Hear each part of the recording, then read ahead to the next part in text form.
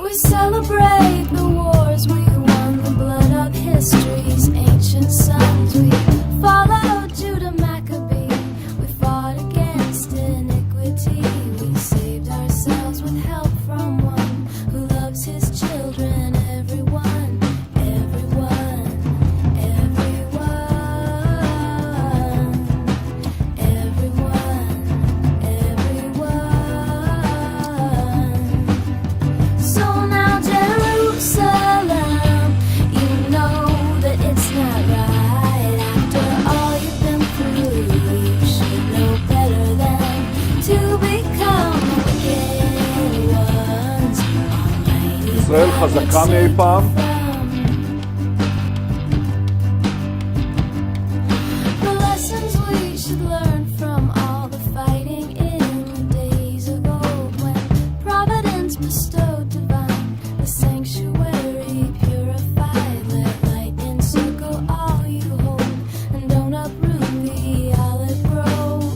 So now Jerusalem, you know that it's not right. After all you've been through, you should know better than to become wicked ones. Almighty God would save you from.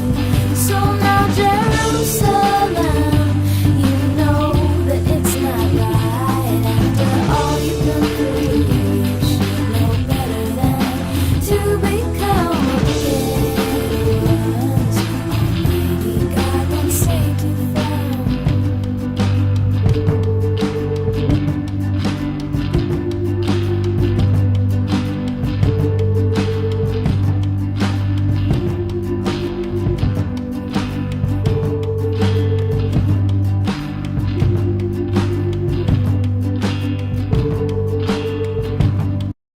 I'm a Barbie girl in a Barbie world. Life in plastic, it's fantastic. You can brush my hair, undress me everywhere. Imagination, life is your creation. ישראל חזקה מאי פעם. Bimbo girl in a fantasy world. Dress me up, make it tight, I'm your dolly. You're my doll, rock and roll. Feel the glamour in pink. Kiss me here, touch me there, hanky panky. You can touch, you can play.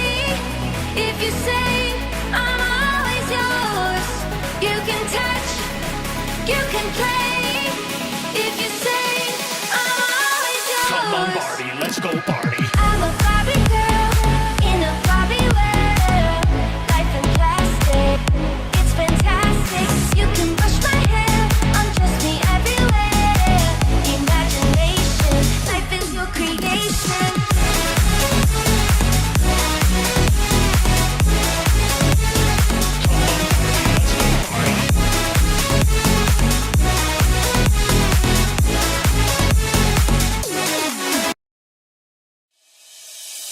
If you're alone and you need a friend, someone to make you forget your problem, just come along, baby, take my hand. I'll be your lover tonight.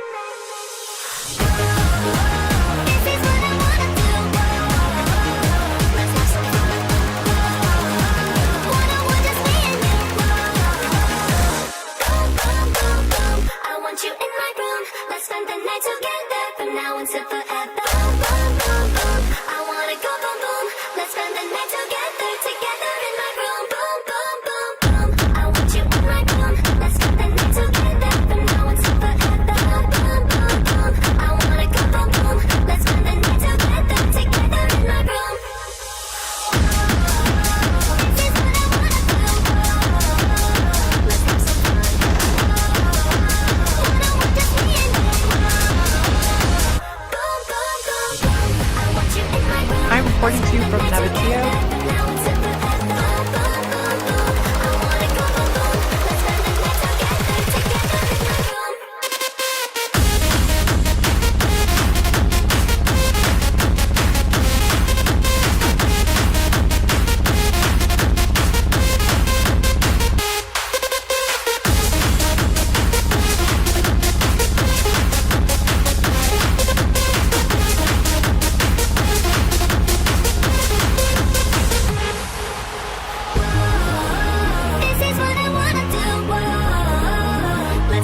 fun. No fun will be had, unfortunately, this evening. Hello. Hope you enjoyed the intro. Benjamin Netanyahu is a Barbie girl. My name, however, is Grant Smith Ellis, and I am a towel. Welcome to Towel News. Good evening. It's 4 p.m. on the dot. It is Eastern time here in Boston. Who the hell knows what the hell is going to happen tonight, so I'm not calling it war, ceasefire, or peacetime. Who knows? It's 10 p.m. on the dot in South Africa. It's 11 p.m. in Tel Aviv, Israel. And it's 11:30 p.m. in Tehran, Iran. That would be Sunday, May 3rd, 2026. White House did post the buzz is real. I saw that. And there's something about the bees. I forget what it means. It's some like ceremonial thing with bees. There's some like esoteric and exoteric meaning about the bees and like King Charles and President Trump and holding the bees. It has something to do with like flexing on the king. I don't really know. It's all that real exoteric stuff. Matthew, I'm not sure. Let me give you the most recent update from South Lebanon, and then I'll tell you what's going on in the Strait of Hormuz. I know you're all watching because you want to know what the hell's going on with the IRGC threatening the ships off the coast of the UAE. It's technically the east coast of the UAE, the northeast coast, and why they told the ships to move. I don't know. Let's take a look first, though, at Courtney Boneo's update from southern Lebanon about 11 hours ago. I'm reporting to you from Nabatea, which over the past 5 days has been the target of relentless Israeli attacks. The Israeli army earlier today issued a forced displacement order for 12 towns and villages in this area. While the Israeli army is claiming to be striking Hezbollah targets, I can tell you as a reporter on the ground that this is patently false. And unfortunately, many major media outlets have chosen to parrot the Israeli narrative, even outlets that have correspondence here in Beirut. Sorry, I am really, really fucking tired. Multiple massacres of men, women, and children have taken place in this area, killing dozens just since this past Thursday. In a string of war crimes and ceasefire violations, the Israeli army yesterday attacked 40 Lebanese towns, leaving the official death toll standing at 2,659 civilians killed and over 8,000 wounded. That is since March 2nd. And this figure is as of 5 p.m. yesterday, so this number is sure to rise. Can you hear that?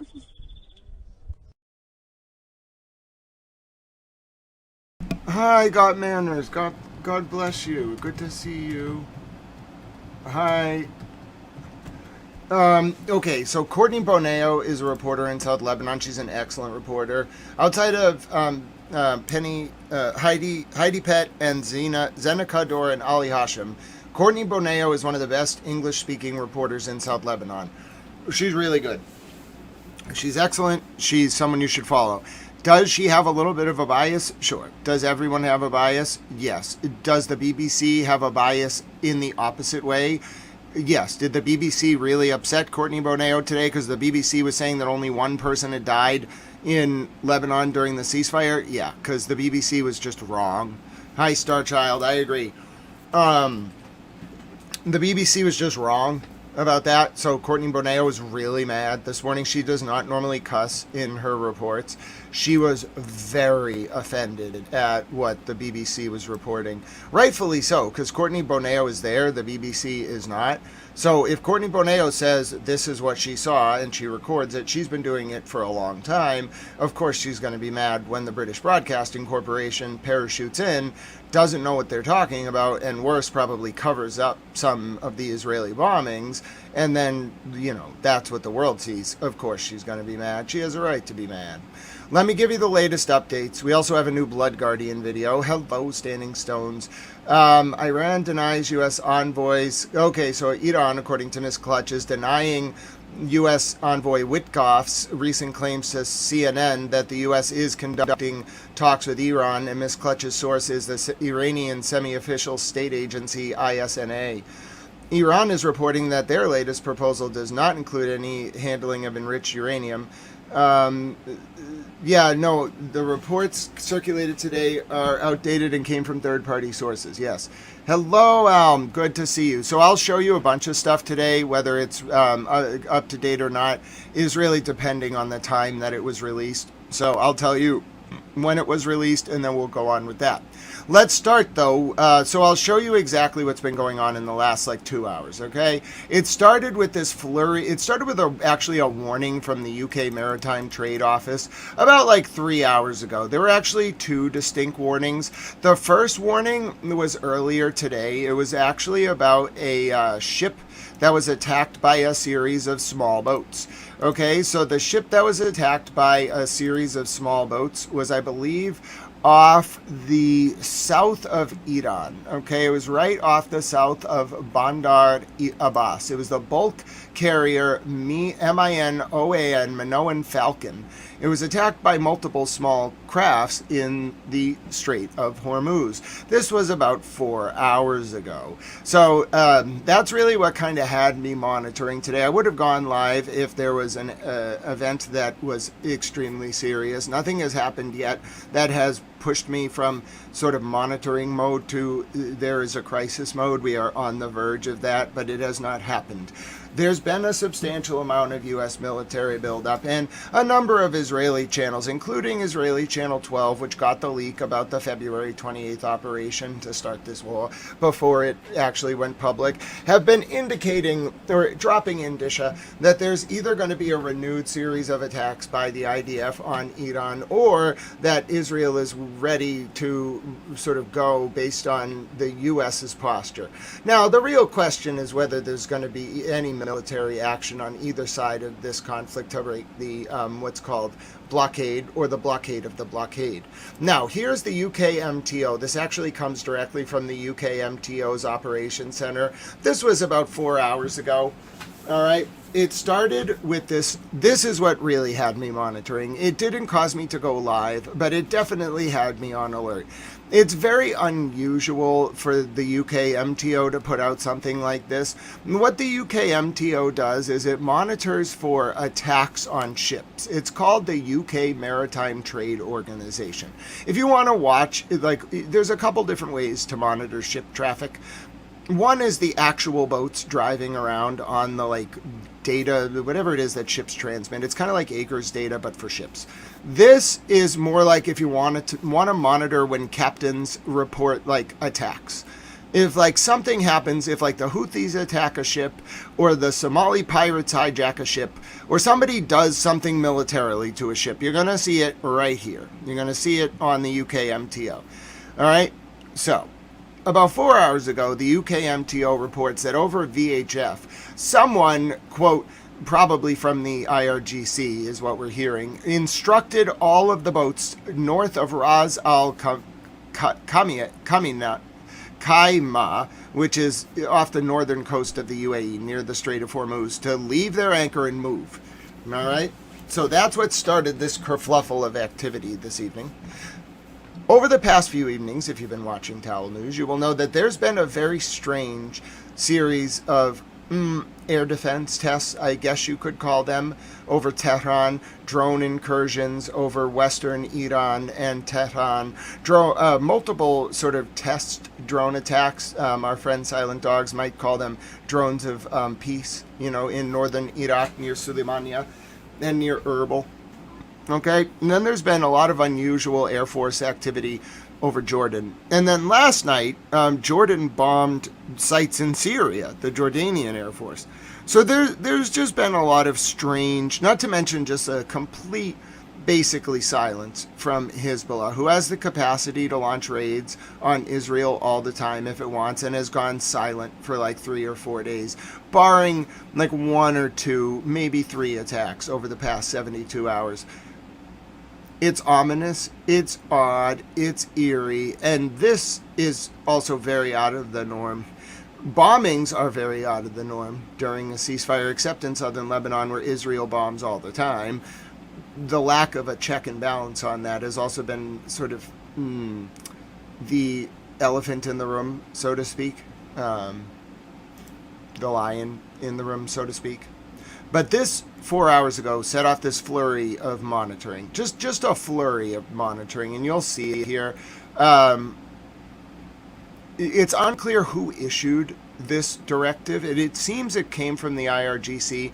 The problem is I'm not a ship, obviously. I'm a Tau, and I'm also not in the Strait of Hormuz. So I don't know who broadcast that message. It's a little unclear. The UK MTO didn't attribute it to the Iranians 4 hours ago. Over the last 4 hours, it was eventually attributed to the Iranians by other sources. That does not mean that they actually broadcast that message. What is forts? An aircraft carrier is near Cuba. That's weird. All right, so now let's take a look at the latest from Hezbollah in southern Lebanon, released a few hours ago. This is the latest release from Hezbollah. We watch these to keep an eye on, first, what technology, if any, do they still have? They still have technology. And two, what are they saying through their war media office? So this is the latest from Hezbollah in southern Lebanon.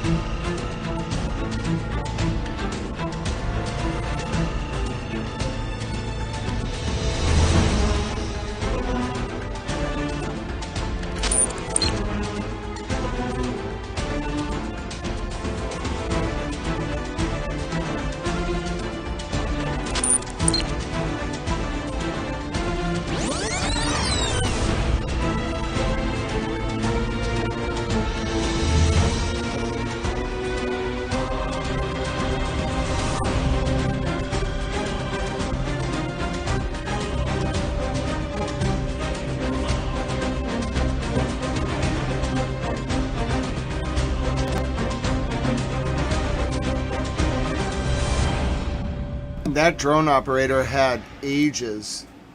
I'm not sure, for those of you who aren't, I'll play it again without the music. That drone operator had ages to pick his target. So this is Hezbollah's footage. It was released about 2 hours ago, but it's from April 30th during the, quote, ceasefire.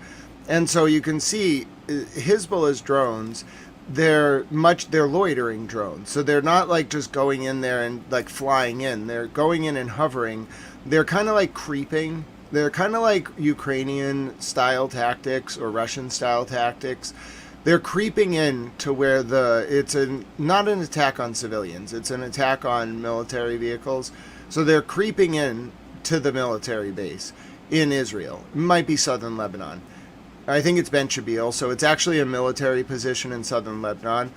Now, I don't think anyone's actually in those tanks. I think that they're creeping up on like the storage area, like where the military is positioned. And their goal is the drone operator's trying to pick the highest value HVT. Like he has his pick. He wants to take out one of those vehicles.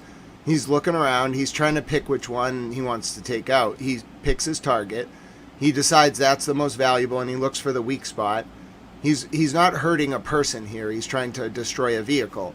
He looks for, and he's identifying, his job is to identify an area he can breach with the drone explosive. So he finds what's called like the entrance hatch to it. He knows what the make and model is. He knows that if he hits it right there, like there has to be a weak spot for the soldiers to get in. And so he plants the drone right at the door. The hatch is always the weakest spot. But what's fascinating about that, and I'm sure why they released it, but it's always released without commentary. So you kind of have to put together yourself what's happening. what they're trying to show there is they have the capability, one, to identify structural weaknesses in Israeli military vehicles, and two, they can strike at will, which is what they did. They loitered there for probably 40 seconds. No one noticed them. No interceptor got it. It just came in low and slow. It actually went below the fence line, then went over the fence line, then looked around, looked at the 5 vehicles, did an active survey. That was in Bint Jbeil in South Lebanon. Remember, Israel is invading South Lebanon, so Hezbollah is repelling the Israeli attack. They're not going into Israel. They're repelling the attack on Lebanese soil, and they're using a very effective method of doing so. So effective, in fact, that Benjamin Netanyahu is having a security cabinet meeting impromptu tonight in order to address the threat posed by these drones. Now, Israel's idea is to put netting over their vehicles. I don't really think that's going to work. No, that is not AI standing stone. That is footage released by Hezbollah. It's actually fiber optic cables, or like fiber optic video. So the drone flies, it has someone controlling it in real time, and then it also has a video feed. It was developed in the Ukraine and Russian war, but each side of the Ukraine-Russia war supplies the different sides of the conflict between the U.S., Israel, Iran, and the Iranian axis of resistance, which includes Hezbollah in South Lebanon, the Blood Guardians, the Mujahideen for the Islamic Resistance in Iraq, Hezbollah, the Mujahideen for the Islamic Resistance in Lebanon, and then the Houthis as well. So you have Iran supplying Russian-made drones, and Russia in a lot of cases, to Hezbollah, the Blood Guardians, the PMF in Iraq, the Houthis, etc. And then you have Ukraine supplying drones and interceptor technology to Qatar, Saudi Arabia, etc. Anyone, the UAE, anyone that will buy them. Hello, Bunny Towel. Hi, Kofi. Kofi is a dog. Kofi, it's so good to see you. The man on the TV is talking to you. Speaking of the Blood Guardians, our friends Silent Dogs, if they're here, they might not have seen, they might not be here yet. It is a Sunday, but our friends Silent Dogs may very well lose their mind because we have a new video from the Blood Guardians. Yes, the Blood Guardians in Iraq have released a video. All right. So, Silent Dogs is a big fan of the Blood Guardians, mostly because of their music. So let's take a look. I haven't even watched this one yet. I don't know what the music's going to be.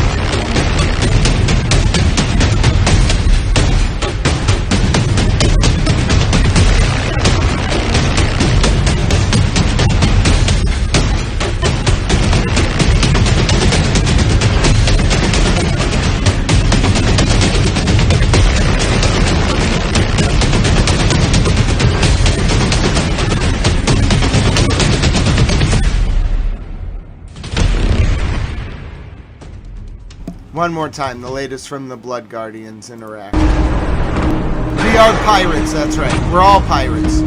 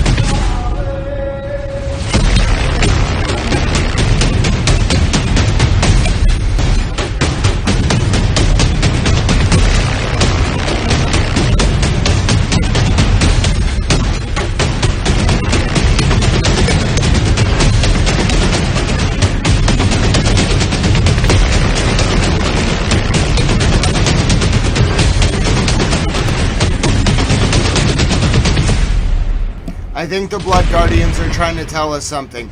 You know, I can't put my finger on it.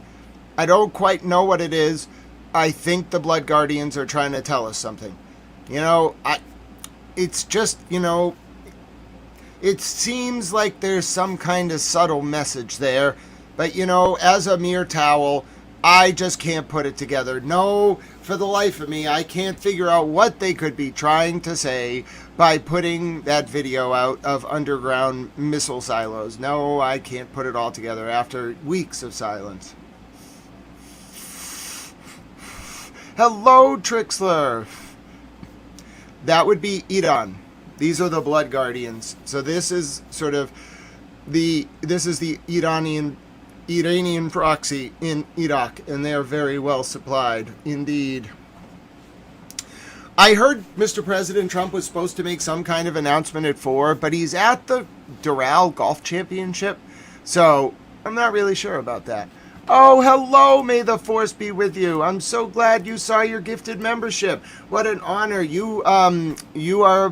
you had shown, well, it's technically May 4th somewhere. So may the 4th be with you. If you are here, coincidentally, at least in my time region, or really any region, when it turns to May the 4th, it'll be my honor to serendipitously and so eloquently, with rhetorical precision, enjoy that pun with you. I think it will be wonderful. In any event, welcome and enjoy your gift membership. Did you know it unlocks a bunch of custom emojis? Yes, you can even have penguins, goats, various types of emojis. It's great. So glad to have you with us. My name is Grant Smith Ellis. I'm a Tao. I think a lot of us are exhausted, as the poll results so clearly indicate. No one really knows where this is going, when it's going to get there, or how it's going to get there, but I'll be here with you to monitor developments. I do expect within the next 72 hours. I pray not sooner than that. I don't know if the world can take any more. But I expect there to be activity very soon. There's been just a lot of movement, so to speak. Here's the latest from Iran's Fars news agency. This is the closest you'll get to an official news source from Iran, just a few minutes ago.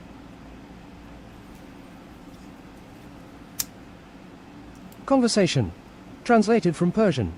Warning to ships in the Persian Gulf, leave the area.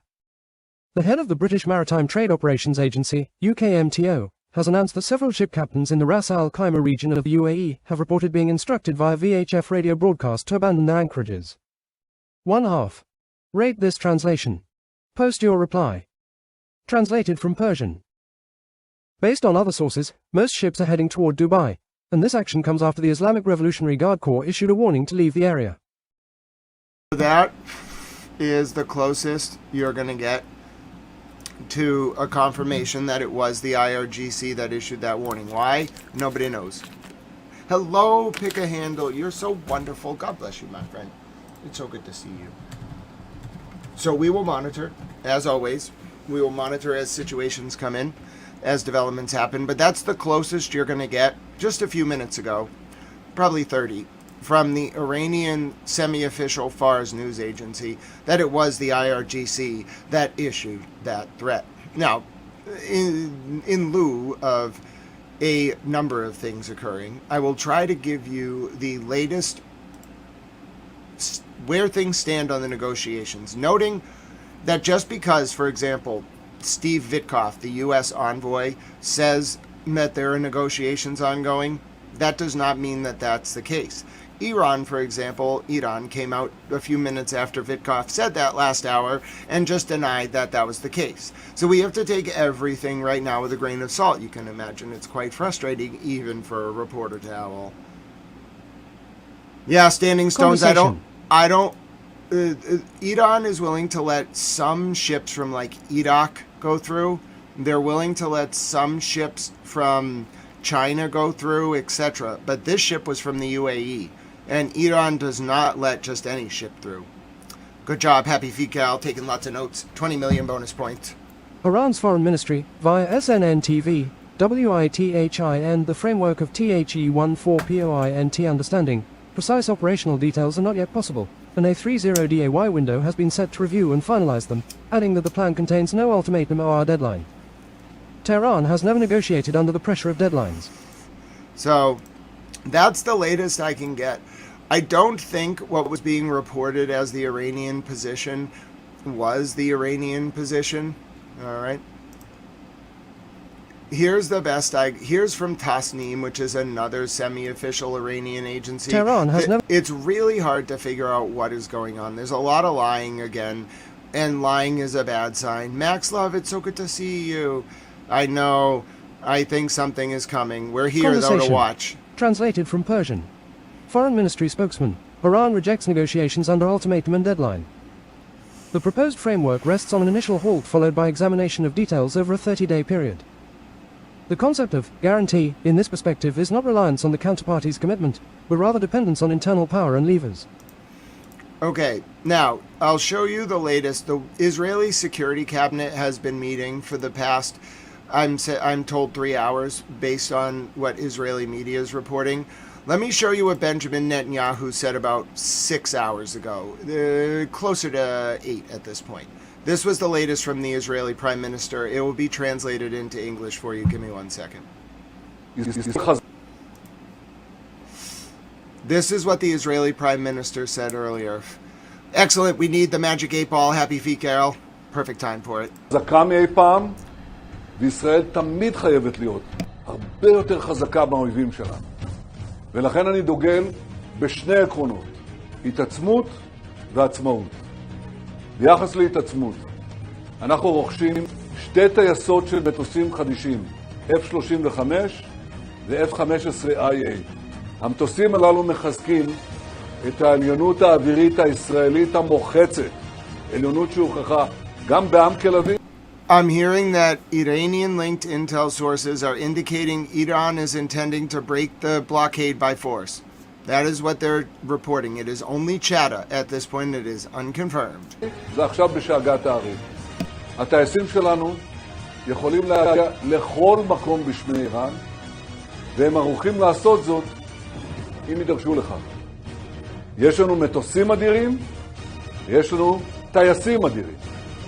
וביחס לעצמאות, הנחיתי להשקיע ביכולת ייצור עצמי של חימושים. בעשור הקרוב אנחנו נוסיף 350 מיליארד שקל לתקציב הביטחון, וזאת כדי לייצר את החימושים הללו בארץ ולא להיות תלויים בחוץ לארץ.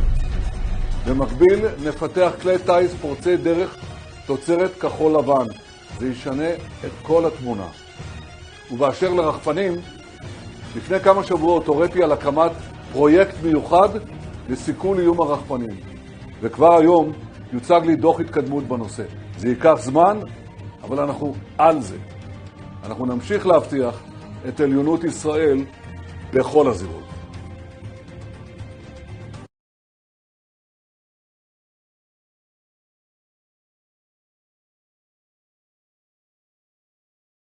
Latest from the Israeli Prime Minister. Now let me show you the latest from Al Arabia. It's going to be in Arabic, okay?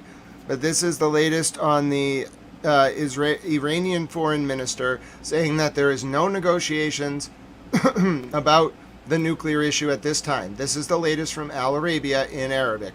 Shout out interpreter. أما المتحدث باسم الخارجية الإيرانية إسماعيل بقائي فذكر أن خطة طهران المؤلفة من 14 بندا تركز على التوصل إلى تفاهم ينهي الحرب مع الاتفاق على آليات التنفيذ خلال 30 يوما. بقائي أوضح أن واشنطن قدمت ردها على المقترح الإيراني عبر الجانب الباكستاني، مشيرا إلى أن طهران تدرس حاليا هذا الرد. كما أكد بقائي أنه لا تجرى حاليا أي مفاوضات بشأن الملف النووي. أما المتحدث باسم الخارجية الإيرانية إسماعيل بقائي فذكر أن خطة طهران المؤلفة من 14 بندا تركز على التوصل إلى تفاهم ينهي الحرب مع الاتفاق. Good question, Happy Feet Gal. The infamous atomic clock. على آليات Well, the atomic doomsday clock. An atomic clock is something different. التنفيذ خلال 30 يوما. بقائي أوضح أن واشنطن قدمت ردها على المقترح الإيراني عبر الجانب الباكستاني، مشيرا إلى أن طهران تدرس حاليا هذا الرد. كما أكد بقائي أنه لا تجرى حاليا أي مفاوضات بشأن الملف النووي. أما المتحدث باسم الخارجية الإيرانية إسماعيل بقائي فذكر أن خطة طهران المؤلفة من 14 بندا تركز على التوصل إلى تفاهم ينهي الحرب مع الاتفاق على آليات التنفيذ خلال. Interpretal says no negotiations are taking place. This is what the man on Al Arabia reports. Okay, Integrity Farms. No, I don't. I don't know. That's a little bit bait. That's a little baity. So that's a little baity. I'm just no. With the name like Integrity Farms, and with that comment, my vibe. You don't pass that vibe check. Sorry. Trixler. He said something about 4 o'clock on Monday. Well, I don't think anyone was expecting Iran to preemptively start using military force to clear the blockade of the blockade. Well, Nightbot's gonna get you. Nightbot got you, Integrity Farms. Hashtag Nightbot. You all yell at Nightbot, but he's a vigilant guardian. Hashtag Nightbot got him. Alright, this is the latest imagery from the Strait of Hormuz. You can see that the ships are indeed leaving, if it wants to load. Some of these videos on Twitter, when they're posted, they don't always load right away.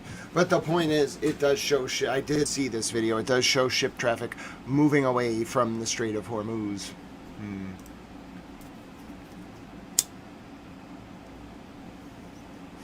Integrity Farms went to... Putin sanctions are removed. He has made hundreds of billions these last few weeks. Well, that's an okay perspective, Integrity Farms. But the first, you just kind of strike me as possibly baiting a little bit. Just a tiny bit, just a little bit. I'm not trolling. You're trolling. I am Boxy. You see, this video doesn't. I grabbed my coffee. This video doesn't want to play nice. Thankfully, I didn't have much coffee left, and I also have a towel right here because I was mopping the floor earlier. I'm an effective towel. Good thing always have a towel. You know what I'm saying? Just always have a towel around. It doesn't hurt to just have a towel around. I know, Shannon, it is. I think what's agonizing about it is that no one really sees where this is going. So we're going to I'm going to read a little bit from Ali Hashim here. This is my friend Ali Hashim. He's a great analyst for Al Jazeera. He made a post on Twitter, like right now, series of posts. Who gets up and... No. Alright, Integrity Farms. Bah. No baiting. I wonder if that was our friend one. Bah. No. Oh, Miss Clutch, you were so kind. 60 seconds, Miss Clutch. That was very generous. I went for the full 86,000. Just swungeth my towel hammer. I've backed Miss Clutch up, and I've swungeth my towel hammer. In fact, I multiplied the punishment to 86,000 seconds. Hashtag I'm a towel. Let's take a listen to Ollie. Conversation. The Iranians and the Americans are speaking two different languages, regardless of what's currently on the table. We're witnessing what could be exchanges to keep the talk going, but that doesn't guarantee an unexpected incident that could ignite another round of intense fight. The gaps are unbridgeable. I don't see any real substance when surrender is the US bottom line, and Iran's rejecting anything close to such a situation. Saying that, what stands for now is a two-way pressure that's being applied, the US on Iran's economy, and Iran on global economy. Who blinks first? Interestingly, the current phase of economic confrontation is restoring a familiar wartime dynamic. Washington is leveraging military pressure to tighten internal strain on Iran, while Tehran is responding by expanding the conflict outward, using regional leverage and energy markets to shift the pressure back onto the American administration. The risk now is that this thought-to-be calibrated pressure on both sides elevates into a deadlock. And in that dimension, war looms again. Especially with the possibility that Israel could step in to break the stalemate. Hello! Silent Dogs, how are you? Silent Dog says they're feeling triumphant. Our Towley does need some caffeine. And yes, Miss Clutch, you were very kind. I swungeth the towel band hammer. It was only a 24-hour, but 86,000 seconds. You know how it is. Alright, let's get us most updated. So this is the best that I got for you, okay? I am not in the Strait of Hormuz. In fact, it's very hard to get in the Strait Conversation. of Hormuz. This is what I got. Translated from French. Alert info. Media outlets affiliated with the Iranian Revolutionary Guard Corps, IRGC, claim that there may be preparations underway to lift the American naval blockade by force. Well then, that's not a good sign. You know what I'm saying? That's a bad sign. So, you know, in light of that bad sign, I will keep monitoring. We'll keep things sort of looking. Mr. President Trump's on a golf course.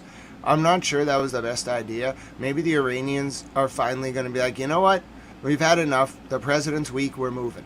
Here is some footage that I wanted to show you. This is some historical footage. This was the night that the Iraq War began in Baghdad. This was March 20th, 2023. This is Baghdad 23 years ago.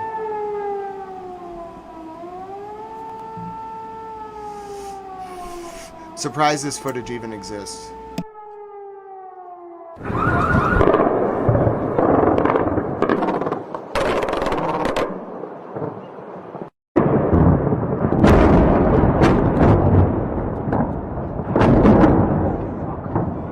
Baghdad, 2003.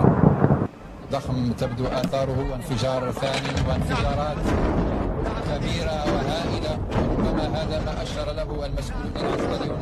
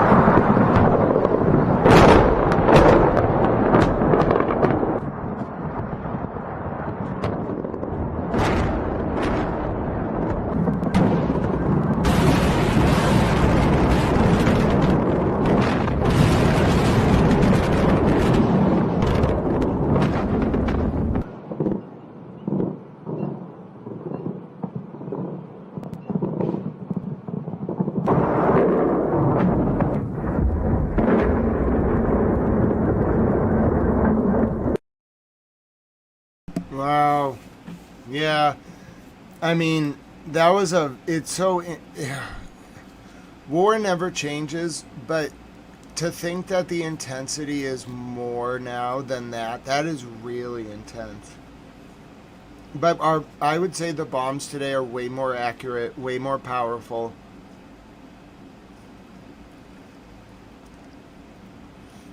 I just can't believe that footage exists. You definitely couldn't find that type of stuff real time. CNN was not showing that. There is a famous CNN report from that night that I'm not sure. I haven't seen it in a while. There's a very famous CNN report from Baghdad. They had a guy on the phone in a hotel, but no one, as far as I know, broadcast that live. I was very young. I was maybe 15. All I remember about that invasion in 2003 was just pictures of cruise missiles on the TV. Not actually, maybe the next day a bombing or two, but I don't remember Yeah, I don't remember anyone having footage of the bombings. And I was talking to Towel Girlfriend today. By the way, Towel Girlfriend is resting, but she says hello. She thinks you're all wonderful. She says we'll see each other all soon, so she apologized. We had a busy day today. Things happened, but it was all right. Everything was fine. It was a great day. She's beautiful and wonderful. But I was talking to Towel Girlfriend today, and I was like, you know what? Juxtaposing the coverage that I do, even with like modern CNN and Al Jazeera and Al Arabia and Al Mayadeen and Al Mana and whatever channel that you may want to talk about, channel 24 or 12 in Israel, etc., etc. Like what you'll see on this channel is a lot more real-time, on-the-ground clips than most news does. Back then, they didn't show anything real-time at all. Yeah, Silent Dogs. I didn't like watch. I was 15, so I didn't watch the news as much as I do now. I do want to take you to some odd preparations in the north of Israel that the Israeli police announced earlier. Let's take a listen. Translate it to English. Conversation. Following the announcement regarding the cancellation of the Hillel in Meron in accordance with the Home Front Command guidelines and the decision of the political echelon, large forces of the Israel Police and Border Guard are operating on the roads leading to the Meron settlement and preventing the entry of unauthorized persons into the area. This evening, a briefing was held by the head of the Traffic Division, Deputy Commissioner Chaim Shmuley. For all police officers and traffic division officers who are expected to be deployed in the coming hours and during the next few days on all main traffic axes leading to Meron, in order to regulate traffic and direct it. We call on the public to exercise personal responsibility and mutual guarantee, and to celebrate the Hillel of the Rashbi in their homes, synagogues, and communities in their places of residence. In the shadow of the security threats in the north, avoiding arrival at blocked taxis is the right way to preserve Israel's tradition with joy and security. The police will not allow extremist elements to turn the holy site into a scene of violence, and will act to exhaust the law with anyone who incites violence against the police officers performing their duties. Hola, Francisco! Hi, hola, Francisco. One moment, friends. I have to give my friend Francisco his personalized news report in Spanish. Hola, Francisco. Hay barcos en el Strait of Hormuz a los que el ejército iranian les ordenó marcharse. Alerts. I repeat, alerts in the north. I repeat, alerts. Oh no, Silent Dogs. Silent Dogs is going to post the alarms. Alerts. Oh no, alerts. Red alerts in the north. It's only one city. Alerts in the north. Oh no, alerts. What's Silent Dogs gonna do? No, she's sleeping, standing stones. Oh no, there's an alert. There have been occasional alerts over the past, 24 hours. This is only one alert. Red alert at the confrontation line. This is sort of southwest, it looks like. It's actually south of Bin Chabil. Now, there is heavy fighting in Bin Chabil, so this could be a consequence of the fighting, but the alert is in Yiran, which is next to Avamin, which is sort of northeast of Davev, which itself is kind of to the northeast of Haifa, which itself is to the north of Tel Aviv. Okay, so we're talking right at the Lebanese-Israeli border. Oh no. But again, I'm not saying this. There's a new post by Mr. President Trump on Truth Social, but right now we have to watch this. Mr. President Trump is actually at a golf course, so I'm not sure what he's posting about. But yes, I saw that. I saw that alert come in real time. This has happened occasionally over the past few days, but I am monitoring closely. Okay, let's take a look at Mr. President Trump's post on Truth Social. Silent Dogs just waits for those alerts. Okay, here we go. Mr. President Trump posted 8 minutes ago. British reporter Tal, would you be so kind? Truth details. Countries from all over the world, almost all of which are not involved in the Middle Eastern dispute going on so visibly and violently, for all to see, have asked the United States if we could help free up the ships, which are locked up in the Strait of Hormuz, on something which they have absolutely nothing to do with. They are merely neutral and innocent bystanders. For the good of Iran, the Middle East, and the United States, we have told these countries that we will guide their ships safely out of these restricted waterways, so that they can freely and ably get on with their business. Again, these are ships from areas of the world that are not in any way involved with that which is currently taking place in the Middle East. I have told my representatives to inform them that we will use best efforts to get their ships and crews safely out of the strait. In all cases, they said they will not be returning until the area becomes safe for navigation, and everything else. This process, Project Freedom, will begin Monday morning, Middle East time. I am fully aware that my representatives are having very positive discussions with the country of Iran, and that these discussions could lead to something very positive for all. The ship movement is merely meant to free up people, companies, and countries that have done absolutely nothing wrong. They are victims of circumstance. This is a humanitarian gesture on behalf of the United States, Middle Eastern countries, but, in particular, the country of Iran. Many of these ships are running low on food, and everything else necessary for large-scale crews to stay on board in a healthy and sanitary manner. I think it would go a long way in showing goodwill on behalf of all of those who have been fighting so strenuously over the last number of months. If, in any way, this humanitarian process is interfered with, that interference will, unfortunately, have to be dealt with forcefully. Thank you for your attention to this matter. Donald J. Trump, President of the United States of America. Continue the conversation. Sign up now to create your personalized experience. He's out of his mind. That's why Iran's they're already striking. I'm surprised they're even telling Hezbollah to hold off. Why would Iran even wait? This is crazy. Oh, the Tears of a Clown indeed. Let's see if I can play that song. I love that song. This is outrageous. He's out of his mind. Why would Iran even wait? Hello, Liberty St. J. This is outrageous. He's crazy. They're not, first of all, they're already just going to break the blockade. Francisco, hola mi amigo. Tengo muchas cosas que está ocurriendo a este momento. Necesitamos decir sobre todo. Primero, hay barcos en el Strait of Hormuz, okay? A los que el ejército Irán les ordenó marcharse. How do you even say this? Hay barcos en el estrecho de Hormuz a los que el ejército iraní les ordenó marcharse. See. Hello, Tiffany Bob. You are wonderful, my dear friend. ¿Y por qué Irán se dice a los barcos en el Strait de Hormuz cerca los United Arab Emirates? No sé qué va a estar ocurriendo en el futuro horas. Está un problema porque el presidente de los Estados Unidos tiene problemas en la cabeza. No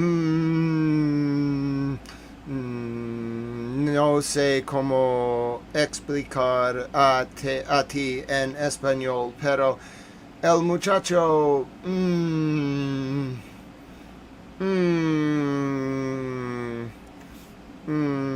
no entiendes qué está ocurriendo en el mundo. Claro que sí. Y también creo que en las horas del mañana, in the morning. What's the word for morning? It's like ayudar or something. It's a very weird word. Morning is a weird word. English to Spanish, morning. No, that's tomorrow. En la mañana del mañana. Oh, it is mañana. That's why it's so weird. En el mañana del mañana hay un problema. Porque el presidente de Estados Unidos se dice a Irán, nosotros, los Estados Unidos, hold on, son piratas. Sí, el presidente de los Estados Unidos se dice a Irán, nosotros somos piratas. No entiendo por qué él dice no entiendo, no sé. Pero también el presidente se dice a Irán, mañana del mañana, vamos, los Estados Unidos, vamos a usar los soldiers para escortar los boats. I forget the word for boat. What's the word for boat? barcos en el Strait de Hormuz. Y claro, Irán no le gusta este. Claro. Y también Irán entiende que el presidente de los Estados Unidos son what's this word? No, not débil. Sí, el presidente son muy débil. Sí. Entonces tenemos una situación muy difícil para toda la gente en el mundo. Sí. Okay, very good. I hope everyone enjoyed that Spanish update for Francisco. I know I'm not the best. I'm getting better. Tengo que practicar mi español todos los días. Todos los días para hablar con mi amigo Francisco en español. Pero las palabras en español son muy difíciles para entender para una persona que normalmente escuchar y hablar en español. Claro que sí. Bien. Oh, thank you, Sarah B. Creative. I'm doing so good. Practice does make perfect, hi, Penny. So, yes, I was just telling my friend Francisco that we have a situation. We now know this is the moment. Okay? Iran is already making preparations to break the American blockade of the Iranian blockade. Now America is gonna break the Iranian blockade. Listen, the reality is that America never blockaded Iran's blockade, Iran's blockade. Mr. President has just admitted that it was Iran who was blockading the strait the whole time. Now Mr. President is going to use the military to break the blockade. He said morning time in the Middle East. That's like now, it's midnight, it's 1 a.m. What is going to happen? This is outrageous. This is a travesty. This is a sham. This is a mockery. Don't make me play the war song. That's it. Hi, Motorhead. How you doing? I won't play the war song, but I'm getting there. Motorhead, the whole thing is just it's going to become chaos. You can't blockade a blockade. You can't fight in here, gentlemen. This is the war room. You can't blockade a blockade. You can't break a blockade with the military, or Iran's going to respond with a military attack. I'm frankly shocked Iran is not just taking advantage of the fact that Mr. President's on a golf course.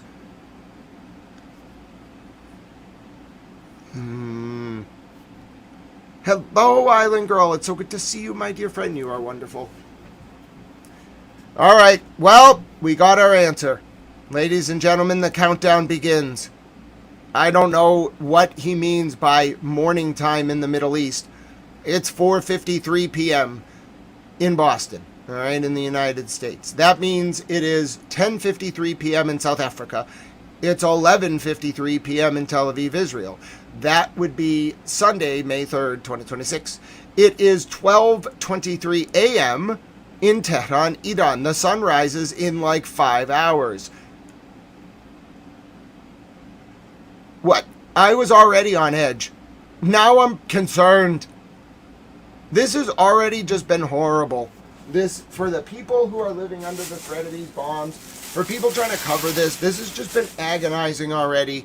Where's Mimi? I need the baby goat. Now it just got worse. Now we're on a timeline. He gave them like 5 hours. I don't know what to do. Hello, Andreas. You're so wonderful. Thank you for joining Towel Channel. Enjoy your towel emojis. This was crazy. I can't believe he just threatened them and gave them 5 hours. He's out of his mind. They're going to attack. They are not. He just threatened to use military force. I don't even think he understands the notion of preemptive attacks. Once you threaten military force, I don't care what your justification is. Hello, Dab. Good to see you. They're going to attack. Is he crazy? If you're going to do that, just do it. Why would you threaten them?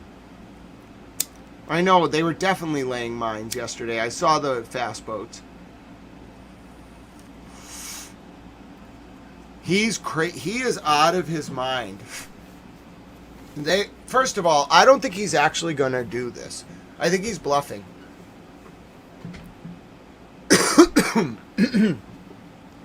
Penny, that was not a real post. I checked his Truth Social. That's not on there.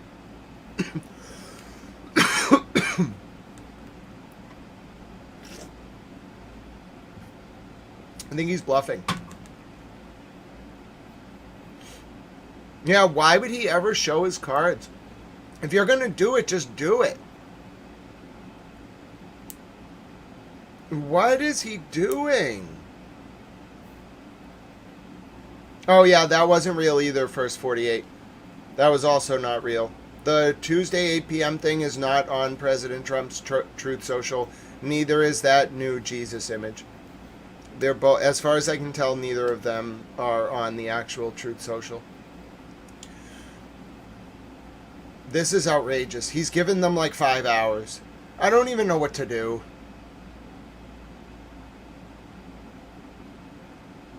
No, First 48, not that second one. Only the first one was posted by Mr. President Trump. I fact-checked that at the time. It was first reported yesterday, and I looked into it.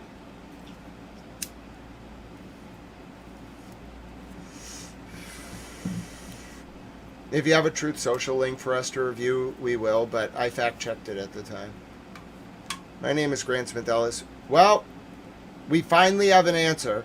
I guess in some sense it's better than nothing. I'm now horrified.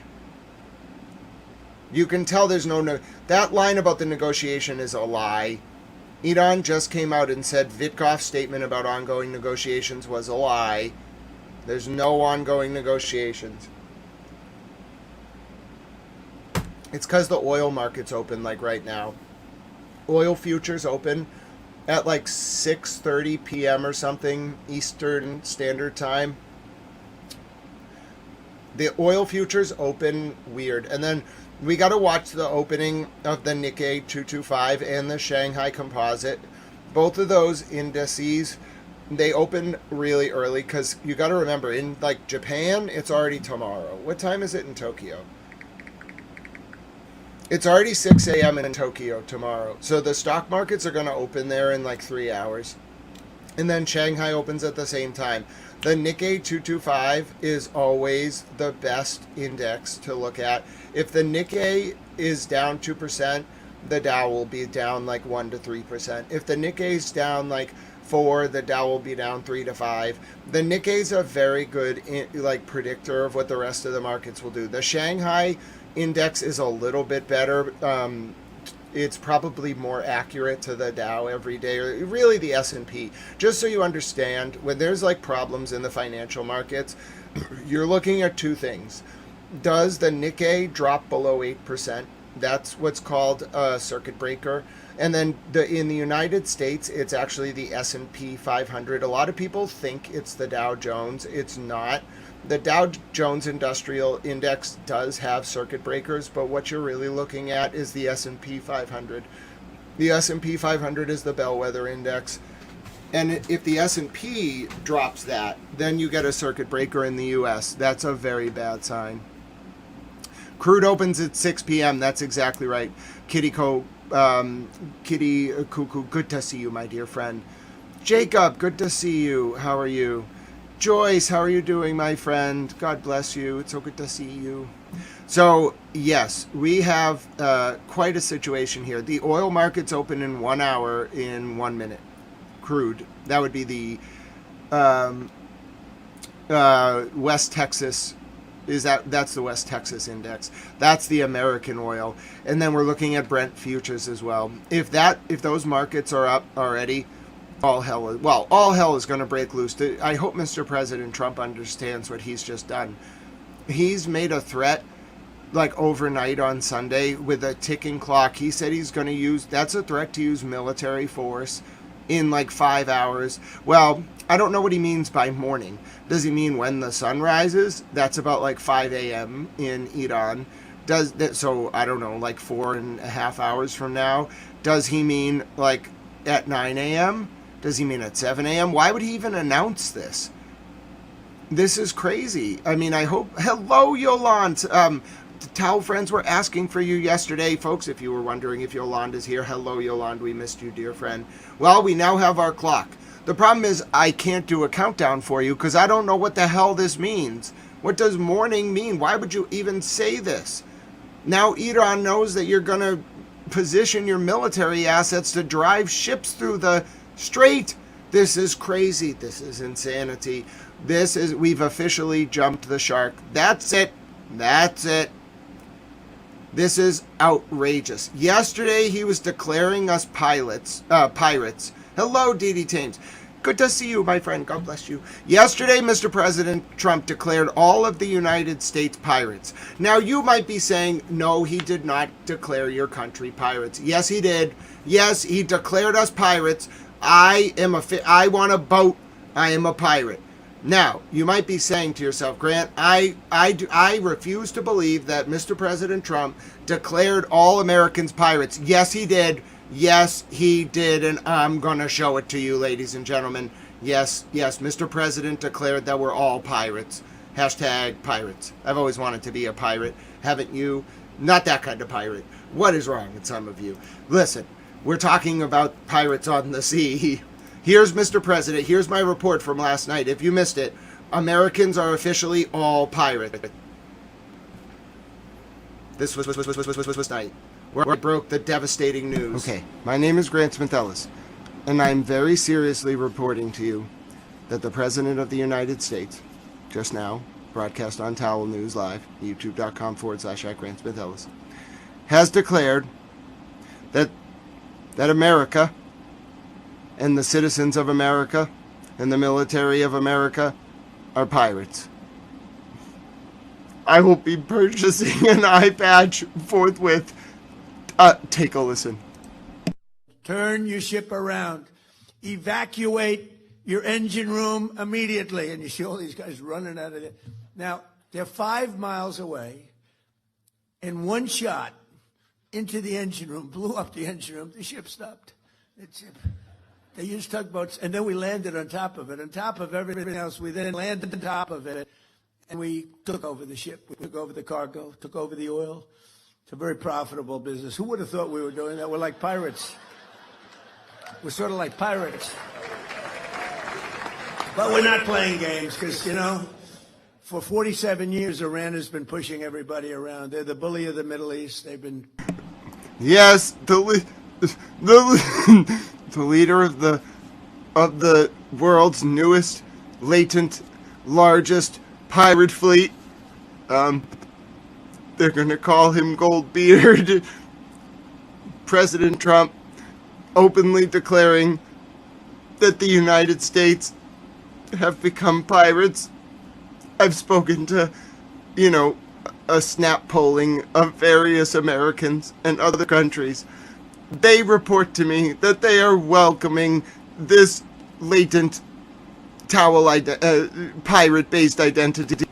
They would like the world to know that they're going to start wearing eye patches and 17th century heavy coats. They all feel the Constitution needs to be amended such that we are entitled to have a boat each. So that each American can go out on the high seas and assert their God-given right to be a pirate. My name is Grant Smith Ellis, and that is actually what just occurred. Thank you for watching Towel News. Taking you to London now, where there is breaking news. Shots have been fired in Piccadilly Circus.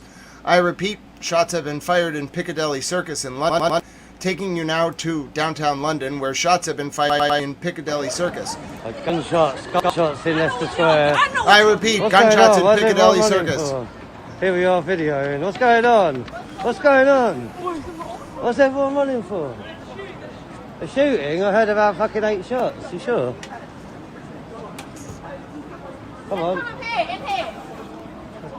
Oh no! Police the Bobbies! Oh no! Taking you live now to Piccadilly Circus.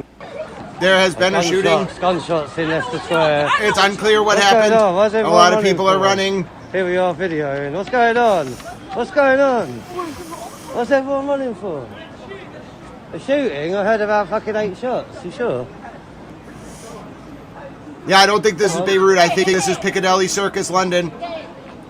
Police Yes. today. I'm going up there, man. Latest scenes from Piccadilly Circus. Fucking hell. Where somebody call the BBC. Damn it, BBC. Get down there. What's going Damn it, on? where's What's the everyone BBC? running Why, Here it's we are happened videoing. again. What's going on? Not again. What's going on? What is wrong with the What's everyone BBC? running What do we pay? I don't pay a Shooting, I license heard fee. about What fucking do some 8 of you shots. pay a license? Why is this not covered? Why do we have to find out about it from some bloke on the sidewalk Please, who's I'm just not- talking, who's walking casually? He's like, well, I heard 8 shots. That seems to be a good thing to walk towards. Gunshots in No! Leicester Square. No, sir! What's going on? No, Why's everyone sir, running for? don't walk towards Here the we are videoing. gunshots. What's going Run on? away from What's them. going on? Oh, my goodness, ladies What's and everyone gentlemen. running for? A shooting? I heard about fucking 8 shots. You sure? People in London don't just have guns.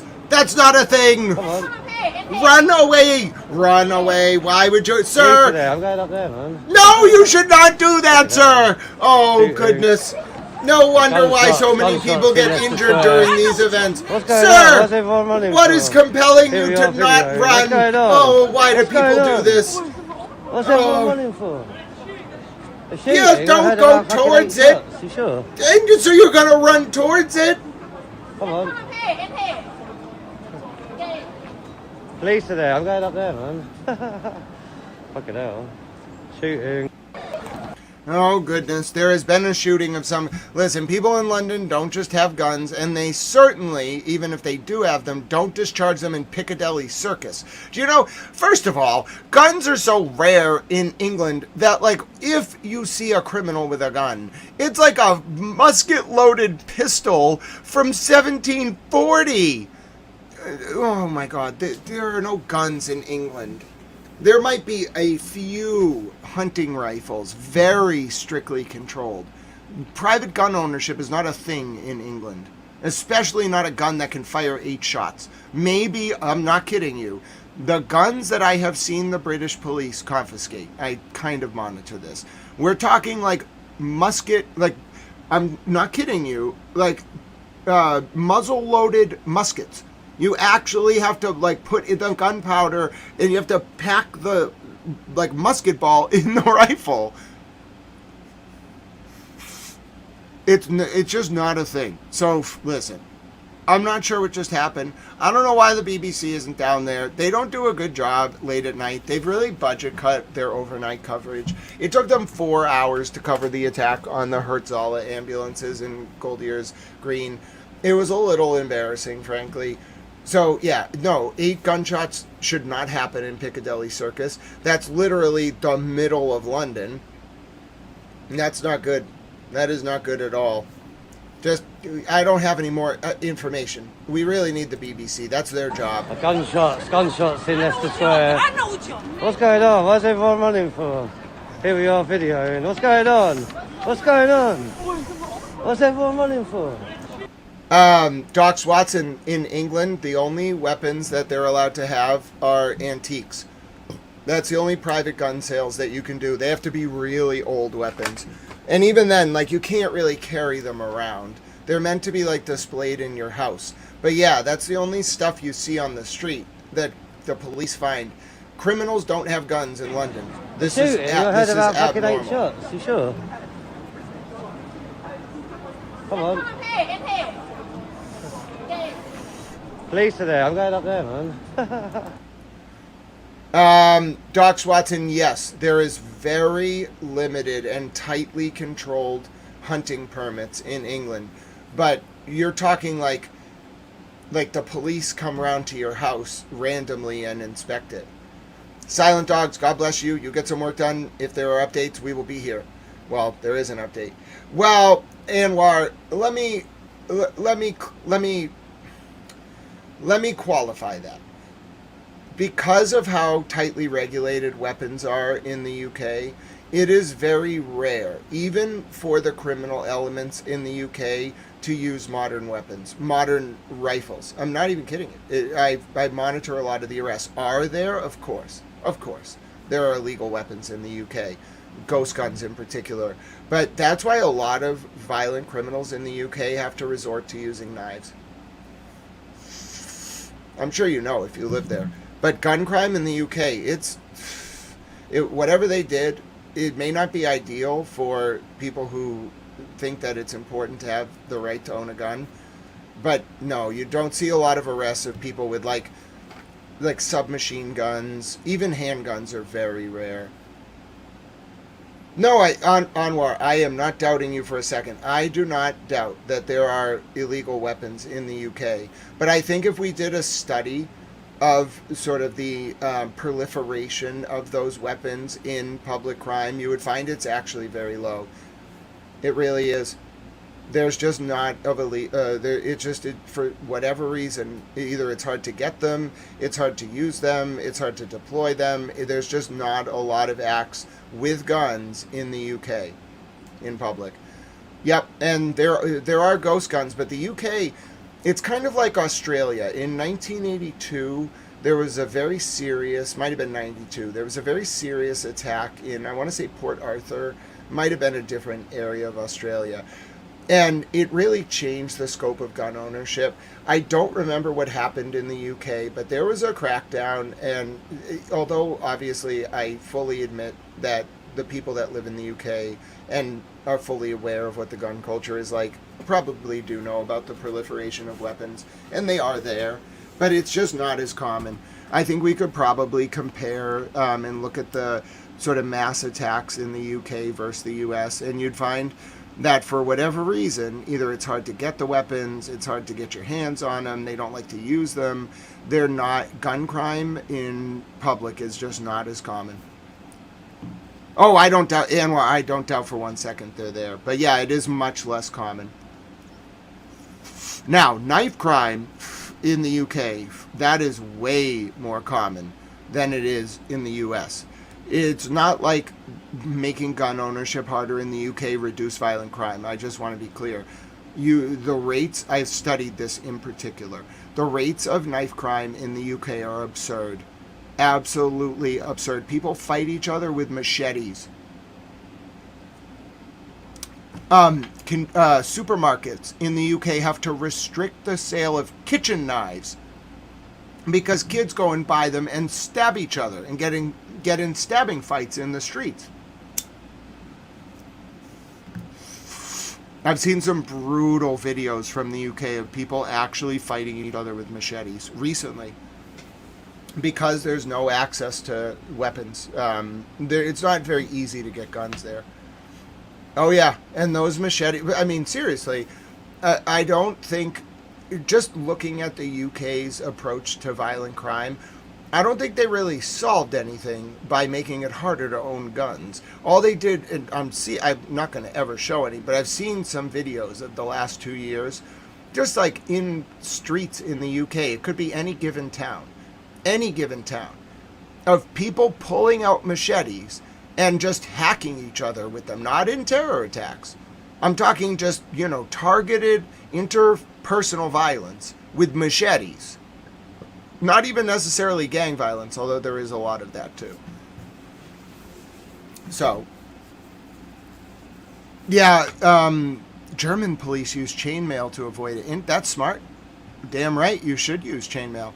It's actually designed for that, surprisingly. Yeah. I don't know what's going on in London. I kind of went on a little bit of a rant there. Sorry about that. I will get you the latest updates, including as to what just happened in London. This is going to be one of those nights. If you're just tuning in, we're on a clock now. I can't even take a breath. I don't even know what is about to happen. Mr. President Trump has put the world on a clock and threatened military action in like 3 hours. Truth details.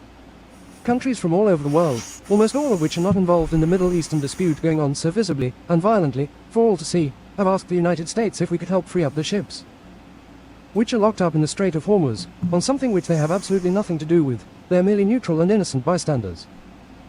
For the good of... Yes, Shannon, and no. They are, but they're not. Compared to gun crime here, it's less. They are around. You do hear about it, but I think it's weird. It is very strange, the amount of knife crime in Europe and the UK. It's disproportional to other types of crime. In the US, it's probably proportional to other rates of knife crime around the world. I haven't studied this, though, so that's just speculation. For the good of Iran, the Middle East, and the United States, we have told these countries that we will guide. What I mean by that is I haven't studied the rates of knife crime in the U.S. I only have a general idea compared to gun crime. I don't know the exact figures. Let's start Mr. President Trump's statement again. If you're tuning in, we're on a clock. He's threatened military action. He's lost his mind. Countries from all over the world, almost all of which are not involved in the Middle Eastern dispute going on so visibly and violently, for all to see, have asked the United States if we could help free up the ships, which are locked up in the Strait of Hormuz, on something which they have absolutely nothing to do with. They are merely neutral and innocent bystanders.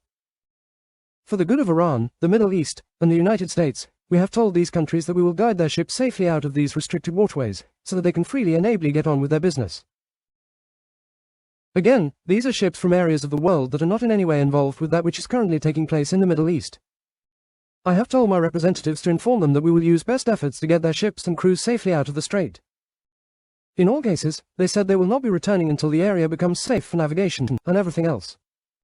This process, Project Freedom, will begin Monday morning, Middle East time. I am fully aware that my representatives are having very positive discussions with the country of Iran, and that these discussions could lead to something very positive for all. The ship movement is merely meant to free up people, companies, and countries that have done absolutely nothing wrong. They are victims of circumstance. This is a humanitarian gesture on behalf of the United States, Middle Eastern countries, but, in particular, the country of Iran. Many of these ships are running low on food, and everything else necessary for large-scale crews to stay on board in a healthy and sanitary manner. I think it would go a long way in showing goodwill on behalf of all of those who have been fighting so strenuously over the last number of months. If, in any way, this humanitarian process is interfered with, that interference will, unfortunately, have to be dealt with forcefully. Thank you for your attention to this matter. Donald J. Trump, President of the United States of America. Continue the And here's how this is being reported around the world. It's being reported as a threat. It's more than projection, it's crazy. It's like he was told Iran was going to strike, so he made the threat. Of course they're going to strike, and now they're justified. Here's how it's being reported. وردت من قبل الرئيس الأمريكي دونالد ترامب، والذي قال إن واشنطن ستشرع صباح يوم الاثنين في جهود لتحرير السفن عالقة في مضيق هرمز. أضاف ترامب في منشور على منصته تروث سوشيال أن دولا من أنحاء العالم لا يشارك معظمها في النزاع بالشرق الأوسط طلبت مساعدة الولايات المتحدة في تحرير سفنها العالقة في المضيق. كما أشار ترامب إلى أن مسؤولين أمريكيين أبلغوا هذه الدول بأن واشنطن ستتولى توجيه سفن تلك الدول وإخراجها بأمان من مضيق هرمز ليتسنى لها استئناف أعمالها بحرية. أشار ترامب إلى أنه على علم تام بأن ممثلي الولايات المتحدة يجرون محادثات إيجابية للغاية مع إيران، وقد تؤدي لشيء إيجابي جدا للجميع على حد تعبيره.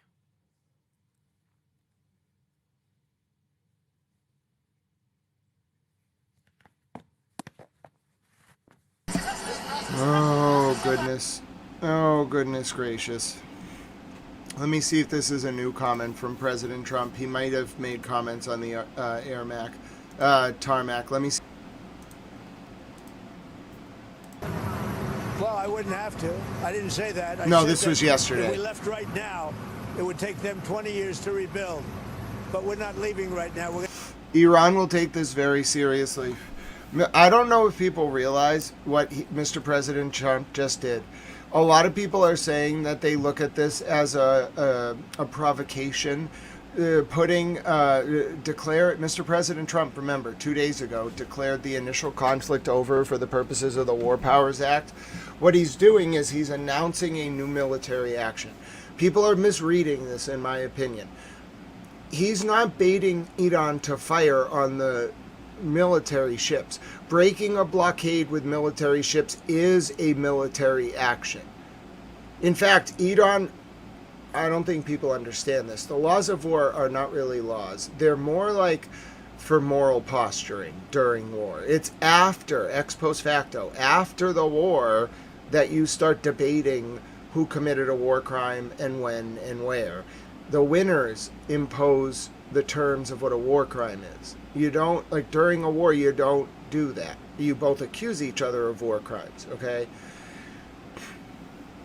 Iran, under almost any conventional interpretation of the laws of war, this is just my analysis, Iran, under any conventional interpretation of the laws of war, now has justification for a preemptive strike. Mr. President just threatened with a ticking clock that he's going to use military force to break a blockade, which is an act of war. Therefore, Iran doesn't need to wait, nor do they have to fire on the ships. They can do whatever they want right now. All they were waiting for is the moral high ground. He just gave it to them. Whether or not he actually goes through with this crazy threat or not, he's out of his mind. He doesn't even understand how the laws of war work, not to mention what he's just done.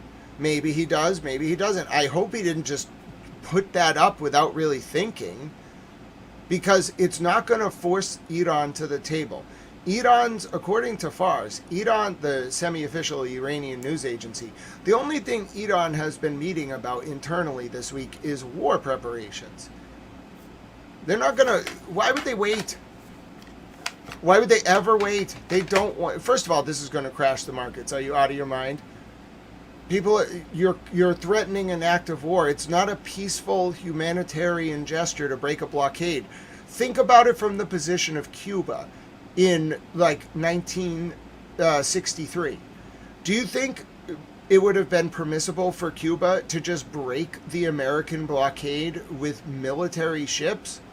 No, bro. Yeah, it's not. Hello, Run June. It's so good to see you.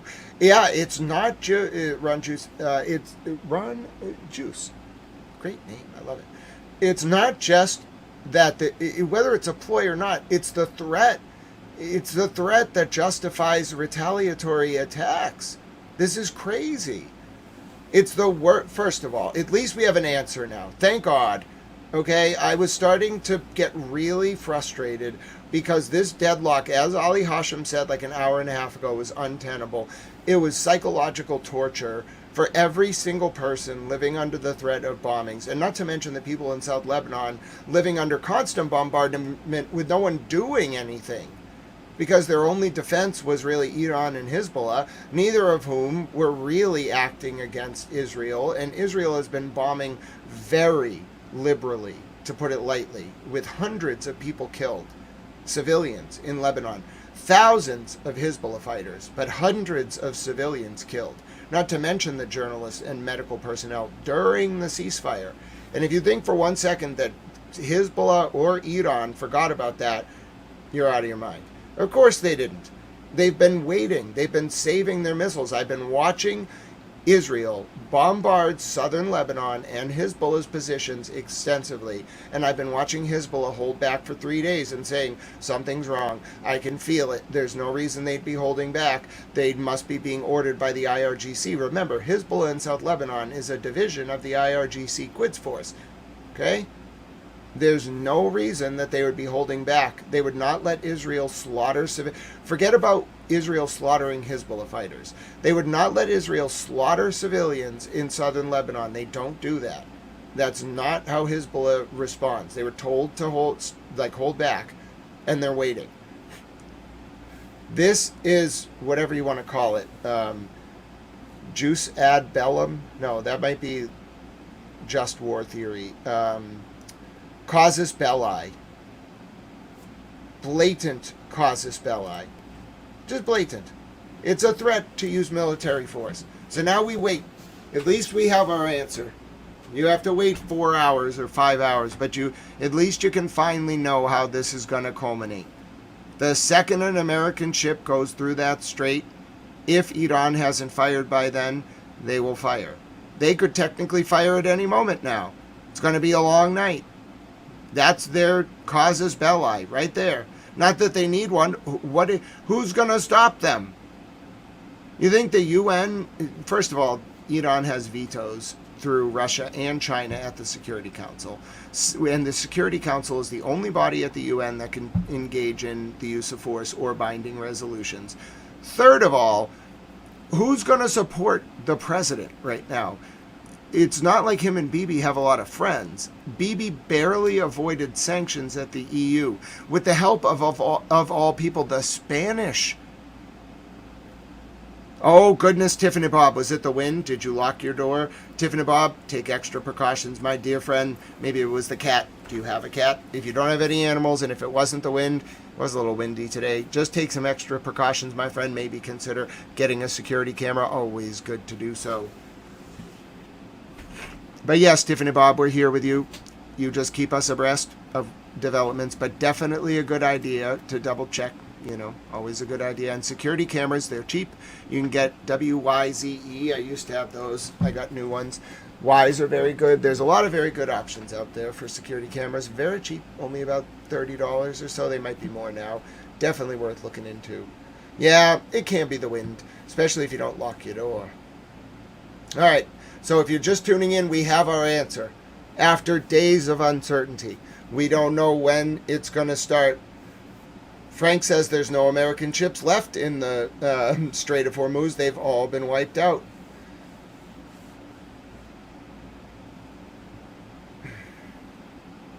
Well, Penny, unfortunately, whether we have phones or computers, I think that ship has sailed, but I'm on board with you, Penny. I get where you're coming from, my dear friend.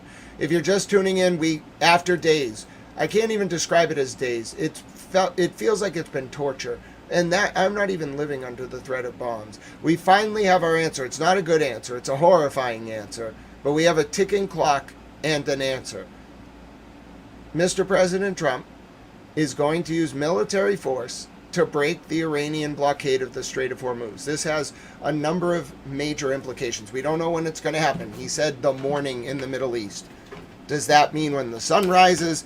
Does that mean after coffee? Does that mean, at 9 a.m. sharp? Whatever. Whatever that means, he's going to use military force. How this is going to play out is anyone's guess. So we're just going to sit here and watch. But we finally have our answer. You be very careful, Tiffany Bob. You check all the areas. You check your closets, under your bed, any area where a person could be, and you just let us know. We're here with you. And if you just let us know. And then you lock your doors, check all the windows, etc. And then you get some security cameras. You should get some, just even if it was the wind, it's just a good prompt to get some, Oh, yeah, I don't know if Mr. Trump, according to Starchild, this is a good correction. I don't even know if Mr. President Trump is going to succeed in breaking this blockade. Who's to say this plan is even going to work?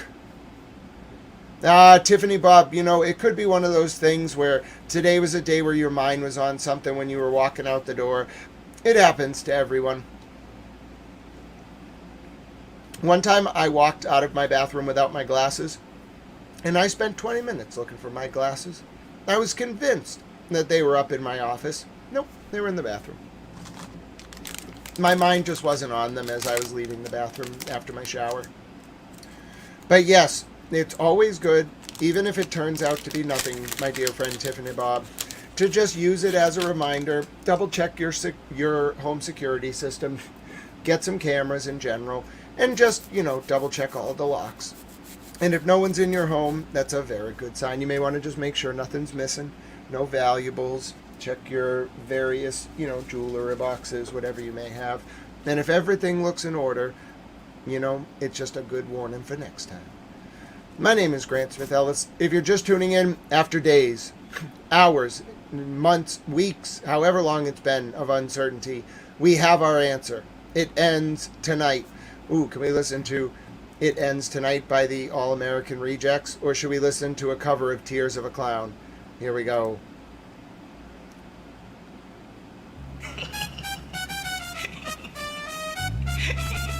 Is this actually going to be... No, that's a hip-hop song. We need a cover of Tears of a Clown. Let's do it. I can't get you the actual version. Hello, water under the fridge. Is this it? I don't know if this is it or not. You're wonderful, water under the fridge. People say I'm the life of the party, thought I'd tell a joke or two. Oh, it's a reggae cover. Although I might be laughing loud and hard, deep inside I'm blue. This is right. So take a good look at my face. You see my smile looks out of place. If you look closer, it's easy to trace the tracks in my teeth.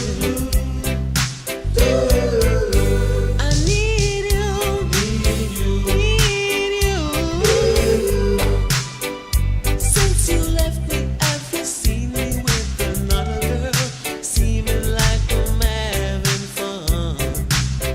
Although she may be cute, she's just a substitute because you're the permanent one. So take a good look at my face. You see that smile looks out of place. If you look closer, it's easy to trace the tracks of my teeth. I need you, need you. This was pretty good. That was pretty good. It was a pretty good cover. It wasn't what I was actually, as you know, the original's really good. Let's see if we can get the original. Hold on. What? Just one more. No. Let's see if this is a remix of the original. It's actually really hard to find the original. What's this? Oh, wow. I want this anyway. Sorry. Sometimes we have relaxation sessions. This is great. Ooh. What is this? It's called Tears of a Clown. But it's not what I thought it was.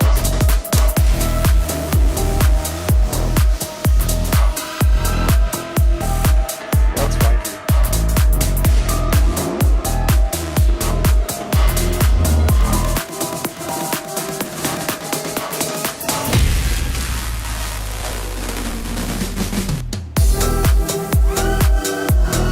What is this? This is great. Mental decompression break. Oh, here's a cover of the original. About time.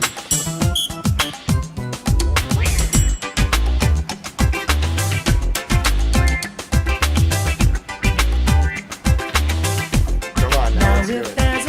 Oh yes. It's only there trying Found to it. fool the public, but when it comes down to fooling you, now honey, that's quite a different subject. Don't let my glad expression give you the wrong impression. 'Cause really I'm sadder than sad. You're gone and I'm hurting so bad. Like a clown, I pretend to be glad.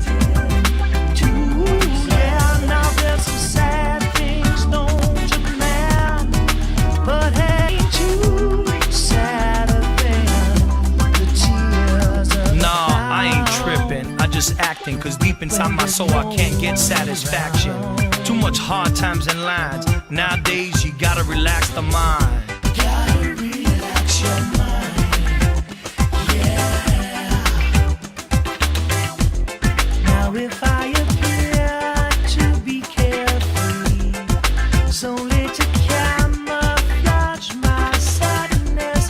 In order to shield my pride, I try to cover this hurt as a show of gladness. But don't let my show confuse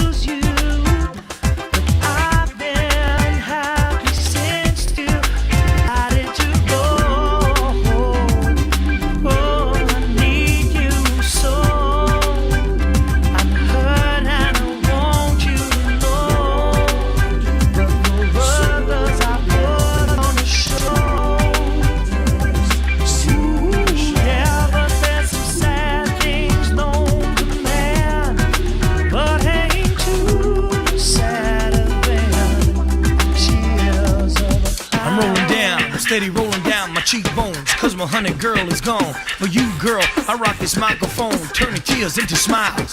Hawaiian style, never forget you. Every day I feel you, and oh, what a trip it is, without you. But that's okay, I know where you stay, so just kick back and watch over us. Kelly boy sending lyrics to the heavens above, cause my honey girl will be truly missed, and your scent and your smile will be missed. Now Kelly boy dropping tears like the tears of a clown, yeah. Okay, I like that. What an interesting remix. Kofi Tao was having a great time. Doc Watson requests Eco Pickle Rick. Well, listen, can I really turn down my wonderful friend Doc Watson, who requests Eco Pickle Rick? Now, I can't guarantee, my dear friend, that Eco Pickle Rick is even going to be in there. All right, but I'll give you a go, my friend. I'll give you a go. All right, here we go. Eco Pickle Rick. All right, now, it might not be in there, okay? I can't make a guarantee. Oh, it's in there. I'm giving you 1 minute of this. For my dear friend Doc Watson, I give you Pickle Rick by Eco. What? What is this? What is this? What is this?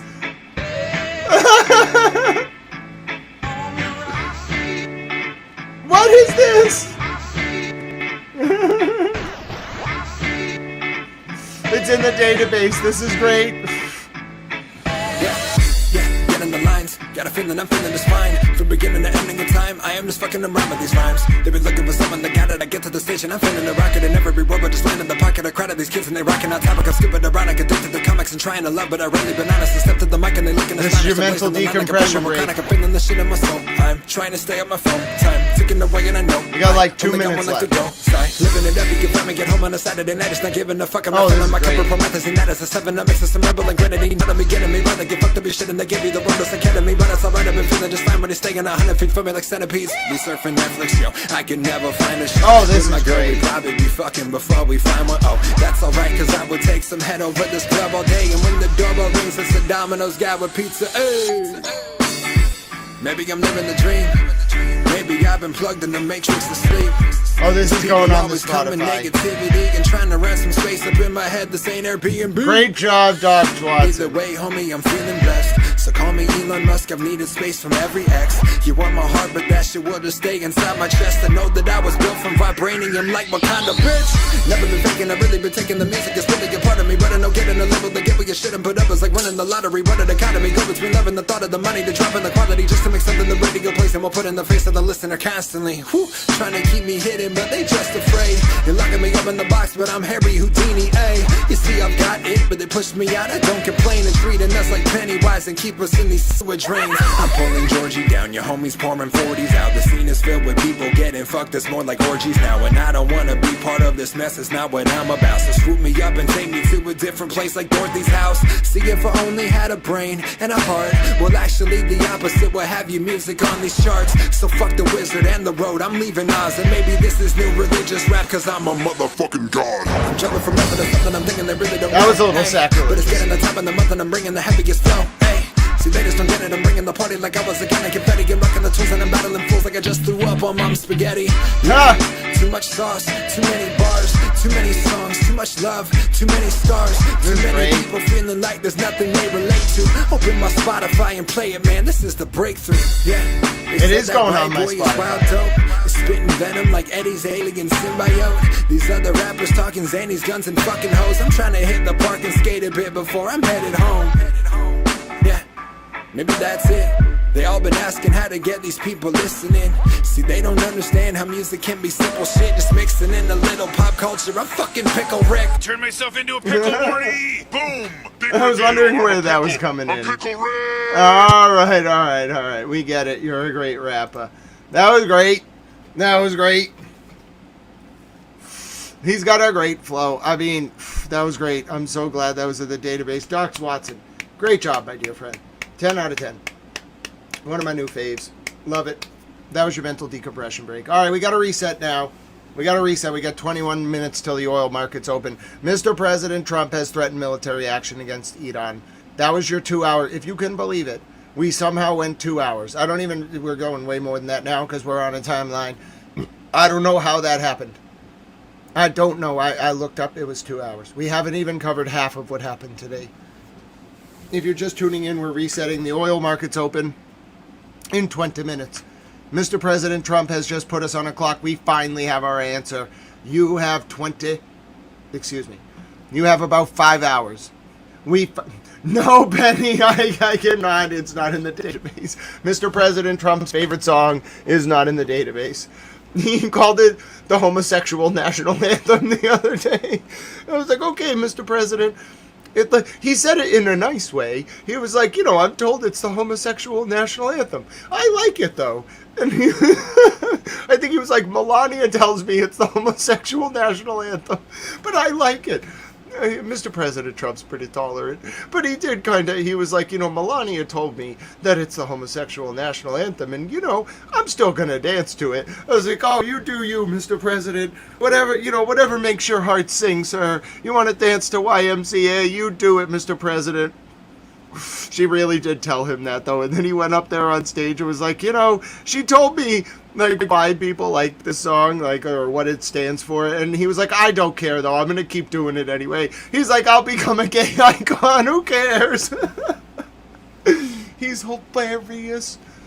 He's hilarious. He's the only 82-year-old I know who would be told that he's inadvertently been dancing to the homosexual national anthem, quote unquote, and just own it. Be like, you know what? Screw it. I'm going to dance to it anyway. He's great. And he's a Republican, too. All the Republicans are like, well, you'd be actually surprised. A lot of American Republicans are actually very accepting and tolerant of LGBTQ individuals. I wouldn't say they love the bathroom thing. That's probably the one, problem, which I agree with. Listen, you want to have separate spaces based on gender? That's totally cool with me. We already have that in Massachusetts for, workout clubs, etc. You can have women-only gyms. You can have men-only, social clubs, whatever. I don't care. That's the only issue that gets people upset. You'd be shocked how welcoming and loving Republicans are towards gay people. A lot of people get this negative image that Republicans are bigots towards gay people. They are not. I've met a lot of Republicans. They're very loving. All right, so Mr. President Trump knows that he can be like, well, who cares? I'm going to dance to it anyway. And I think a lot of people outside America think of a lot of conservatives as anti-gay. They're not. They're definitely, the bathroom issue is the big one. But that's not really about gay people. They're really very tolerant of gay people, and they get a bad reputation. I don't know why. I really don't. I've met Republicans from almost every state. They're all very loving towards gay people. If they don't really, want to be gay, that's fine.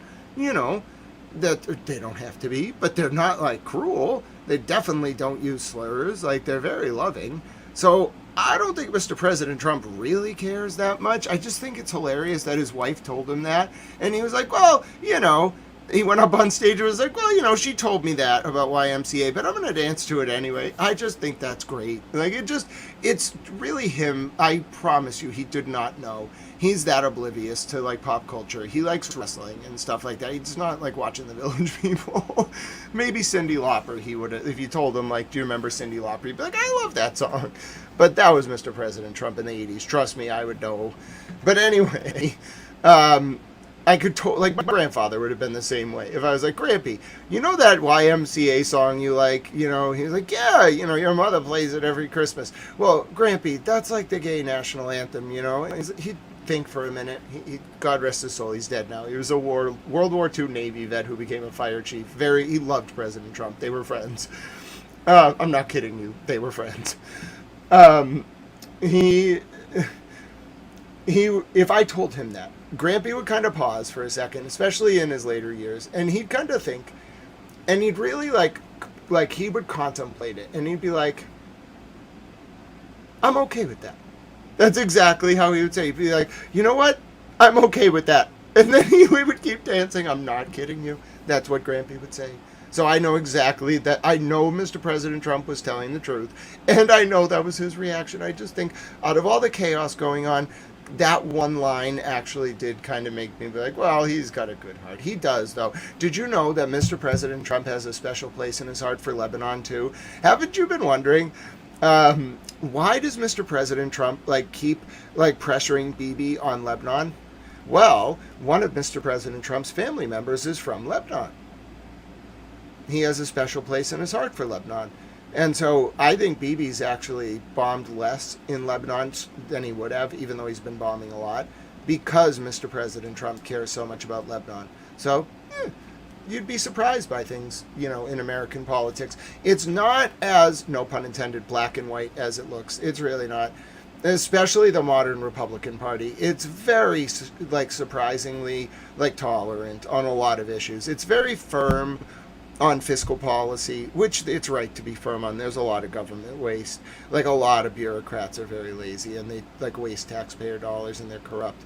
But they're a little bit evolving on social policy, and it's winning them votes, frankly. So good for them. If you're wondering, we finally have an answer. After days, it's not a good answer. But Mr. President Trump has put a clock on the war. He has threatened war with Iran. He has threatened to use military force to break the Iranian blockade. The American blockade of the Iranian blockade has failed. The fighting in the war room is about to resume. The militaries are ready. Mr. President Trump, with a post on Truth Social from a golf tournament, has put a clock. You have, I don't know how many hours, 5, 3, 7, 9, somewhere in that arena. When the sun rises in Iran, which is probably 3 hours and 15 minutes from now, who the hell knows at this point? Here it is. We have our answer. What was going to come of the ceasefire? We've all wanted to know. Would bombs just drop out of nowhere? Would America just declare that it had lost? Would Mr. President Trump leave the war to Bibi? Nope. Mr. President Trump has declared that he's going to use military force against Iran, and we have 7 hours, maybe 5. Truth details. Countries from all over the world, almost all of which are not involved in the Middle Eastern dispute going on so visibly and violently, for all to see, have asked the United States if we could help free up the ships, which are locked up in the Strait of Hormuz, on something which they have absolutely nothing to do with. They are merely neutral and innocent bystanders. For the good of Iran, the Middle East, and the United States, we have told these countries that we will guide their ships safely out of these restricted waterways, so that they can freely and ably get on with their business. Again, these are ships from areas of the world that are not in any way involved with that which is currently taking place in the Middle East. I have told my representatives to inform them that we will use best efforts to get their ships and crews safely out of the strait. In all cases, they said they will not be returning until the area becomes safe for navigation and everything else. This process, Project Freedom, will begin Monday morning, Middle East time. I am fully aware that my representatives are having very positive discussions with the country of Iran, and that these discussions could lead to something very positive for all. The ship movement is merely meant to free up people, companies, and countries that have done absolutely nothing wrong. They are victims of circumstance. This is a humanitarian gesture on behalf of the United States, Middle Eastern countries, but, in particular, the country of Iran. Many of these ships are running low on food, and everything else necessary for large-scale crews to stay on board in a healthy and sanitary manner. I think it would go a long way in showing goodwill on behalf of all of those who have been fighting so strenuously over the last number of months. If, in any way, this humanitarian process is interfered with, that interference will, unfortunately, have to be dealt with forcefully. Thank you for your attention to this matter. Donald J. Trump, President of the United States of America. Taking you to New Jersey now, where a United Airlines flight has struck a bakery truck while landing at Newark. What? Oh my goodness, and I have footage inside the bakery truck. You do not need to adjust your YouTube sets. A United Airlines flight has struck a bakery truck in New Jersey. A United Airlines flight, Flight 169, has struck, yes, it has crashed. There is a serious situation. Twitter is under very heavy load right now, as you can imagine, okay? I'm going to do my best. Here. There's no guarantees I'm going to pull this for you all. We're going to do our towel best. Might be your comments. Hi, Bill Mayer. Hi, DD James. I'm going to reset the comments to give the cache a chance to rest. There has been a situation in Newark. Towel is monitoring. All right, now, come on. There we go. I had to reset the towel cache. It was getting a little bit annoyed at me. Yes, I know. I know you got annoyed.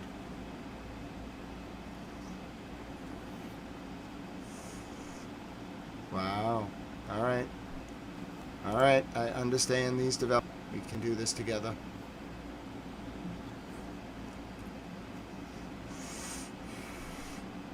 I got a plane.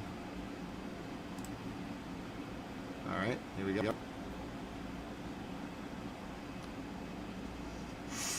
Wow. Yes, it has put a lot of strain on the towel interwebs, but I have a plane. Very rarely does it actually not load. There we go. It's not actually the internet. It was the strain on the site itself. Wow. My internet's fine. I just tested it. Yeah, there we go. I'm seeing all your comments. All right, there's Twitter. Sorry about that. Little turbulence. Expect some turbulence for the next 7 hours. I would expect some turbulence. I think it's fair to say there's going to be some turbulence flying air towels. You know, yeah, this is I would recommend flying this airline. I can't speak for any other airlines. This is not an airline, actually. It's a YouTube stream, but, you know, point remains the same. All right, let me show you the latest now from just shocking scenes from Newark Airport. I'm going to show you inside a bakery truck where a plane has crashed into the truck.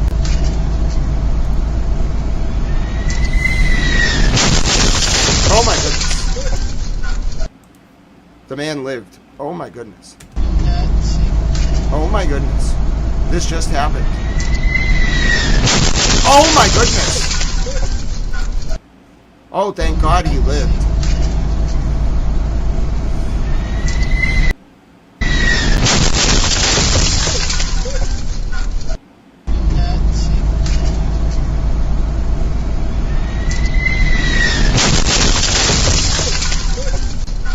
Oh my word. You are seeing just absolutely shocking scenes. This is New Jersey in the United States, where United Airlines Flight 169 has not only just crashed while landing into Newark, it has hit a bakery truck. Thank God the driver lived.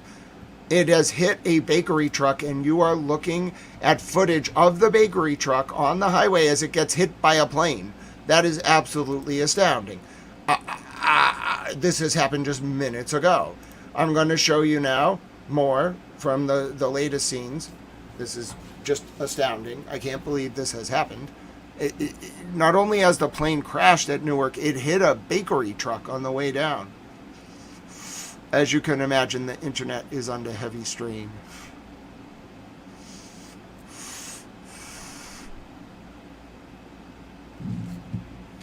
Yeah, I would guess that Newark Airport is probably closed. Twitter's having, you know, some issues. Don't worry though.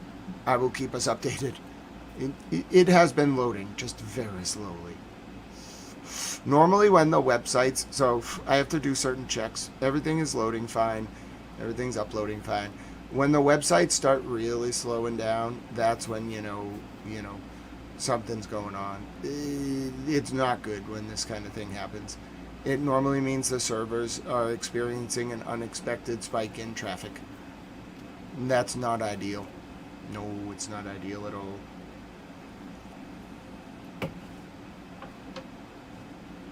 And it's also a precursor of the servers going down.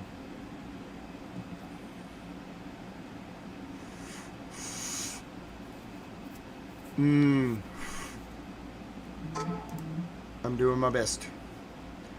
I'm doing my best with the limited Twitter functionality that we have. Oh wow. It's struggling. Twitter is really struggling, but I've managed to get you some of the videos, all right? I can get you some of the videos. All right, here we go. Here's some of the videos of the plane crash. No promises. Twitter is struggling. I repeat, Twitter is struggling.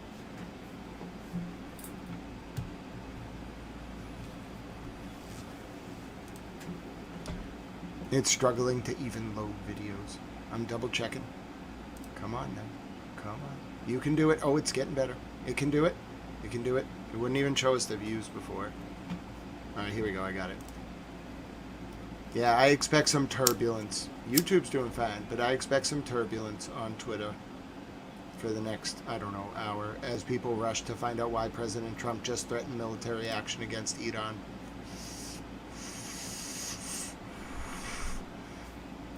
This happened about 25 minutes ago. It's United Airlines Flight 169 out of Newark. Good night, Andres. It was great to hang with you today. You come back anytime. All right, Twitter's not being cooperative, but I did manage to show you the impact. A plane is most certainly on fire. Also, as you can see, although Twitter is loading, it's under heavy strain. So there's a limited amount of information I can show you right now.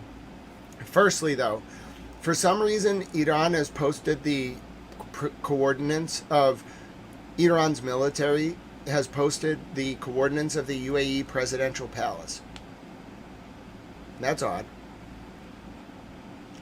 And as I mentioned, that flight in Newark hit a bakery truck. All right.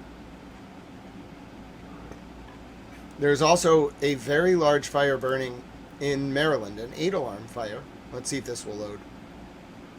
If I can get one video to load, that means Twitter's going to slowly come back up. Nope. It's struggling. It's struggling. We're going to make it work, though. I showed you the video from London. Oh. All right. No. Well, just because no shots have been reported yet doesn't mean there wasn't an incident. We'll await further information. One video from one man is not enough. My name is Grant Smith Ellis. Let me see what I can get. Let me see what I got for you. Yes, I saw the plane hit the bakery truck. Oh, I think I have another angle for you. Nope, I'm trying to get another angle for you, a single angle. Hold steady. There has been a plane crash in specifically New Jersey.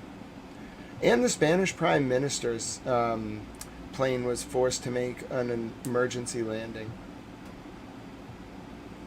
Trying to get you more from this plane crash. There's also a church on fire. Another church on fire in France.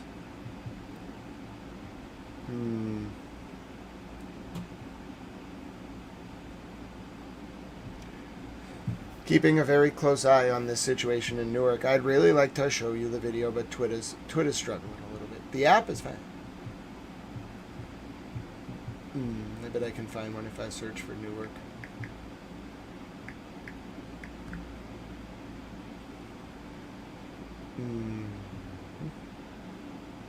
My goodness. That thing hit that. Holy fuck. Oh, it hit. It doesn't appear to be on fire. Oh, You see all that wind? Oh my goodness. the plane is not on fire, but its wing is seriously damaged. So the plane successfully landed, but its wing is severely damaged. The plane did manage to land, but the wing is severely damaged. Let's see if I can get the video to load of the wing. So the wing of the plane, it was flight UA 169, is severely damaged, but it did land. It's not on fire. You're looking at the plane after it hit the bakery truck. Only its wing on the left there is damaged, but it did continue flying. It didn't burst into flames. This is it, Silent Dogs. I'm trying to show it, but the desktop version of Twitter is having some, I think it's fair to say it's having some loading issues.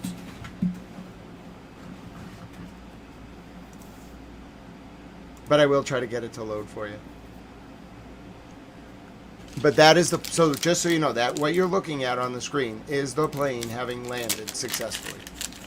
It did land, okay? It has safely landed. As far as I can tell, the plane is okay. The plane is severely damaged. It caused damage. I don't know how it hit something on the highway and kept going, but the plane did successfully reach the tarmac. Twitter's desktop version's having a little bit of trouble loading. We'll see if the video wants to load. It's being a little uncooperative.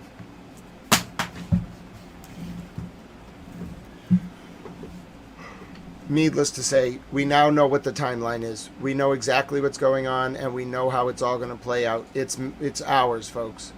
Yes, and there's a giant fire burning in New Jersey at the same time. It's actually in Queens, but it can be seen from Newark. It's a 9-alarm fire. But yeah, the plane did continue. Twitter's desktop version is having a little bit of trouble loading right now. Everything else is loading fine. Actually, I have a plan. Hold on. Alright, let me see if I can do... Let's do this. I'll try to reset it. Give Tal a second here, if you wouldn't mind. All your comments are fine, though. YouTube is loading fine. All the other websites are loading fine. So what's wrong with Twitter? Even Google's loading fine. It's only Twitter that's not loading up. I wonder if Twitter's under strain or something. That's odd.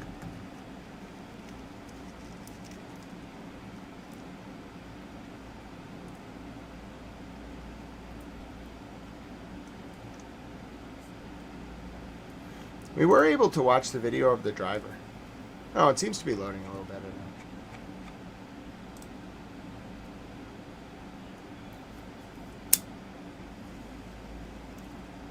It's a little strange, though. It's never had trouble loading videos. I wonder if it actually is the amount of people using the website. And it loads the other video just fine. I wonder if it's just the rate at which videos are being uploaded. So let me show you. We were able to see this wild video.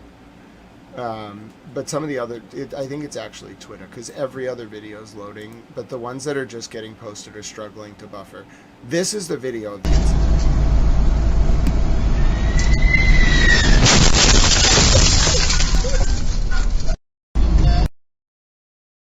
So a plane hit this man's car, and the plane itself kept going. So that video loads fine. This video of the plane is not really loading. Twitter's desktop app's a little slow right now. Trying to get it to like buffer, but it's struggling. The plane itself, though, landed. You can see it from there. The plane went over the highway after hitting that car. Somehow got over the barriers. I don't know how it hit something on the road and kept going, but it did. And then it managed to land. But that's the update from there. That was absolutely wild. I mean, just incredibly wild. And these are small videos, too. I wonder what's going on. Might just be the Twitter client itself. Because this video of Mr. President Trump loaded fine. See? Well, it's just those videos that were just uploaded. There might be something wrong with the cache on Twitter, but every other video works absolutely fine. Let me test this one. Yeah, it's just that one video that was just uploaded. But I can confirm for you on the mobile app that the plane did land. Here's the latest on Mr. President Trump's threat. We now know what's about to happen. You have like 5 hours, all right? So we've said a lot. You've had take your prep time.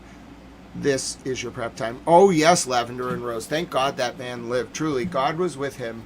His truck got hit by a plane wing, destroyed, and he lived somehow. He's I don't know if he's injured or not, but thank God he lived. Tiffany Bob, that's a great reference. If the man was hurt, I'd be like, oh no, but yeah, he lived. Deplane, boss, deplane. He was just going to work too. Imagine being on a highway. You know, you're used to planes flying low if you drive by airports on your job, but you're just going about your day and all of a sudden a plane hits you. Nothing explodes. It just hits you and keeps going. دونالد ترامب والذي قال إن correct. Yeah, the fire is in I'm not sure if there's a fire in Queens which is visible from New Jersey or if there's also a fire in New Jersey. واشنطن ستشرع صباح يوم الاثنين في جهود Okay. Axios is reporting that Mr. President Trump will use force tomorrow morning. It's actually this morning. It's going to be it's going to be any minute now, probably within the next 4 hours. Maybe 6 hours, depending on what morning means. I don't know what that means. Does that mean daybreak? It's 6 p.m. Eastern right now. The oil markets are open. Let me check the West Texas crude price for you. All right, they're live. It's live. Hold on. It's live. No, that's from May 1st. Hold on. No. What? It should open now.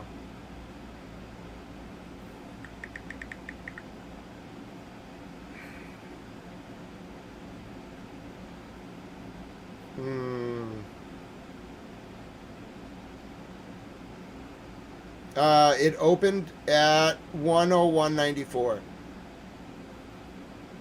And then it's hovering around $100 a barrel. Yep, $100 a barrel. 100.04 right now, but it opened at 101. It opened at 101.94. So it opened like 6 minutes ago at 101.94 and dropped to 100. So it's a little unclear how the markets are going to react to this. He threatened. All right, so Axios is reporting that if we have like 6 hours to go, so you have a little time to get composed before this all begins. All right. Axios is reporting that Iran will use force. That Mr. President will use force if Iran attacks during the break of the blockade. Here's what people aren't understanding. Using force to break a blockade is military force. It doesn't work that way. You don't use force to break a blockade, and then if the other side attacks, you say they attacked me, I'm going to attack them. That's not how this works. You've attacked them by breaking the blockade. That itself is an act of war. They're the ones who are responding. This is a crazy threat. And then I'm hearing, simultaneous to this absurd threat, this Kafkaesque threat, Mr. President at the same time sent a peace proposal, or not a peace proposal, a counter proposal to the Iranian demands. He's trying to give them like a 6-hour window. I think he might be bluffing, but if he's not bluffing, they are not going to bluff either. This is all going to go to hell. Here's the Al Arabia report on it. What are Dow futures at? في منشور على منصته تروث سوشيال أن دولا من أنحاء العالم لا يشارك معظمها في النزاع. No, Dow futures are off 189 points. 0.38%. بالشرق الأوسط طلبت مساعدة الولايات المتحدة في تحرير سفنها العالقة في المضيق. كما أشار ترامب إلى أن مسؤولين. The real tell will be the Nikkei 225, which will open in 2 hours and 22 minutes. At 8:30 p.m. when the Nikkei opens, that'll tell you what you need to know. If the Nikkei's off, that means that they're thinking war, and the Nikkei is your best indicia. I'll try to stay with you till then. أمريكيين أبلغوا هذه الدول بأن واشنطن ستتولى توجيه سفن تلك الدول وإخراجها بأمان من مضيق هرمز ليتسنى لها استئناف أعمالها بحرية. أشار ترامب إلى أنه على علم تام بأن ممثلي الولايات المتحدة. Actually, I'm going to take you to Moscow now. Twitter's getting a little more stable. I'm going to take you to Moscow now, where there's a very odd sound in the sky over Moscow. Let's take a listen. It's an odd sound. What's that? Did Ukraine reach Moscow? That's an odd sound. That sounds like a drone. That sounds like a Ukrainian drone.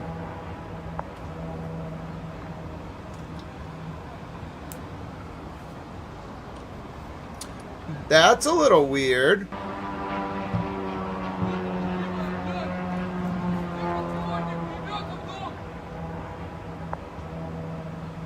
Did they get a Ukrainian drone into Moscow? That'd be impressive.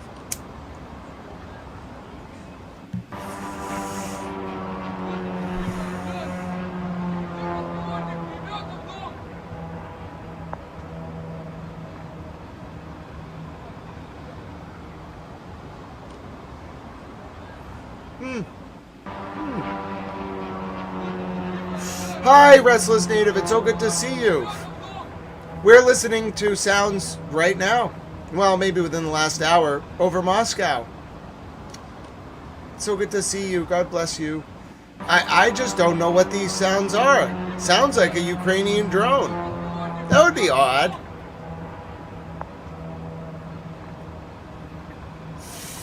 So true, Restless Native. The Palestinian people have been through so much, and they persevere. God bless them. Oh, there is a fire in New Jersey, too, in Belleville.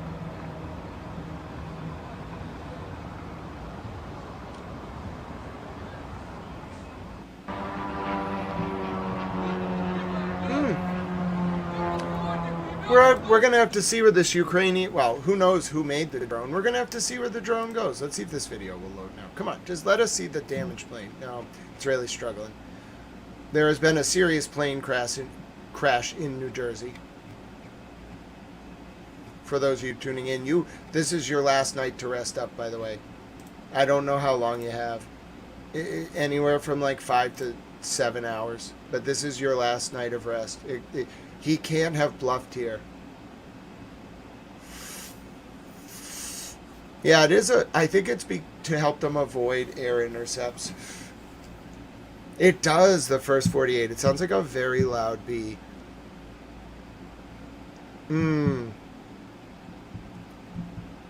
Yeah, this is,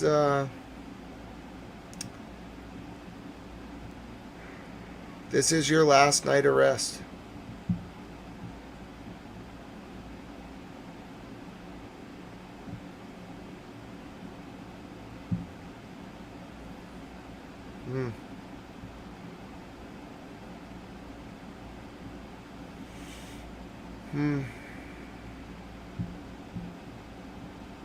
I'll show you the fire that's burning in New Jersey now.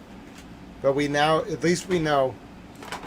What was really frustrating me to no end, and it wasn't just me, I'm sure, it was not knowing.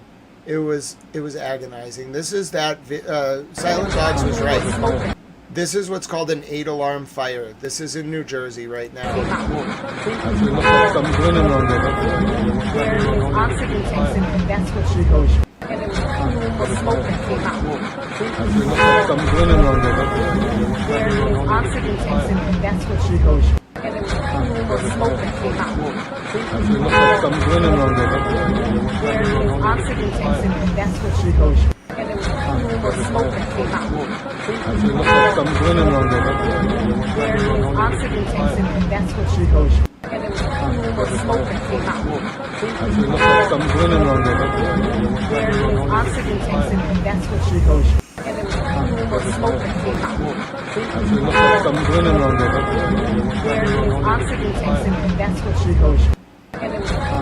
So that's, oh, that is not, you weren't actually watching it.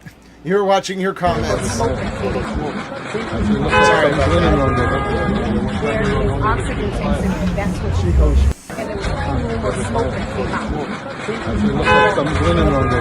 I didn't want to change over. This is New Jersey.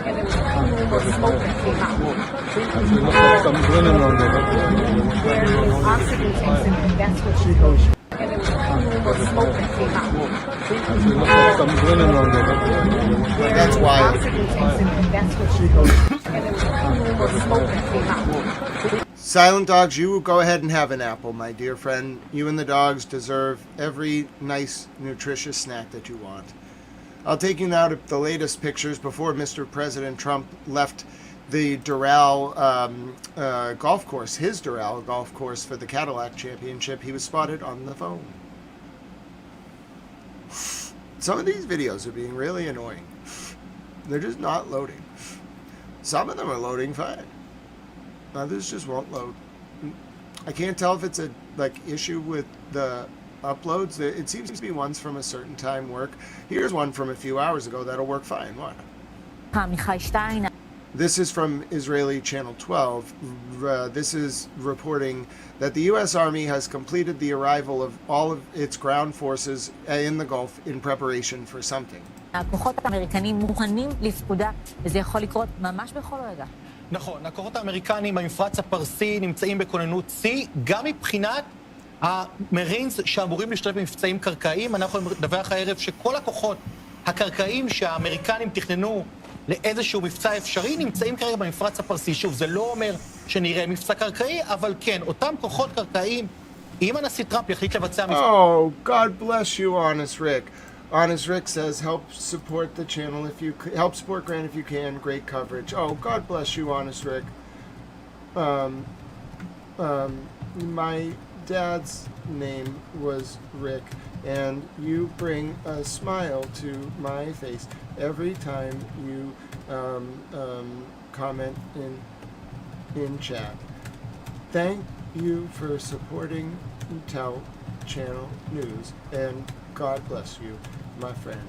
You are wonderful, Honest Rick. It is great to see you. Thank you for your support of Towel Channel. And it's true. Did you know we got about 40 minutes left in our super chat sort of race here, and 46 minutes exactly. And if we get that done, then, you know, well, no, I didn't want to do that.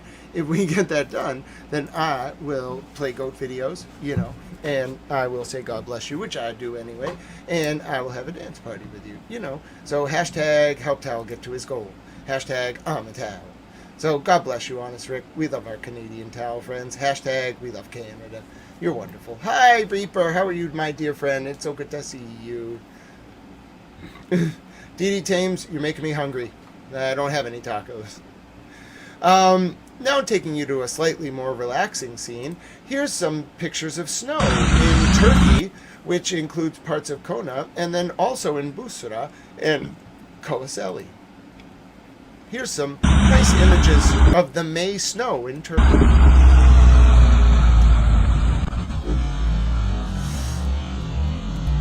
Hi, Kanapi. How are you, my dear friend? This is playing at regular speed. They just slowed it down. Kanapi, it's so good to see you. You're a towel. I missed you, my dear friend. You're wonderful. You are wonderful, my dear friend. God bless you. It's always good to see my towel friends. Kanapi, we have about 5 more hours apiece. So, it is a, we now know. We got the news. We have maybe 5 hours left. It's my pleasure, Kanapi. It is my honor. Well, folks, it has been my honor to be with you during this ceasefire. Hi, George. You are wonderful, my dear friend. Can't wait to see the cubbies with you. I was talking to Towel Girlfriend Nikki today. By the way, we're going to do a special hello on the Discord. I can't wait to say hello to some of you. We didn't get to do it today. We got busy. Maybe a day this week. But I was talking to Towel Girlfriend today. We're planning our routes to visit some of you. So if you've been thinking, oh, I'd love to visit, I'd love to see Towel and Towel Girlfriend Nikki. Okay. The best thing to do is either send me an email, grantsmithellis@gmail.com, or if you're on the Discord, send me a DM or Nikki, and you want to tell us, well, we have to know you, or have talked to you probably. You want to tell us where you are. Nikki will be she's going to be the passenger towel princess, and then also the navigator, okay? And we're going to travel around. We're going to upload travel videos. It's going to be really fun. But if you would like us to visit you, just send me an email or drop me a line. Tell us where you are. I will tell Towel Girlfriend, and then she will take a map. She's going to buy an atlas. She's got a plane, and she's going to draw our routes. It's going to be great. Oh, Tiffany Bob is the Cubs' lucky charm. That's great. You got to have a lucky charm. But again, a reminder that email is grantsmithellis@gmail.com. You just email me anytime. And we also have a Discord you can join. And then if you want to support this channel, because I try to every little bit do a donation read, you can do the super chats. You can do, as a reminder, this is a public information service. And, you know, I just need some help staying alive every now and again. And you can help through Cash App, $Grant through Venmo at Grant-E1, or through PayPal, paypal.me/Grant Ellis. Now, if you don't have a Cash App, did you know that you can sign up using the link in the chat? And if you send $5. It doesn't matter who you send it to. It could be me, could be your friend, it could be your family. You will get $5 and I get $30. It's the greatest thing ever. It actually works. You have to not have a Cash App. You have to be eligible for Cash App. You just follow the link in the chat, okay? You send a Cash App. It doesn't even have to be to me. You could be like, hey, I want to send $5 to my friend. My friend's kind of cool. You do it. It gives you $5. It actually does. It gives you $5 back, and then it gives me $30. It's the greatest thing ever. So hashtag I'm a towel. Great way to help towel news. All right, and there's another way to help as well. There's a Wise app. If you're in a country outside of the U.S. or even in the U.S., there's a way to sign up through Wise. And our dear friend Francine is at a wake service tonight, so I just wanted to say God bless you to Francine. She always reminds me every couple hours to do the donation reads. She's wonderful. Her dear friend is Pete Bunny Towel. He is praying for her today and her dear whoever it may be that was departed. She didn't go into details and didn't have to. I was just so blessed to see her in the comments before the stream started. So God bless you, Francine. Our thoughts are with you today, my dear friend. We love Francine. Pete Bunny Towel loves Francine very much. He's that channel mascot. He's wonderful. But yeah, this channel and like my existence is supported by you, the viewers. I designed this channel to educate, inform, and entertain you. About 20% entertainment as a buffer to insulate your brain from trauma of intense coverage.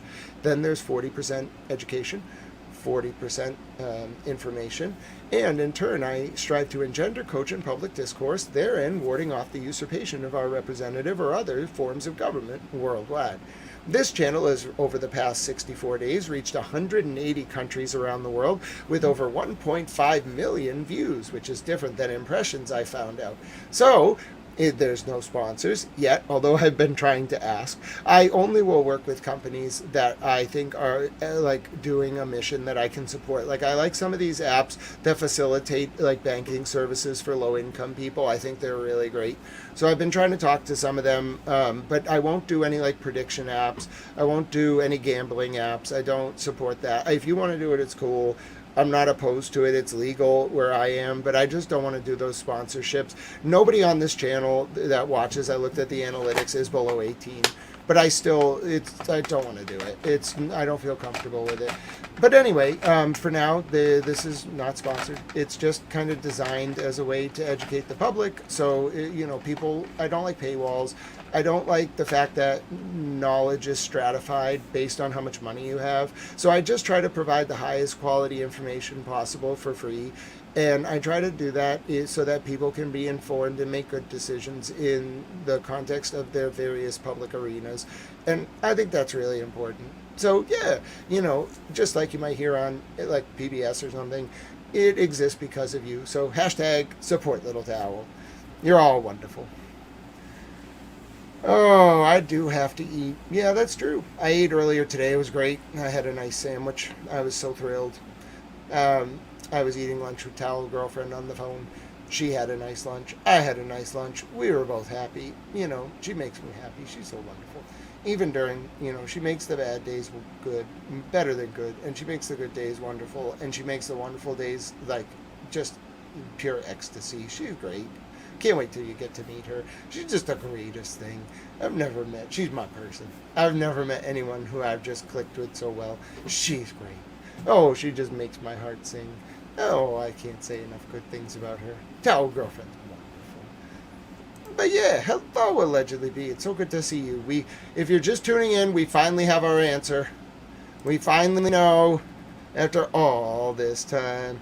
G Reaper, I gotta get a spin. That's a great idea. G Reaper, actually, let me do that right now. Hold on one second. G Reaper, that's a great idea. Write me code to translate Spanish words into English. Oh, that's such a great idea. We're doing this right now. We're doing this right now. Alright. Nope, I don't need that. We're doing this right now. Okay.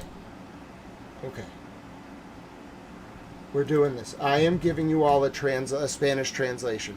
You deserve it. We deserve it. We're going to talk to Francisco in Spanish. This is going to be great. Okay, I'm creating right now. I am coding you a custom Spanish translation. Okay. All right. So we're going to call it Spanish. All right. Now the way you operate is. No, I want it to be Spanish. Wait, I think. Oh, let's see. All right. So we're going to actually make it. We're going to do a different one for each language. All right. Let's see.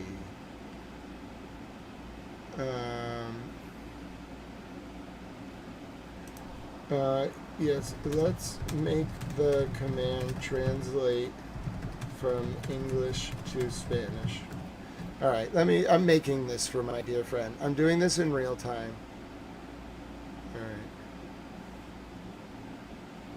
All right.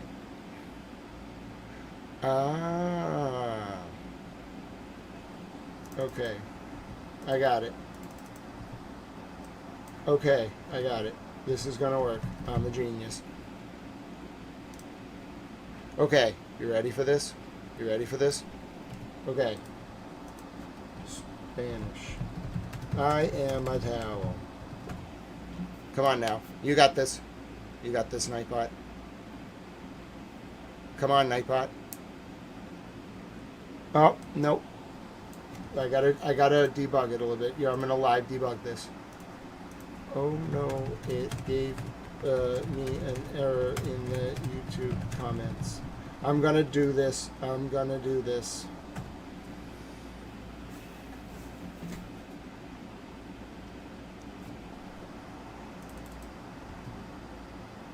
Alright. I'm making a Spanish translator for us so we can talk to my friend, and then we'll go back to seeing what's going on. We already know what's going to happen, though. We already know.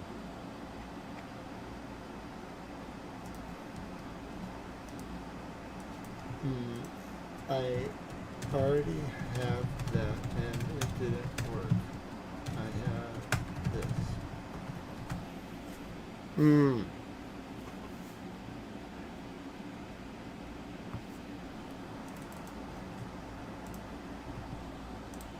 Alright.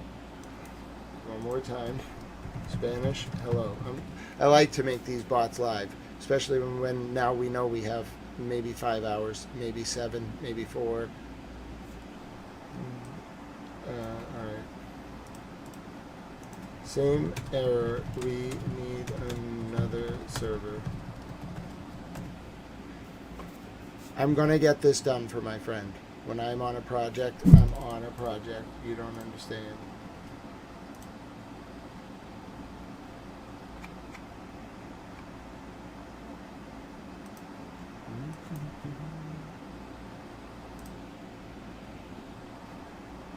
Spanish. All right, last attempt, then I have to do this later.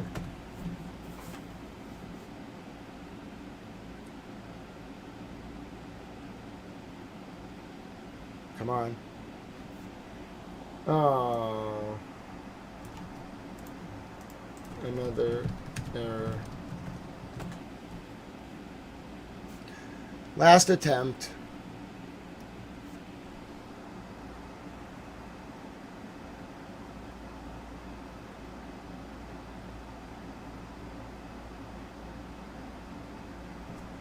I'm coding this directly in Nightbot. I want this done.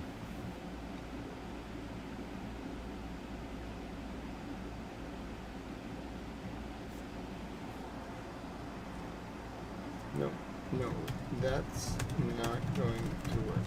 I want a command that allows me to type Spanish and hello, and Nightbot returns the Spanish translation of hello. I'm going to get this done while we have a little downtime.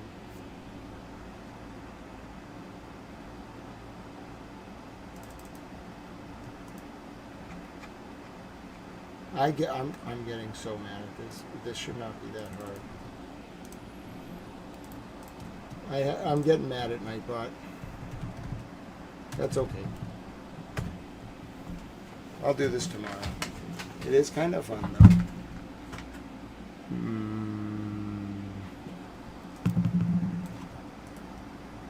We need another translation server.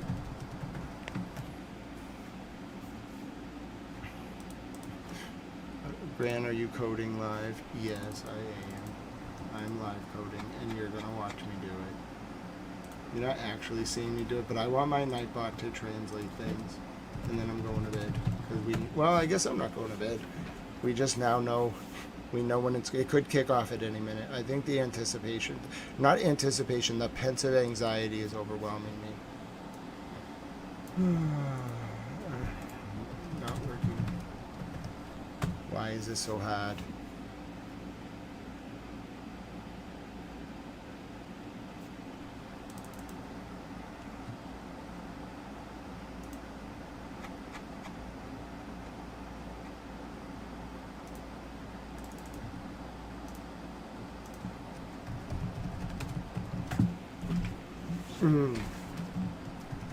I'm giving up after this.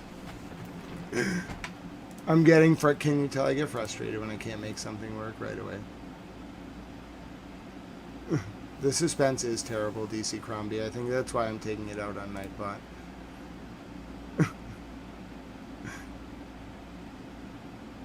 Error connecting to remote server. How dare you, Nightbot? How dare you? Anyway, my name is Grant Smith Ellis. I'll work on a translation bot for Nightbot. I'll work on translation code for Nightbot for you in a little bit. Right now, the pensive anxiety has taken over. We wait. Mr. President Trump, new post from the White House. What does it say, Mrs. Clutch? Is it about beehives?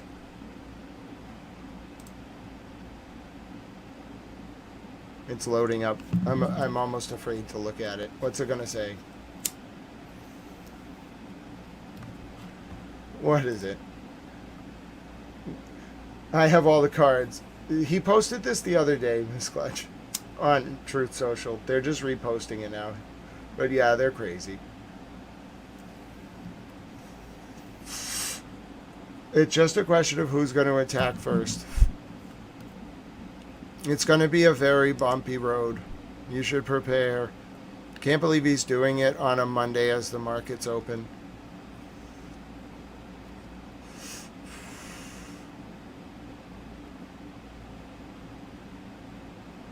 Listen to what the head of Iran's National Security Committee just said. Listen to what Iran said in response. They're going to go nuts.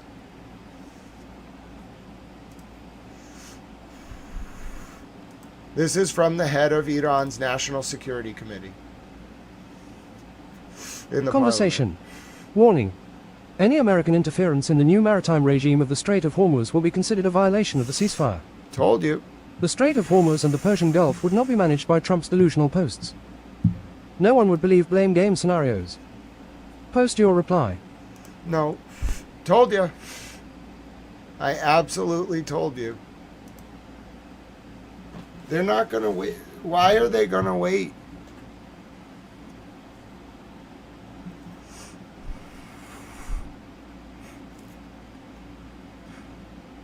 Wait. A U.S. official now tells the Wall Street Journal oh, God bless you. Hi, Bunny Towel Bomb. You are so wonderful. You are a super towel. Hashtag Bunny Towel Bomb's a super towel. No, JRP. I expect this will not start. I mean, the firing could start any minute, but I expect it not to start until an attempt is made by an American ship. I don't know what the hell they're going to do. Listen to this report 20 minutes ago from Al Arabia. The Wall Street Journal says a U.S. official tells the Wall Street Journal that no warships from the U.S. are going to be used in this absurd attempt to break the blockade. So what are they going to do? They're not. What ships are you going to use? This is absurd. This has become a travesty. A sham. A mockery. It's a travesty, a mockery. This doesn't even make any damn sense. Not to mention the Ukrainian drones over Moscow. How did Ukrainian drones get to Moscow?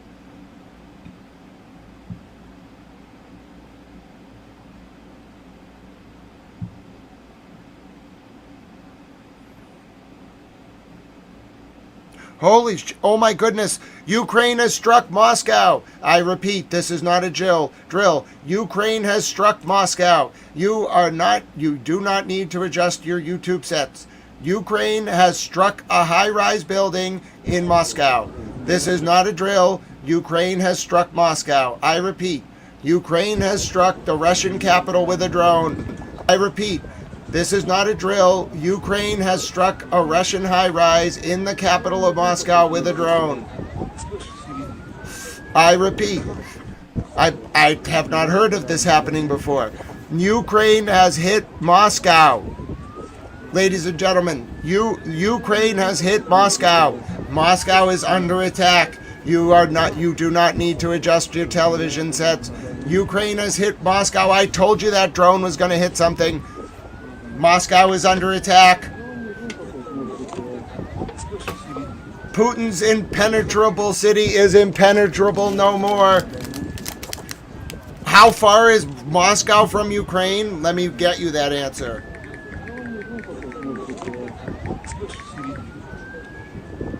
Moscow is 1,177 kilometers from the capital of Ukraine, so it's probably 700 kilometers. They just launched a drone.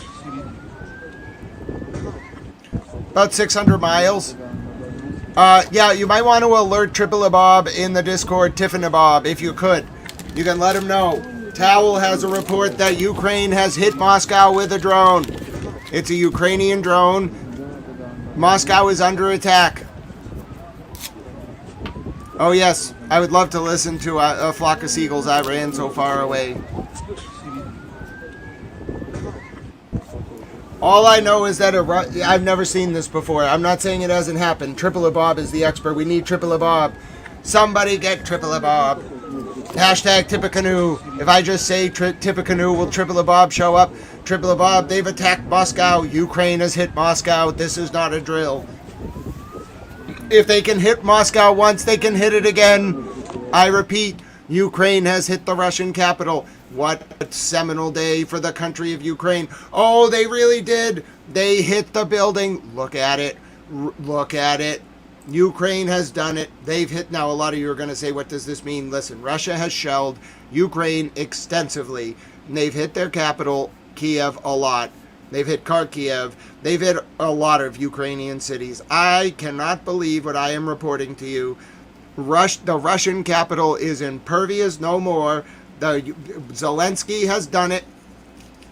The madman of Russia has met his match in the Ukrainian drone factory that Vladimir Zelensky has set up. Yes, you are hearing this right. You are hearing this right. Ukraine has hit the capital of Russia. Moscow, Russia has been attacked by Ukraine. You are looking at the primary source evidence. I cannot believe what I am reporting to you. For the first time in a long time, I don't even know the last time there was a military attack on the city of Moscow. Why don't I look that up for you? When was the last military attack on the city of Moscow? I don't know the answer to this.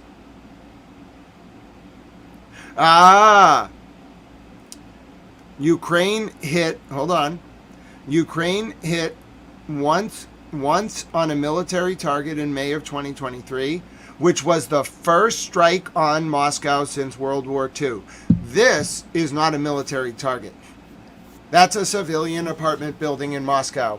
So it was not the first strike, according to... I haven't covered the Ukraine war as much as Jake Bro has, so I'm not a subject matter expert. I had to actually look this up.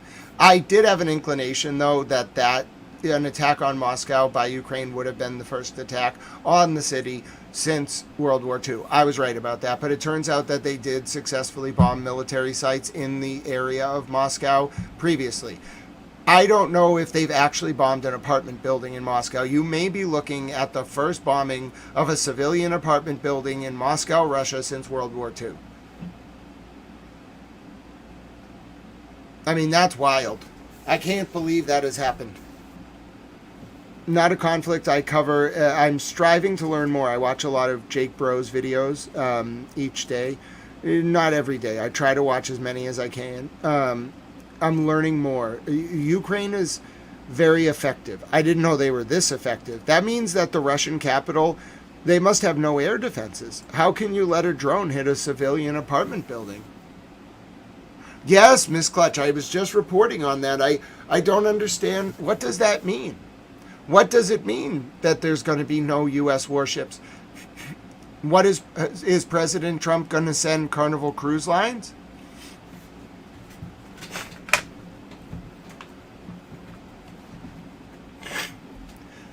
There's a lot of pollen in the air where I am. It's springtime. You're looking at what I believe, although I cannot confirm. No, I think this drone came from Ukraine. You're looking at what I believe is, although I can't confirm, but it might be, the first strike on a civilian apartment building in Moscow by a foreign military since World War II. I think that was a drone that came all the way from Ukraine. I really do. I don't think they launched it inside Russia. I think it flew from Ukraine and got through all the air defenses.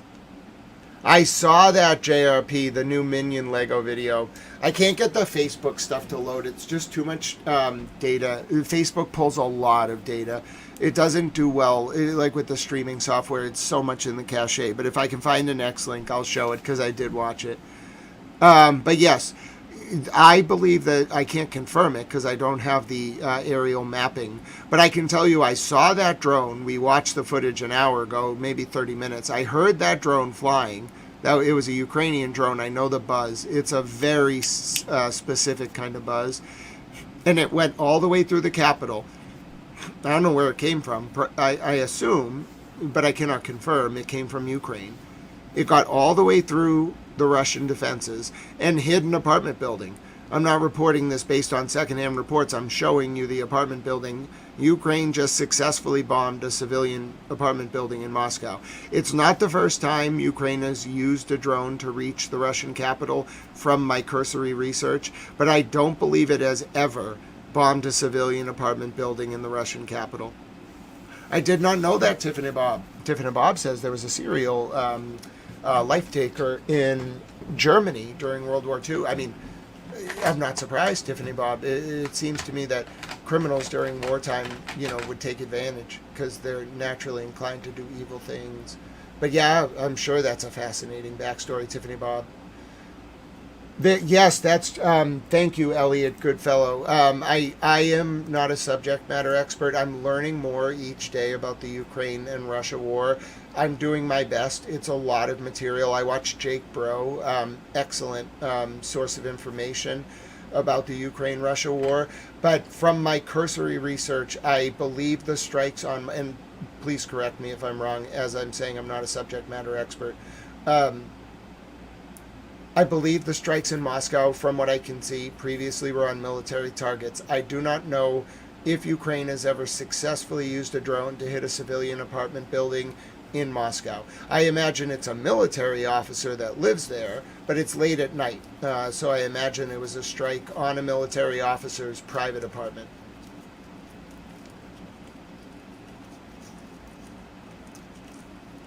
Pretty incredible scenes, frankly. Pretty incredible scenes.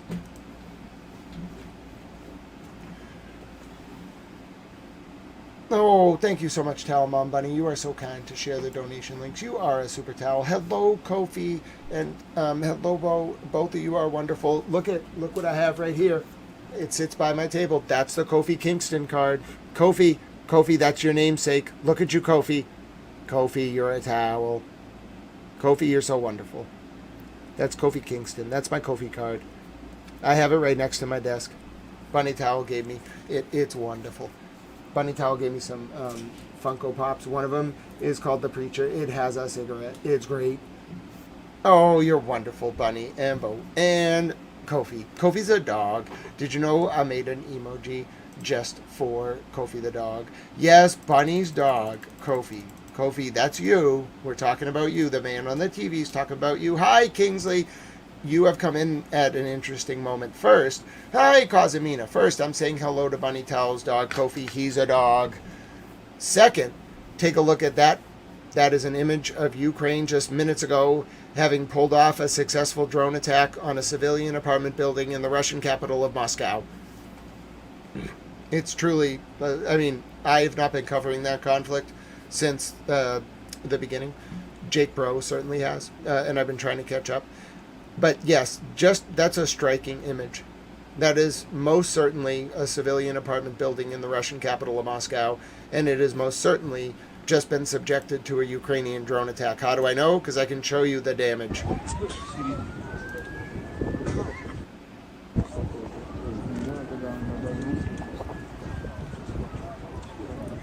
Well, Joyce, whoever he's controlled by, he's pulling it off.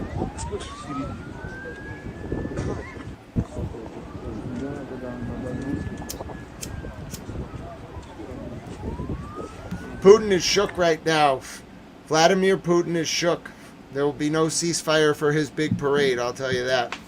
Ukraine can absolutely strike at will in the Russian capital. If they can do that, they can strike at will. I don't know why they have been holding back. Maybe they're testing some new kind of drone. I'm not sure. Also, I am seeing reports about something at Piccadilly Circus. I don't exactly know what happened. I'm not there, but I'm seeing multiple reports.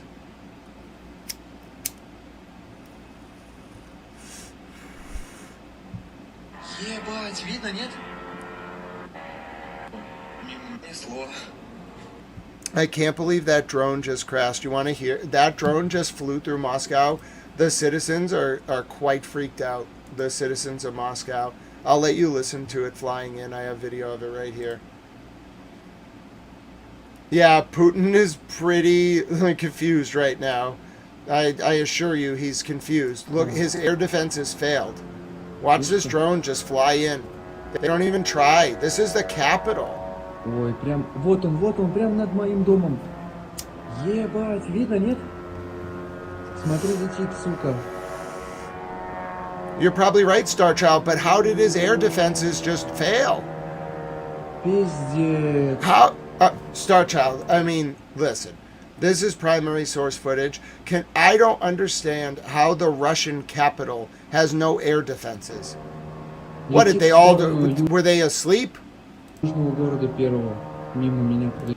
Oh, Reaper, Primo's around. He just messaged me the other day. I think Primo. I don't want to speak for him, but he said he was going to send me a song request he wanted me to play. So I've been waiting for that to come in. But yeah, I talked to him like 3 days ago. But yes, God bless Primo. He's wonderful. He said he's going to send me a song. I'm excited about that. Охуеть. Получается, пронесло. За ваше здоровье. Смотрим. But yes, Starchild, I just don't understand. How could this have happened in the Russian capital? It doesn't make very much sense to me. It really doesn't. Let me just show you the footage from earlier near Moscow as well.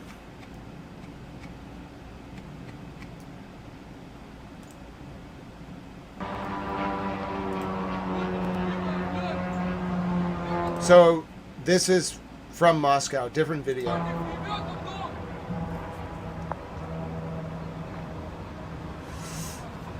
Oh, I agree, Starchild, but I'm just showing you another angle now from closer to the capital. There's nothing firing at this drone at all. There's nothing in the sky. There's no interceptors. There's no anti-aircraft fire. They just let it fly into the capital.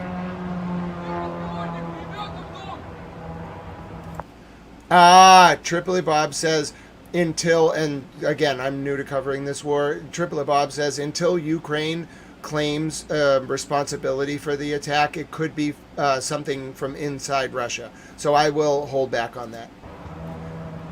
Kingsley, I'm opening it now. Thank you, Triple Bob. You're definitely the expert, my good friend. Hashtag Tippecanoe. Towel loves Tippecanoe. Hashtag I want my paintings. But yes, this is the footage from Moscow 25 minutes ago. Yes, I saw the thing about Piccadilly Circus, but it's unconfirmed. The shootings, the reports of shots in downtown London are unconfirmed. I repeat, unconfirmed. I know, Starchild. That's why I'm so baffled. Like, this is Moscow. The other footage I think might have been a little outside. This is actually from Moscow. I could only get this footage from the approach. There's nothing firing at this. Nothing.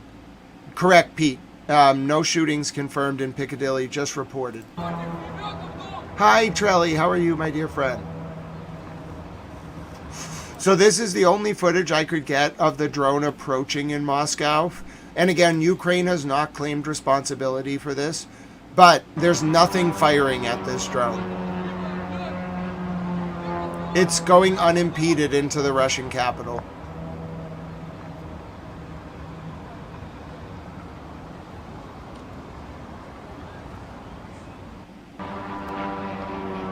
I'm well, Trelly. Thank you so much. It's so good to see you. But yes, so a few pieces of information. My name is Grant Smith Ellis. You are listening to Towel News. 1. There is an unclaimed drone strike on a apartment building in the Russian capital of Moscow. I've just shown you footage from on the not on the ground because the person was in an apartment, but from the Russian capital of Moscow of the approach of the drone. Oh, Joyce, I would say it like this. There are every news source in the world, even Towel News, has a perspective, okay? For example, President Trump was very nice to my grandfather. He gave him like 3 hours of time one time in 2009 when President Trump was a billionaire and my grandfather was a very just modest fire chief who was a Navy vet from World War II. And he gave him 3 hours of his time. They talked about golf and their families and me, Mateo. But my point is, of course, that makes me sympathetic to Mr. President Trump. Is that my motivation for covering the war? No, probably not. I get worried about innocents dying and goats dying and cows and cats and dogs. You know, just in general, I don't like when bombs fall. But, like, does that play a role in how I think about Mr. President? Yeah. Am I afraid to be critical of him? No. But, like, does that play a role? Absolutely. So, I just think every perspective from every news source in the world is going to have some type of bias. Actually, let me give you a little lecture. I don't mind doing this. Not like a lecture, an academic insight. So, I've told this before. Forget where I first learned about this. I don't know if I read it somewhere or whatnot. But there's a great chapter of Theodor Adorno and Max Horkheimer's Dialectic of the Enlightenment. It's a great book. I want to say it was written in like 42, right around then. It was, they were at the Frankfurt School. They were Jewish guys who got expelled under the Third Reich from Frankfurt. They were teachers. They were actually the teachers of Professor Habermas, who was the teacher of my teacher. So I'm a third generation. Like, I'm in that tradition. And Adorno and Horkheimer were probably what could be best described as young Hegelians.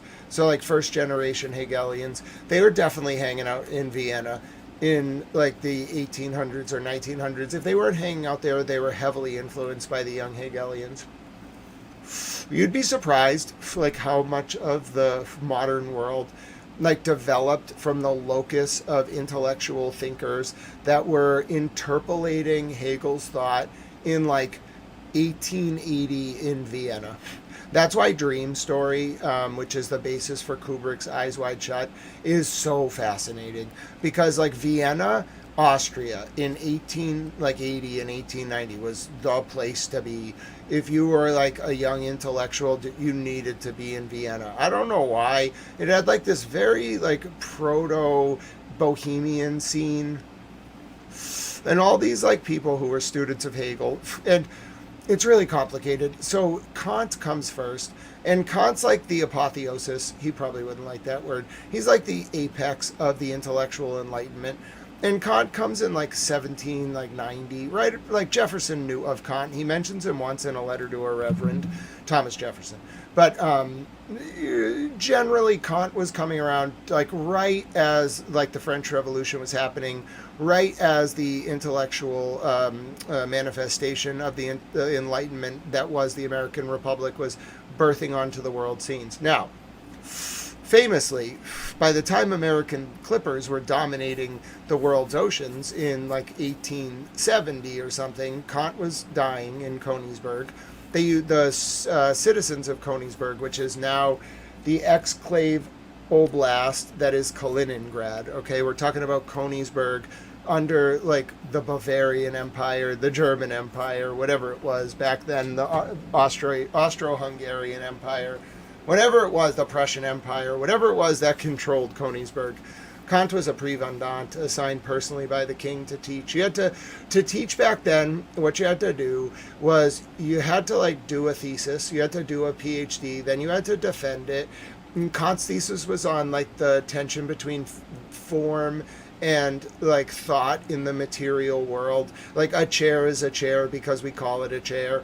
Then you got to go to the king and become a prévendant. You got to get commissioned back then as like a teacher. So you go to the king, and the king's like, you can be a prévendant. Then you can get people to come to your lectures and like become a professor. It was complicated. You had to like work directly for the king to be a prévendant.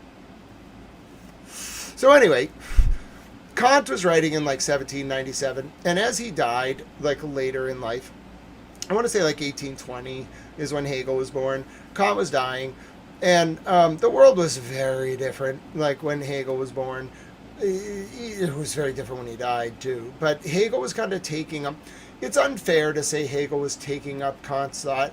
Hegel's on a completely different track. Like Kant was writing about, if you read the groundwork for the metaphysics of morals, or the critique of pure reason, or the critique of practical reason, or theory and practice, like outside of perpetual peace, which was the emergence of the modern conception after 1648 with the Peace of Westphalia, Kant's like theory and practice, and specifically the essay Perpetual Peace. Theory and Practice was a collection of essays. Perpetual Peace is the one you want to read. It's really good. Kant conceptualized the notion of international politics. He crystallized it, really. I would say it emerged in Machiavelli and Hobbes. You could argue it emerged in Plato, but there were no nation states in the time of Plato. There were no nation states at the time of Machiavelli. There were barely nation states at the time of Hobbes. Hobbes was really the first political writer after the Westphalian Peace of 1648, which facilitated the birth of what you know as modern nation states. But Hobbes's Leviathan was more just, he was stuck in like France during the English Civil War, and he wanted to get back into England, so he wrote this like love letter to the king that was called the Leviathan. And it's really like, it's less an apologia for like totalitarian dictatorships than Machiavelli. He was just writing to placate the de Medicis and their control of the city-state of Venice in the 1500s. But anyway, Hobbes was just trying to be like, Mr. King, will you please let me back into England? I don't like France very much. So he wrote this apologia for like a unitary monarchy that's known as the Leviathan. It's a good book. You should read it. He waffles a lot. There's a lot of like Middle English in there. It's a little bit dense. I mean, arguably it's a lot dense. It's a big book, but you got to read it. If you don't read the Leviathan, you won't understand Kant. If you don't understand Kant, you can't become a philosopher without first becoming a Kantian. And if you don't understand Kant, you won't understand Hegel. Because what Kant was trying to do was like remedy the tension between the material world and like universal morality. His big thing was like the categorical imperative. This is a general explanation of Immanuel Kant's thought, and it's this idea that you should act only in a way that you can will as a universal moral law for all people to follow at all times. Now, Kant's theory is a little bit undermined by Robert Nozick's libertarian critique in the 1970s, where he's like, bro, Kant, you suggest that not lying is like the epitome of the categorical imperative, but like, bro, if a like Third Reich soldier comes to your home in the 30s and is like, do you have any Jewish people in there? You should lie. That's the correct moral thing to do, so your theory's wrong. Now, I think that the true exemplar of the categorical imperative is help people. That's what Kant should have said. You can't ever find, even if help people doesn't mean the same thing in every circumstance, you can't ever tell me that there's a good moral reason not to help in this situation. So I think help people is the best exemplar of the categorical imperative. Anyway, so Kant's thought was more about like that, like the idea of like understanding how to act. If he was like Kant was raised in a very pious home, very like intensely religious Christian, and his mom was really religious. He was actually sent to like this very intense religious school. That's why his theory, it's basically like if you took Jesus's morality and then adopted it for a bunch of like radically like secular humanists in Germany who really like Wagnerian operas, right? It's kind of like a more like, this is going to sound strange to a lot of you who think Immanuel Kant is very inaccessible. It's a more grounded version of Nietzsche. Oh goodness. Nietzsche, I don't know what the hell drugs Nietzsche was doing, but like he was trying to do what Kant was doing, but Kant was a genius. So Kant just had to kind of like systematize this structure of thought into like very like regimented like logical framework. So every time you read a Kantian treatise, it's very like explicated, it's written like formal logic, it's very refined, it's for an erudite audience. Nietzsche in Thus Spoke Zarathustra, or Beyond Good and Evil, but Thus Spoke Zarathustra is probably more prototypical of his style. Nietzsche is writing like, I mean, it's a very important, so Nietzsche's like primary thesis in Thus Spoke Zarathustra is that the human soul goes through 3 stages of development, and only certain people make it to the 3rd stage. That's what he calls the Übermensch. A lot of people don't understand what he meant when he used that term. Like the first stage of soul that Nietzsche talks about, speaking very broadly, if I can recall, is like, it's very like regimented, like you're in high school and college, like you really want to like achieve things just because the existing societal structure like tells you to get to those achievements, and you feel very placated by that. The second stage, which less people get to, is like systemic rebellion. Like you just try to burn the whole system down, and you're very uncontrolled, and you just like go in there and just cause havoc. And then the 3rd stage, you return to like a childlike innocence, but like with the like erudition you developed from the first 2 stages. And that's what Nietzsche conceptualizes as the Übermensch, the people who kind of transcend through those first 2 stages and then emerge at the 3rd stage. He says it's very rare. I think it's more common these days. He was also writing in like, I don't know, 1840 or whatever it was. Anyway, but the way Nietzsche writes that, he could have just wrote what I just said, but instead he writes this very bizarre allegory about a guy who goes up onto a mountain named Zarathustra, and he kind of hangs out on the mountain a little bit. He chills on the mountain. I don't know if he does drugs or not. He's just kind of hanging out up there. And he's looking down at this town, and it's kind of like the Grinch Stole Christmas a little bit. He's just kind of looking down, and he's like, you know, those people are all dumb. That's basically what he says. And he's kind of saying it in these like mystical, waffling Germanic phrases, kind of like an opera. And he's just like, everyone down there is really dumb, but I'm really smart. So then he meditates for like 6 months. Not really sure. He was like hibernating with the bears. I don't know what the hell Nietzsche was doing up on that mountain. I don't know what the hell Zarathustra was doing up on that mountain. Personally, I think Nietzsche did a lot of drugs. If you ever read his books, It's not really like logical philosophy. It's like a guy did a lot of drugs and wanted to tell people, like, it's kind of like if Rousseau did drugs. That's what reading Nietzsche's like. But anyway, it's very bombastic, but also very, like, esoteric and very, like, how much mushroom tea did you drink, bro? Like, what were you up to, like Nietzsche? Anyway, so Nietzsche's, like, describing Zarathustra up there on the mountain, and Zarathustra comes down from the mountain after, like, 6 months, and he tries to make, he just stands there. It's the strangest thing. He walks down from the mountain. I think this is meant to, like, allegory, like Moses or Jesus. I'm not really sure. But he walks down there. It's just him. He's like this raggedy guy who's been on a mountain for 6 months without a shower. And there might have been baths. I don't know. That's an aside. So he comes down from the mountain and he just gets to the town and he just starts saying things. He's like, you all have been alienated from yourselves by, like, industrialization. You have lost that which makes you in touch with the earth. You fail to live up to your true potential. You've lost touch with your inner selves. He was like a hippie. It was great. But anyway, Nietzsche didn't really, I mean, you could argue that Goethe, Geoeth, the writer, his, like, books probably arguably had a bigger impact at the time than Nietzsche did in Germany. I'm not sure that was for the better, though. Goethe kind of caused some problems. Like, I don't know if you know, like, his book, but, like, he wrote a book, and just don't read the book. We don't need to make that. We're just going to forget about that. Anyway, so Hegel, okay, getting back to Hegel. Hegel, it's so hard to explain. Hegel didn't really write anything. I think he wrote Phenomenology of Spirit, but he didn't really, like, write books. What he did was, after Kant, so Kant was mostly, like, talking about, like, universal moral law, the emergence of, like, a federation of nations, international politics, like, relations among states, etc., etc.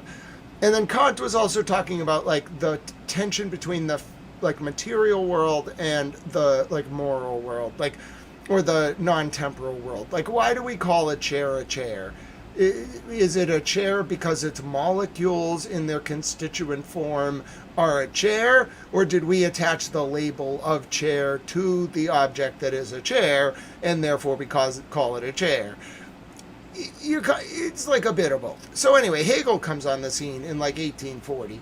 And Hegel's, they're like 1860, 1820. I don't know when he was born or when he was writing. It's around there.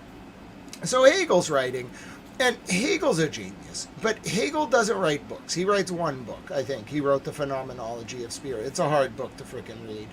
But anyway, Hegel lectured. He would just go into a classroom. He was a professor, and he would talk. And his students would write notes. And a lot of the books we have about Hegel or by Hegel are just lecture notes from his students compiled into a book. CENTCOM's post, okay, we have to get through the Hegel lecture. So Hegel's theory, okay, Hegel is not doing intellectual materialism, or he's not doing materialism like Kant was, talking about chairs. He's not doing like universal morality. He's not doing categorical imperative.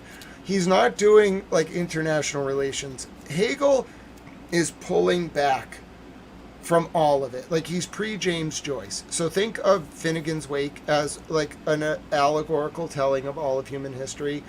Hegel, in his theories, not any one given work, because Phenomenology of Spirit's a little weird, but Hegel, in his overarching, like, thesis, is pulling back to the 30,000 foot elevation perspective on all of human history.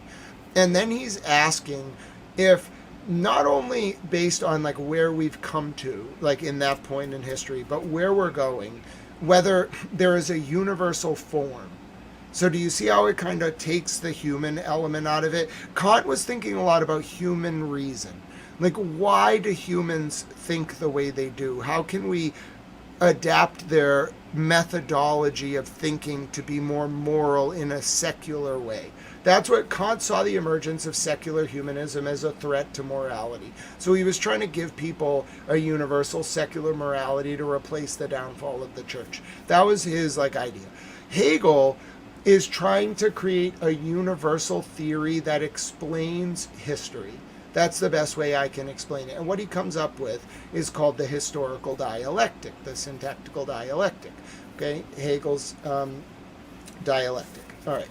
This is briefly summarized as follows. You have a dominant cultural archetype called the thesis. Then you have a dominant cultural archetype, antithesis, okay? You have two of them. You have a counterculture and a predominant culture. Hegel's theory is they clash, okay? They form a synthesis. The synthesis, in turn, becomes the predominant thesis, and the cycle repeats. Now, why is that relevant? Hegel was so influential as a thinker that a bunch of people like Marx and God knows who else, a lot of them, a ton of them, Max Weber, just a ton of young intellectuals in 1890 were all reading Hegel, and they were first generation Hegelians. Academia works like you're in a tradition. So Hegel's his own tradition. So all these young Hegelians are in Vienna in 1880 to bring us back, like a commodious vicus of recirculation, past Adam and Eve and Castle Hawthorne, River Run from Bendith Bay, etc., etc., etc., bringing us back to Vienna in 1890, which is really the focal point of the emergence of post-industrial society, if you think about it, because, and this wraps up nicely with my favorite phrase, you could, and people have, in particular Robert S. Hartman, argue that Hegel's form and content met at Stalingrad on the Volga in 1941. Yes, it is very much true that Hegel's form inspired radical Marxism, and the content of his philosophy inspired the Third Reich, Heidegger in particular, therein manifesting the historical dialectic in its very essence when those two schools of thought clashed at Stalingrad on the Volga, and the emergence of post-World War II modified hegemonic Western capitalism thus became the synthesis and established itself as a predominant cultural thesis, giving rise to communism, which was in essence modified modified Russian-style dictatorship, basically. Read Kessler's Darkness at Noon. Therein creating the next thesis antithesis, which in turn met and clashed and then created a new synthesis after 1992, which was thus American hegemony, fall and the Washington Consensus and the Project for a New American Century, which became the new thesis. Now that held its predominance, perhaps artificially, up until 2026. Now the rise of the cultural antithesis is occurring vis-a-vis Iran and its allegiances and allies throughout the region, specifically because of Mr. President Trump's failed war in Iran at the urging of Bibi Netanyahu, therein creating the new cultural synthesis, which will be a multipolar world order once again, which will inevitably give rise to a cultural antithesis, which will be some kind of hegemonic pseudo-BRICS alliance of Russia and China, which in turn will clash, and then 50 years from now we'll get a new cultural thesis synthesis as a result of those two ideologies or world orders clashing, and thus Hegel will be proven right again. Why? Because he's the greatest thinker of all time, and he correctly analyzed and deciphered the universal form of history, which is in some ways more impressive than Kant's categorical imperative. Hashtag I'm a towel. So anyway, that was a good lecture. I hope you took notes. That will be on the final. We are going to have a quiz. It's actually more of a final. You have 3 hours. There's going to be 120 multiple choice questions. You have to write a 5,000 word essay, and then you have to answer 3 1,000 word short answer questions. You have 3 hours. It's closed note. I get to make the questions. So again, your final is 120 multiple choice questions, one 5,000 word at minimum, not maximum, minimum, one 5,000 word essay, and 3 1,000-word short answers at minimum, and you have 3 hours. Hi, Hilshaya. Rousseau's great. So now, if you want to, I skipped over Rousseau a little bit because the way Rousseau enters this conversation is in a trifurcated manner. One, Emile, Rousseau's text that he wrote about education, is still used in education classes to this day. It's still taught. Secondly, Rousseau also had his book, The Confessions, where he, interestingly enough, tells the story about how he was going to visit Diderot in a mental hospital when he wrote the first discourse on the origin, the second discourse is on the origin of inequality. The first discourse is on whether progress in the arts and sciences tends to corrupt or purify morals. Now, the answer to that is unrelated to what I was going to talk about in terms of Rousseau's place in the structure of Western philosophy. But I may as well tell you that Rousseau's argument, actually it does fit in. Okay, so this is wonderful. So the way that Rousseau fits into the tradition is you've got to go back to our friend Thomas Hobbes. Remember, he wrote the Leviathan because he was all mad that he got kicked out of England. He was exiled over to France. Nobody really wants to live in France except for the French and our dear friend Boozy Beauty, who's the 400-foot-tall baguette base queen of France. Don't ask too many questions. Anyway, so he didn't want to live in France, our friend Thomas Hobbes, so he wrote this nice love letter to the king trying to get back into England. It was like a passport application for its day. It was pretty long, called the Leviathan. Now, in the Leviathan, Thomas Hobbes has this conceptualization. It's called the thought experiment, which we label the state of nature. Now, the state of nature, again, it's not real. It's a thought experiment.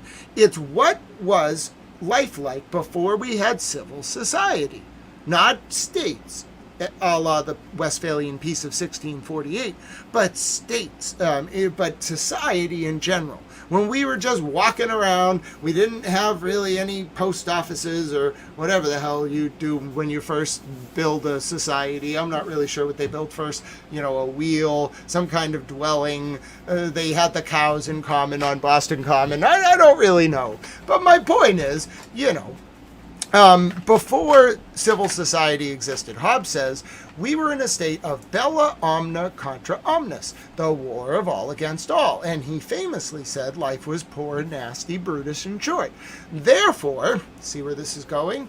If you have a civil society, and in Hobbes's case, a strong sovereign, or a monarch, then your life will be better because you won't have to deal with the risk of everyone else trying to, make your life miserable because you don't have anyone stopping them. Now, guess what? This is the emergence of what we call the conservative tradition. Yes, ladies and gentlemen, when you think that civil society is better than living in an unregulated state of nature, that makes you a conservative traditionally. Now, Rousseau, writing about 100 years after Hobbes, he was one of those, liberal intellectuals in France. Now, Rousseau, in the first discourse, which was specifically in response to a question posed, I think, in 1798 by the Academy of Arts and Sciences in Paris. The question was, does progress in the arts and sciences tend to corrupt or purify morals? Now, Rousseau, as he tells it, although I don't really believe it because he's a little bombastic and full of himself, was walking down a grand Parisian avenue one day. It was a hot summer of 1798, apparently, in Paris, in many ways, politically and weather-wise. And he wanted some shade under a tree on the side of the road. He was going to visit his friend Diderot, who was a philosopher, in a mental hospital. I don't know why Diderot was in a mental hospital. Probably something to do with the French Revolution. I don't really have time to research it right now. I knew about it probably 20 years ago. Anyway, so he's going to visit Diderot, and as he tells it, Rousseau in the Confessions, I want to say book, something like I don't know, it's a long, Confessions is a long book. He wants some shade, so he sits down under a tree on a Parisian avenue, and he's like going to get to Diderot down the road, and he just has this burst of inspiration, and he starts writing the first discourse, and he comes up with this concept. I don't believe him for a second that he wrote it this way, but, this is how he tells it. He comes up with this concept that progress in the arts and sciences are like garlands of flowers that we spread upon our chains. I just got surgery last week on my tooth. that we spread upon our chains so that we can distract ourselves from our bondage. Now, guess what? What does that mean? Well, that means that in Rousseau's conception of the state of nature, we didn't have any chains at all, and therefore life was better. Thus, the emergence of the liberal tradition. So, Rousseau is very important because fundamentally you have to ask yourself, are we better off or worse off with civil society? If we're better off, you're a Hobbesian. If we're worse off, you're a Rousseauian. What does that mean in more conventional terms? If we're better off, you're a conservative. If we're worse off, you're a liberal. Damn hippies. This all will be on the final. Every single bit of this will be on the final. This is not AI. This is Grant's brain. I didn't have to look at notes for any of that. I have it all memorized. You don't understand. Father Copplestone's anthology of Western philosophy ain't got nothing on me. I just have it memorized. I love all that stuff. It's great. But yes, this will be on the final, and so I hope you took notes like Hilshea. 50,000 bonus points to Hilshea for taking notes. Actually, 50 million bonus points. Now, the final, again, will be 120 multiple choice questions, a 5,000 word essay, not maximum, minimum 5,000 words, and then 3 1,000 word minimum short answers. And it will cover every topic that we've talked about during the 64 days so far of this conflict. You have 3 hours. There will be no time extensions unless you have an accommodation letter from the dean. I'm the dean. Okay, let's do it. You're wonderful, Lame Matrix. I hope you enjoyed our lecture on the history of philosophy. All right. So with that said, I only did that, by the way. All right, I have the latest CENTCOM post on the Project Freedom. My dog that I don't have ate my homework.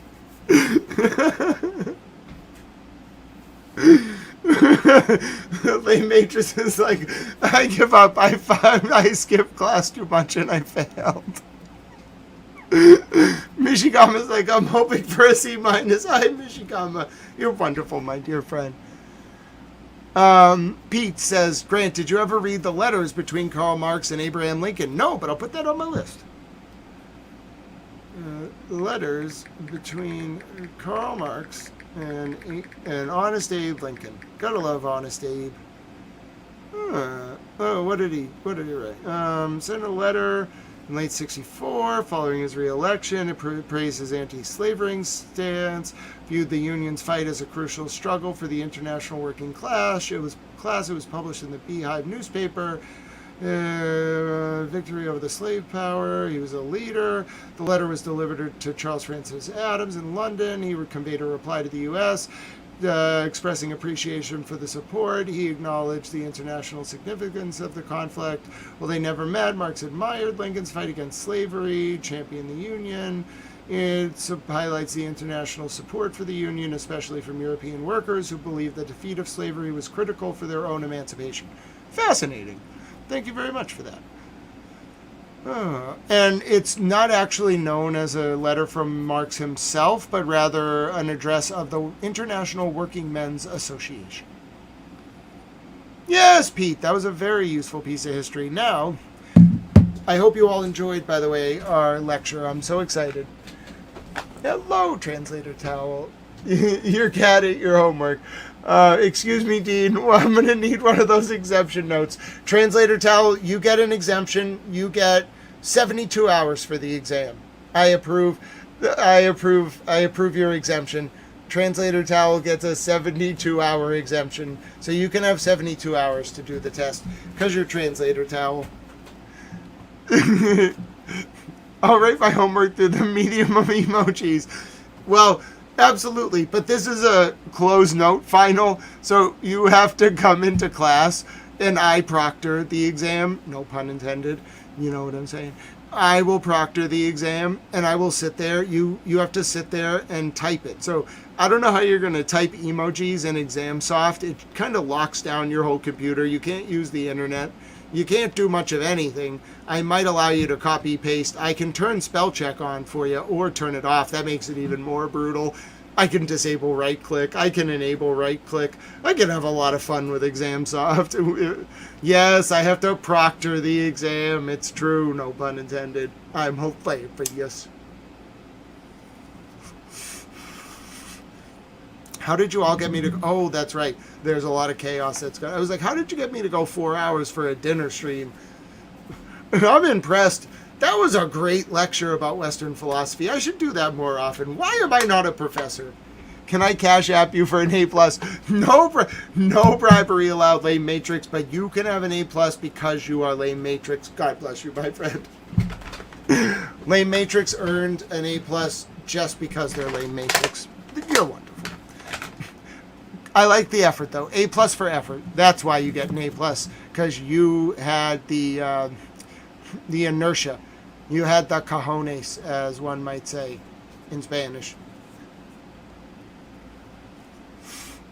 After the Canton Post, Rudy Giuliani is in the hospital. Oh no. Rudy Giuliani might have reached his end. He was getting very old. I don't know what to say. We're going to listen to the latest from the U.S. CENTCOM now on what they're going to do in like 6 hours. The world waits. Will Iran attack? Will Hezbollah attack? Hashtag save the goats. What do you got to say, CENTCOM? Conversation. U.S. military supports launch of Project Freedom in Strait of Hormuz. U.S. Central Command, CENTCOM, forces will begin supporting Project Freedom, May. Miss Clutch had Canton on the mind.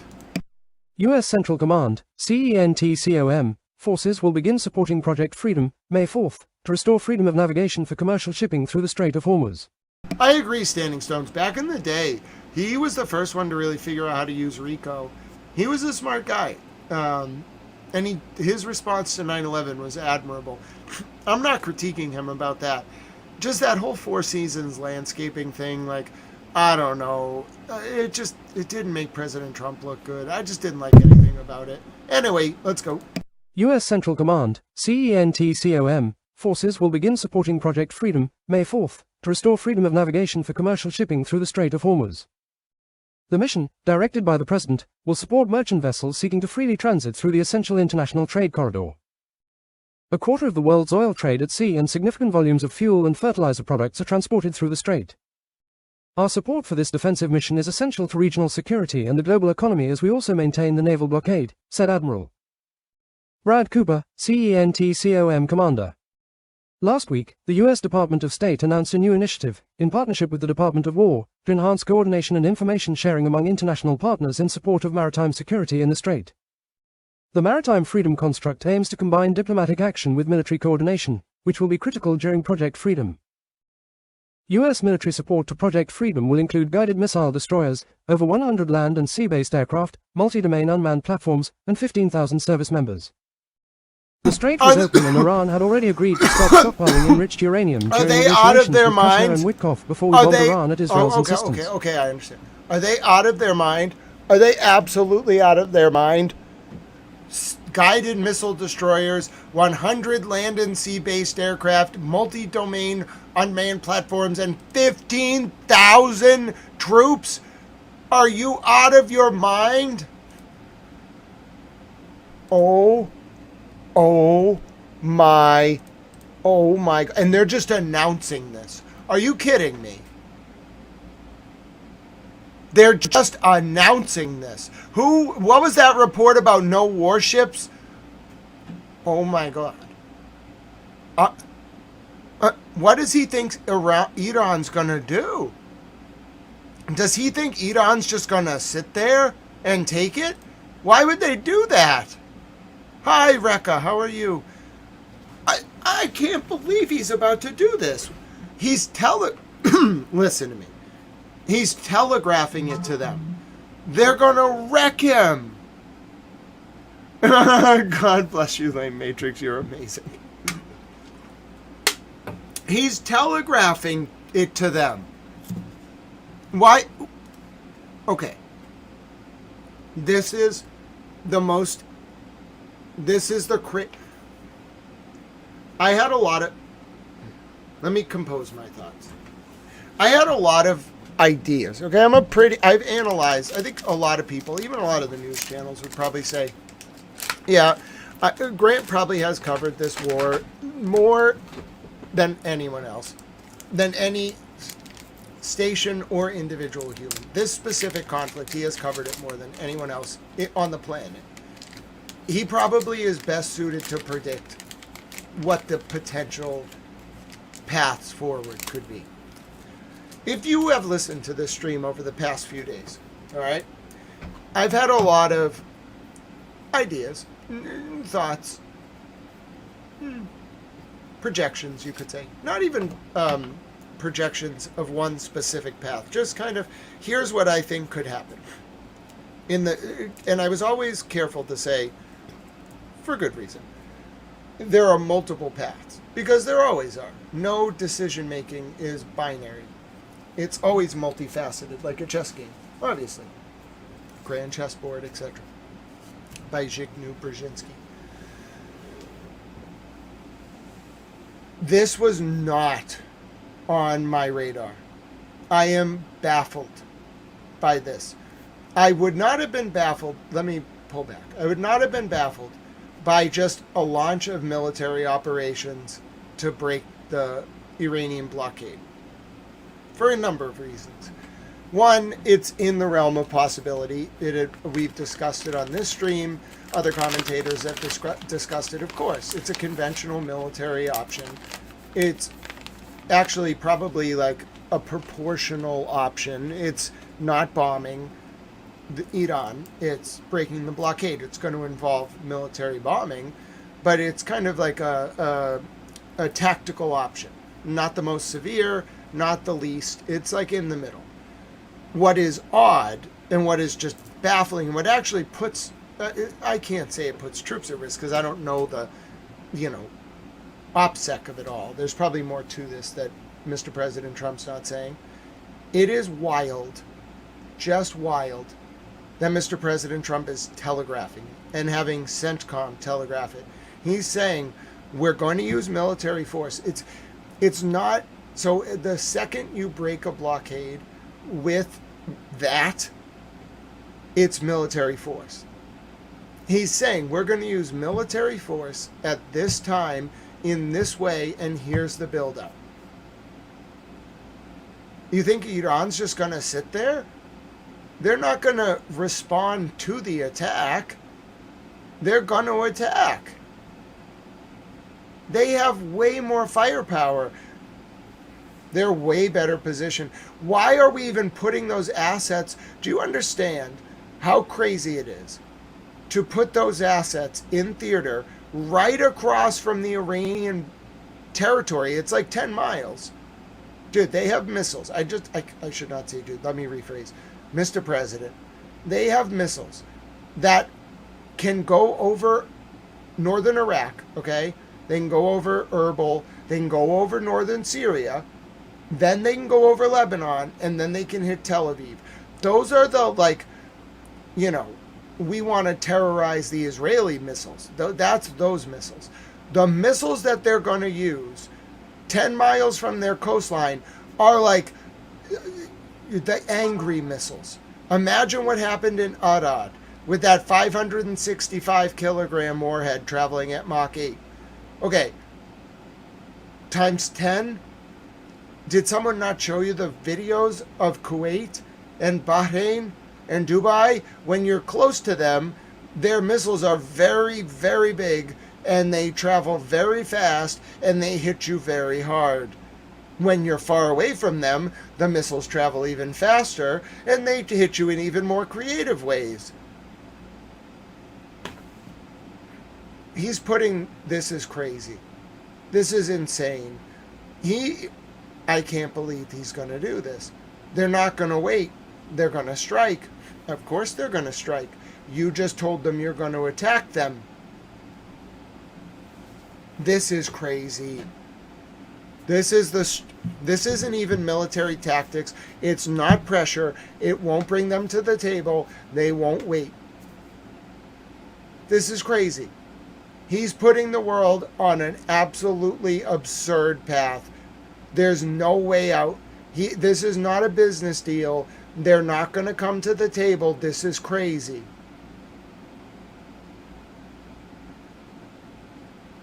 Oh, Yoda Green Wiener. Hold on. You want to see? Yoda Green Wiener has asked if there's anything that we can talk about related to the Epstein files, only for like a minute or two. But you want to see my like primary source reporting? Oh, you're gonna love it. You remember Kathy Rumler? That woman, she was President Obama's, the woman who was President Obama's White House counsel, and then was almost Attorney General, and then went on to know Jeffrey Epstein. Well, let's just say, you want to see some of my original reporting? Remember how she resigned? Well, you know, on February 5th, I was the first outlet anywhere, way before the New York Times, anywhere, to report on this email. Other people had reported on Rumler's ties to Epstein. No one had reported on this. Let's take a listen. Conversation. Semicolon. Jeffrey Epstein asked the CIA's 2015 Agency Medal winner Kathy Ruemmler, former White House counsel to President Barack Obama and now the top lawyer at Goldman Sachs, to show him her version of Washington one day, if possible CIA or NSA or boy stuff. Of course, Ruemmler replied. This exchange occurred in 2015 while Epstein was a sex offender. Source. Earlier Thursday, I reported. Kathy Ruemmler, a former White House counsel to President Barack Obama and now the top lawyer at Goldman Sachs, was awarded the CIA's Agency Medal by Director John Brennan on January 8, 2015, and then Ruemmler instantly told Jeffrey Epstein, a sex offender. Ruemmler noted to Epstein, John Brennan gave me the CIA Agency Medal, the CIA's highest award, this morning. How cool is that? Ruemmler left the Obama White House in 2014 and returned to private practice. Ruemmler was almost nominated as U.S. Attorney General in September of 2014, but withdrew her name from consideration due to her close relationship with President Obama. Ruemmler currently serves as Goldman's Chief Legal Officer and General Counsel. She is on the firm-wide management committee and also serves on FINRA's Board of Governors. Yeah, she resigned from Goldman Sachs on February 12th. She lasted 7 days. Yeah, so, you know, that was one of the stories that I broke about the Epstein file. If you want to see another one, we can look at my wonderful Stoughton post. I wrote a really good Stoughton post. You know what I'm saying? I'll show you that one too. I'm pretty good at what I do. All right, so we can talk about the Epstein files, but like, who do you think was researching them? It was me and other people too. But, you know, I'm a Tao, so I do it in a very specific way. All right, here's some more of my Epstein reporting. All right, just in case you think that like I wasn't going full. Yeah, I'll cover anything. Conversation. Jeffrey Epstein and Ghislaine Maxwell used a charity called Learning for Life to formally contract with former Stoughton Police Deputy Chief Robert Devine in order to run programs for children in Norfolk County coordinated by District Attorney Michael Morrissey. Robert Devine was involved in the Sandra Birchmore cover-up and may have been Jeffrey Epstein's point person for a Gestapo group of state and local police in the Commonwealth of Massachusetts who operated brothels. Groomed underage women and then kept the girls in line by any means necessary, forced addictions, threats, fake criminal charges and, if necessary, murder. Quoting crime timelines. The Stoughton Police Department ran the Explorer program for about 15 years, but could only locate a single one-year agreement with Learning for Life, the scouting affiliate that oversees the National Explorer program.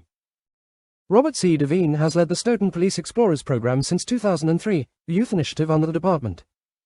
Source for Devine's contract with Maxwell and Epstein's Learning for Life conspiracy. Interestingly, new Epstein files confirm that Ghislaine Maxwell visited Stoughton for the first time in 2006, right as Devine was starting his chapter of the Learning for Life conspiracy. Find confirmation that Maxwell and Epstein ran Learning for Life, and all of its associated programs, including basketball camps, baseball camps, and otherwise for young children in the Norfolk County area, here. In any event, state officials have been contacted. I am working to immediately end all of these programs. I will have more information shortly. Earlier Monday, I reported. I've confirmed that Jeffrey Epstein, Norfolk DA Michael Morrissey and Robert Devine, all three men potentially connected to a cop-run brothel in Epstein's network that used the state police in Massachusetts to enslave victims, were in Stoughton on July 8-9, 2014. Read the primary source confirming Epstein's presence in Stoughton on those days here. Read the post confirming Devine, the potential point man for Epstein and Maxwell's operation in Stoughton since at least 2006, was in Stoughton on that day for a young basketball camp. Devine used to run the basketball camp for kids in question before it was taken over by Morrissey. And Devine was involved with the Police Explorer program wherein Sandra Birchmore was groomed, potentially brought into Epstein's brothel and then killed when she wouldn't stay silent, a crime then covered up by the Norfolk DA's State Police Unit, here. Strangely, although the camp was run and attended by Morrissey for multiple years in the summer around the same dates, there is no press release on the Norfolk DA's website covering the July 8, 90th, 2014. Camp in Stoughton, the very days Epstein was in Stoughton according to Epstein's bank records. Every other year is listed here. As a result, the ex-post linked above, from July 9, 2014, is the only record in existence of the camp, although the Norfolk DA can clearly be compelled to turn over any material related to that July 8 to 9, 2014. Camp involving Robert Devine and Michael Morrissey, via the Public Records Law, but I am also not a lawyer and this is not legal advice, I am a towel. That link, again, for the record is. Ghislaine Maxwell, for her part, was in person in that area as early as 2006, perhaps to set up Epstein's brothel and assign Devine as the regional pimp of all pimps. Source, page 12. Late Sunday, I reported. There was something called the MSPB-FIT team that links together a number of men, including the former colonel of the state police, who may well have been involved with Jeffrey Epstein's operation out of Stoughton, Massachusetts as enforcement wing of Epstein's cartel. The names are follows. Colonel Christopher Mason, Major Joe King, Captain Lenny Coppenrath, Detective Lieutenant Mark Sear, Sergeants John Fanning, the MSPB-FIT team captain, Vincent No and Brian Tully, as well as troopers Joseph Cords, Yuri Buchanek, Jeff Kopkaski, Sean Quirk, Daniel Santa, Anthony Pereira, and Catherine Lamb. It seems that almost all of these men, spanning the State Police Command and the Norfolk DA's SPD-UMSP unit, will show how connected to Robert Devine and a ring of police who were targeting young girls, grooming them into a brothel and then strong-arming those women into staying silent for life, via trumped-up criminal charges or, in some cases like Sandra Birchmore, murder. Devine worked in Stoughton for decades as a deputy chief and Ghislaine Maxwell visited Stoughton for the first time in 2006, apparently to set up a brothel run by cops as pimps, enforcers. John Fanning, the trooper who, in 2021, wrote the report covering up Sandra Birchmore's murder, also worked in Stoughton as a cop before going on to work at the Norfolk DA's MSP unit as did Yuri Buchanek. In turn, Devine then hired Matthew Farwell, then man now charged with murdering Sandra Birchmore, and Devine nearly blew the entire operation when a woman named Tiffany Overstreet almost exposed Devine in the summer of 2014. Overstreet started a relationship with Devine in the fall of 2013 and then exposed Devine to his wife in the summer of 2014. Interestingly, Epstein personally paid a visit to Stoughton on July 9, 2014, and, within months, Overstreet was targeted by Norfolk DASPDU trooper Sean Quirk, who, in turn, worked closely with Robert Devine to arrest Overstreet in the fall of 2014. Charges that were then dropped in the spring of 2015. Dr. To his Turtleboy credit, was the first person to figure this out. Brian Tully, for his part, took command of the Norfolk DA's MSP unit and was involved in directly supervising Yuri Buchanek, Jeff Kopkaski, Sean Quirk, John Fanning and others during the time period when the Birchmore cover-up occurred, in 2021.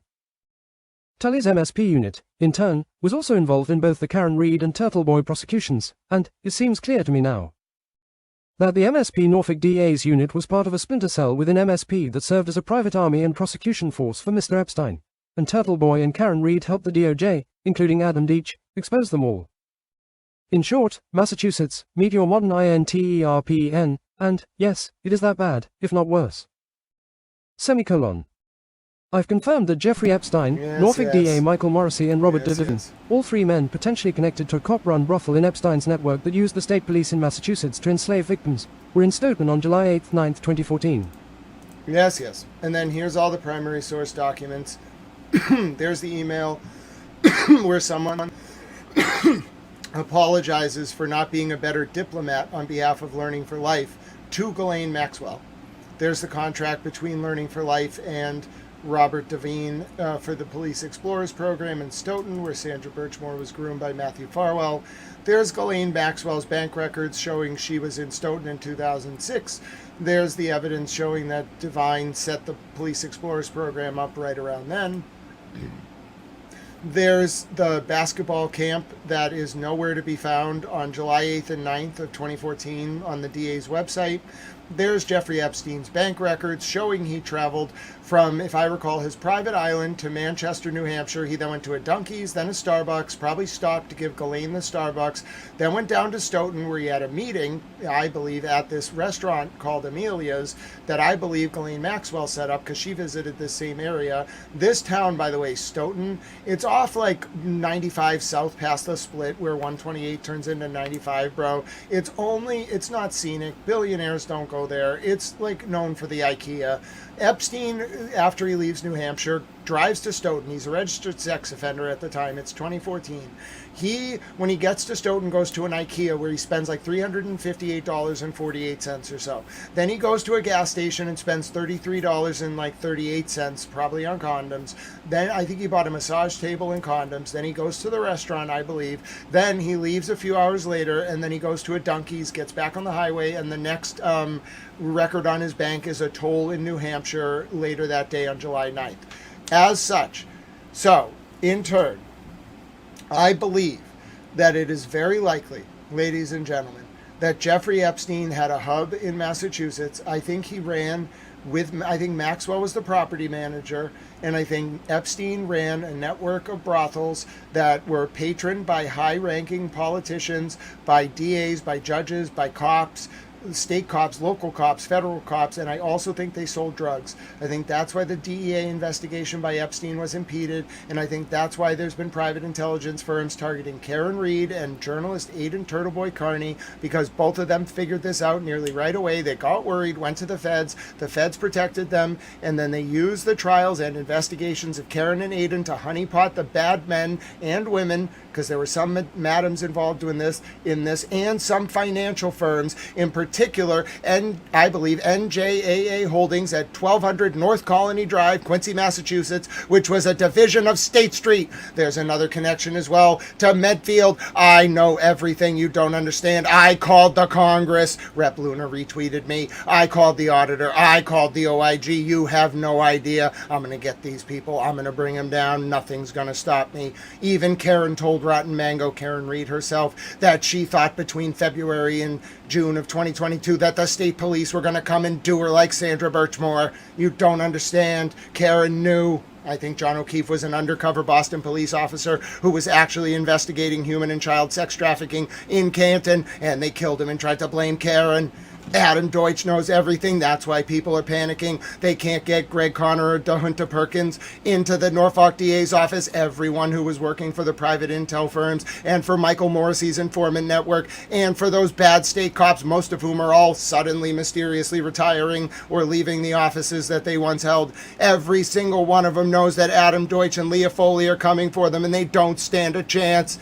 God is good. They're going to get them. By God, they will get those men. I know what they did. I know who they were working for. I know about it all. I called the Congress. I petitioned my government for the redress of my grievances, and I'm doing it right now. Hashtag towel mad. My state. They came into my state. All the little birdies. They're my little birdies now. They're free. The little birdies are flying free. Don't you touch the damn birdies. No buying prostitutes. Don't do it. No, don't do it. Don't do it. Tell your family. Be like, listen, I watch this guy on the news. He runs a news channel. He doesn't ask for much. We keep him alive. He begged me to tell you not to buy prostitutes. We have to stop it. There's no way to reduce human trafficking unless some of you, not listening to this chat, but those of you out there in the world, stop buying prostitutes. Stop doing it. You're enabling human trafficking. You're causing problems. You ruined my state. Not you in the chat. I'm talking about those of you who buy prostitutes. Listen, you don't understand what you've done.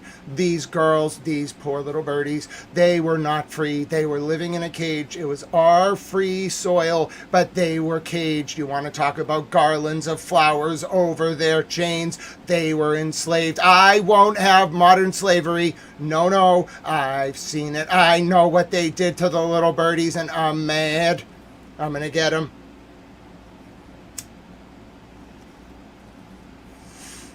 Hashtag save the birdies. Anyway, so whenever someone comes in yelling about the Epstein files, I'm like, I know. Trust me. I know. I know more than you want to know. So anyway, thanks for listening to me. I get really mad when people hurt the kids and when they enslave the little birdies. All these Canaanite Baal worshipping demons. Do you know what happened when I was investigating the Epstein files? Do you understand a man invaded my home? It's very traumatizing for me to watch it, but I'm going to show you it, just so you get the point. I know a lot of you were here for it. can you tell I'm not really looking forward to the next few hours? My voice is, I've been yelling so much my voice is starting to go. Poor towel voice. Oh, it's gonna get bad, ladies and gentlemen. Yes, Mishigama, I like to protect the little birdies. They fly with me. All the animals come up and talk to me. They're very nice. I like the little birdies. So anyway, let me show you what happened when I was investigating the Epstein files. So first of all, did you know 2 million people viewed this tweet? I've never had 2 million people view a tweet ever. So 2 million people viewed this tweet, okay?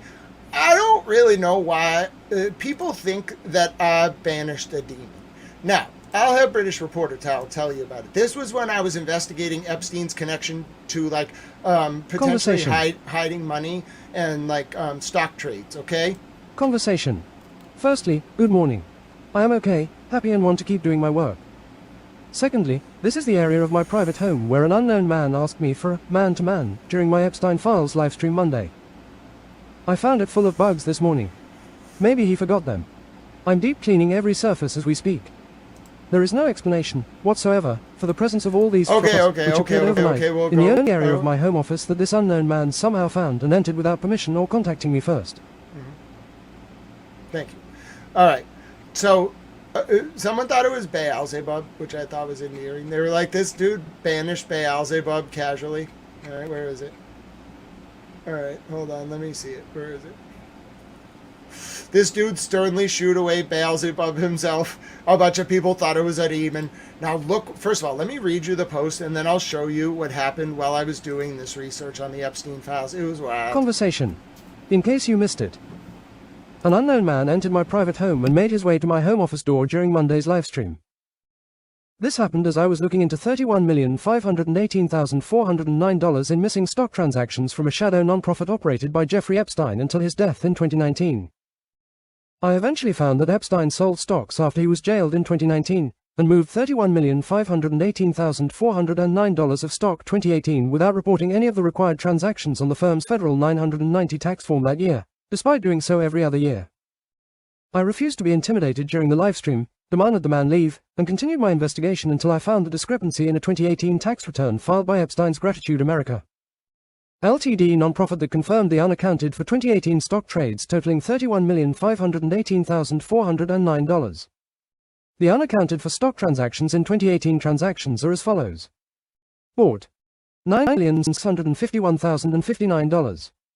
$1,730,674. $20,136,676. Sold $9,741,132. $1,604,011. $20,103,887. Total stock moved through Epstein's nonprofit in 2018 without any supporting documentation equals $31,518,409. Stock transactions after Epstein was jailed on July 6, 2019. The 7th of October 2019, 3 sales of stock. Cardlytics, Inc., 2 sales of stock, both originally purchased the 7th of February 2019. July 2nd. Microsoft Corp., 1 sale of stock, originally purchased the 9th of April 2018. September this single trade netted someone $258,911 just in gains on the stock after Epstein was jailed. The 7th of November 2019, July 4 sales of stock. Cardlytics, Inc., 1 purchased the 6th of October 2019, June 10th. 3 purchased the 7th of February 2019. July 2nd. The 7th of December 2019, 4 sales of stock. Cardlytics, Inc., 1 purchased June 23, 2019, 1 purchased the 7th of February 2019. 2nd of July. July 22, 2019, 2 sales of stock. Bank of America Corp. 5.475% SKK, 1 sale of stock, originally purchased September 28, 2019. It was actually 2018. Duke Energy Corp. 6.75% A, 1 sale of stock, originally purchased March 25, 2019. Further, it seems Epstein may have been involved with insider trading in 2017. Related to the Chinese commie-affiliated firm Tencent, although that was only $1 million and Epstein hit his move about as well as a first year CPA figuring out they can use prediction markets to pump and dump as long as they submit a few fake cover trades before doing so. The company still has roughly $8.175 million in accounts that could potentially be clawed back and disbursed to survivors of Epstein's child sexual abuse ring. Also, here are some of the charities Epstein was donating money to using the non-profit. The non-profit appears to have used donations sourced from a $10 million gift from Leon Black as cover for insider trading and money laundering via stock purchases and sales. Bruce Marsha Moskowitz Foundation, Florida, $100,000 in 2016, $50,000. Melanoma Research Alliance Foundation, Washington, D.C., $225,000 in 2016. The Hasty Pudding Institute, New York, $50,000 in 2016. Confirm this is Harvard's thing with the weird parade. Crohn's Colitis Foundation of American, New York, $10,000 in 2016, $10,000. Verse Video Education, Cambridge, Massachusetts, $110,000 in 2016. Women's Global Cancer Initiative, $10,000 in 2016. New York Concert Artists Association, New Jersey, $50,000 in 2016. Icahn School of Medicine, Mount Sinai, New York, $10,000 in 2016. The Hewitt School, $15,000, New York, $15,000 in 2016. Association Mind Education, Rome, New York, $60,000 in 2017. Cancer Research Wellness Institute, California, $75,000 in 2017. Chopra Foundation, California, $50,000 in 2017. Friends of Elton John, London, UK, $15,000 in 2017. Independent Feature Project, New York, $10,000 in 2017. International Peace, New York, $375,000 in 2017. IPI was founded in 1970 by U.S. philanthropist Ruth Forbes Young and Indian Major General Inderjit Rikai, in close consultation with then UN Secretary General U Thant. They recognized that a thoroughly independent institution, free from official constraints, could make a unique contribution to multilateral efforts to prevent and resolve armed conflict around the world. Junior Tennis Champions Center, Maryland, $25,000 in 2017. Kuhn Foundation, California, $150,000 in 2017. Met Orchestra, New York, $50,000 in 2017. MIT, Cambridge, Massachusetts, $150,000 in 2017. Nautilus Think Tank, New York, $25,000 in 2017. Run by Tom Miller, who knew Robert Kennedy, the original RFK. The Film Society of Lincoln Center, New York, $25,000 in 2017. The International Police and Fire Chaplains Association, Michigan, $50,000 in 2017. The Leukemia and Lymphoma Society, New York, $5,000 in 2017. The O'Gorman Garden, New York, $30,000 in 2017. UJA Federation of New York, $50,000 in 2017. University of Arizona Foundation, Arizona, $50,000 in 2017. Walk MS, New Jersey, $5,000 in 2017. A shell nonprofit operated by Jeffrey Epstein sold stocks after he was jailed in 2019. Yes. And moved $31 million. Okay, let's watch the video of the man on stream trying to intimidate me while I was doing an Epstein file live stream. Then I banished him. It gets very intense. I might have to take my headphones off for this because I'm a little traumatized by it. But yeah, you can listen to it. On like the prediction markets. Do you know when you're going to do an insider trade move, you immediately do a bunch of other bets? Hello? Why are you here? What are you doing? Can I help you? What are you doing? I'm live right now. You're being recorded. Can I help you? Why are you here? Who are you? How did you get in my house? Okay, why are you speaking to me? I'm literally live. You don't want to have a discussion on live stream in front of thousands of people, and it's very inappropriate I have a phone number. You may call me. To enter a private space without calling ahead of time is not only inappropriate, it makes me feel uncomfortable. I would like you to leave. You may call me and schedule a time to meet me for coffee. There are thousands of people listening, and they're hearing me scold you for not calling ahead of time. Please show respect. Treat me like a human. You can take my phone number. Your request is denied. You may take my phone number and call me to schedule a time. And if I check you out and you check out, I may talk to you. Have a good night. Please don't do this again. I'm very uncomfortable.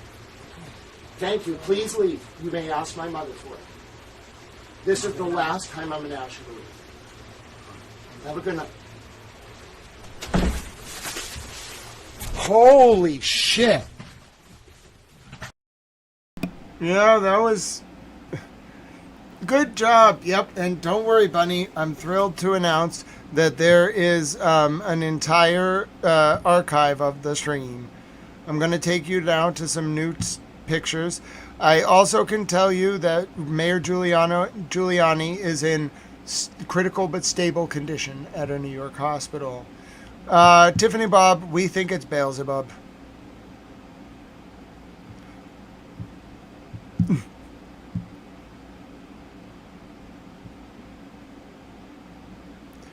Wow.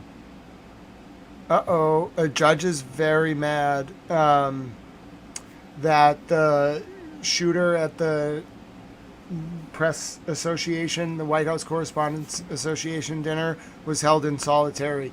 A federal judge is so mad he's ordering an emergency, or she is ordering an emergency hearing tomorrow, and she won't delay it. In Boston, vehicles are on fire at a parking garage on Guest Street. Oh, goodness.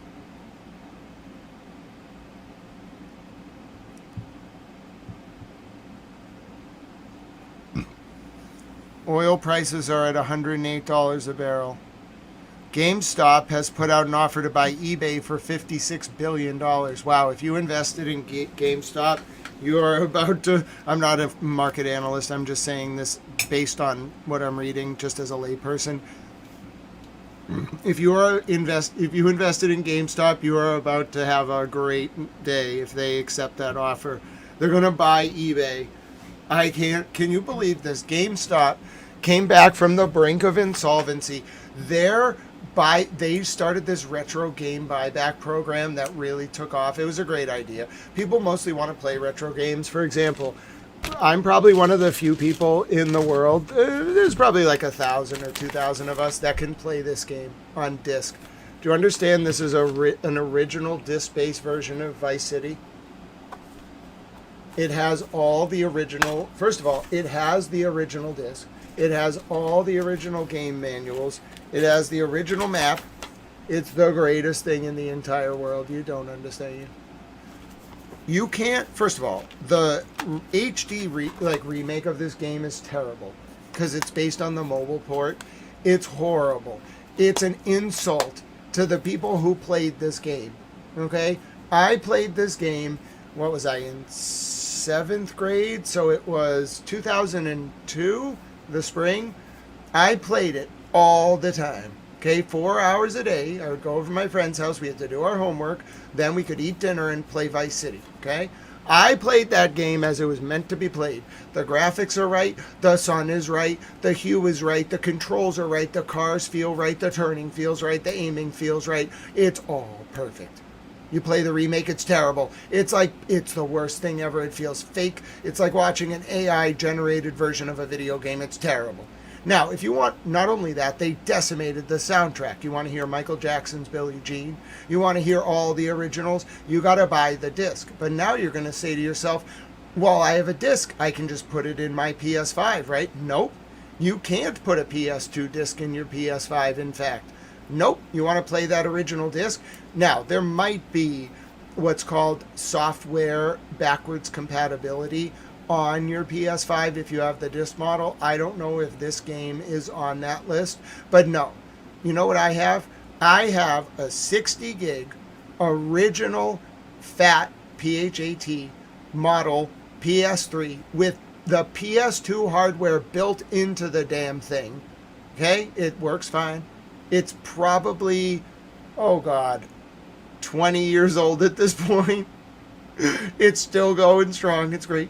I love it. I was playing Guitar Hero 3 on it today. I was playing GTA Vice City on it today. It's a great machine.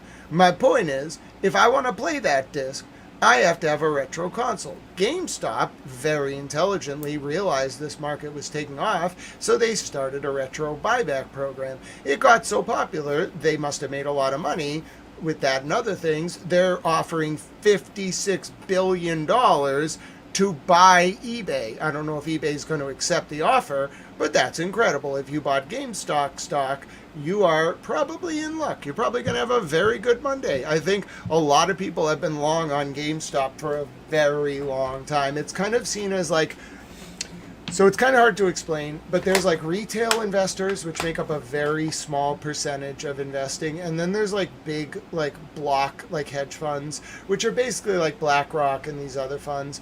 Most investment is just companies owning other companies, but a very small segment of the retail investment market went all in on GameStop.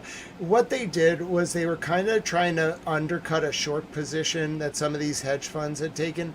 It's very complicated. But like a short position is where you bet against a company. Like you kind of, I don't want to explain the mechanics of it because I'm not good at math, but you bet against the company. You sell or leverage stocks or money in a way where if the value of the stock goes down, you make money on the trade. Okay, it's like inverse trading. It's called a short. If you are short, okay, people are gonna know that you're short, because your position is going to be obvious in the market, okay? And this is analyzed like constantly by these different market actors. A bunch of people, a bunch of retail investors figured out that one or two specific big hedge funds, I forget their names, were short like hundreds of billions of dollars on GameStop. So they did what was like, you might have known it as meme stocks, but that's not what it was. The GameStop investors did something genius.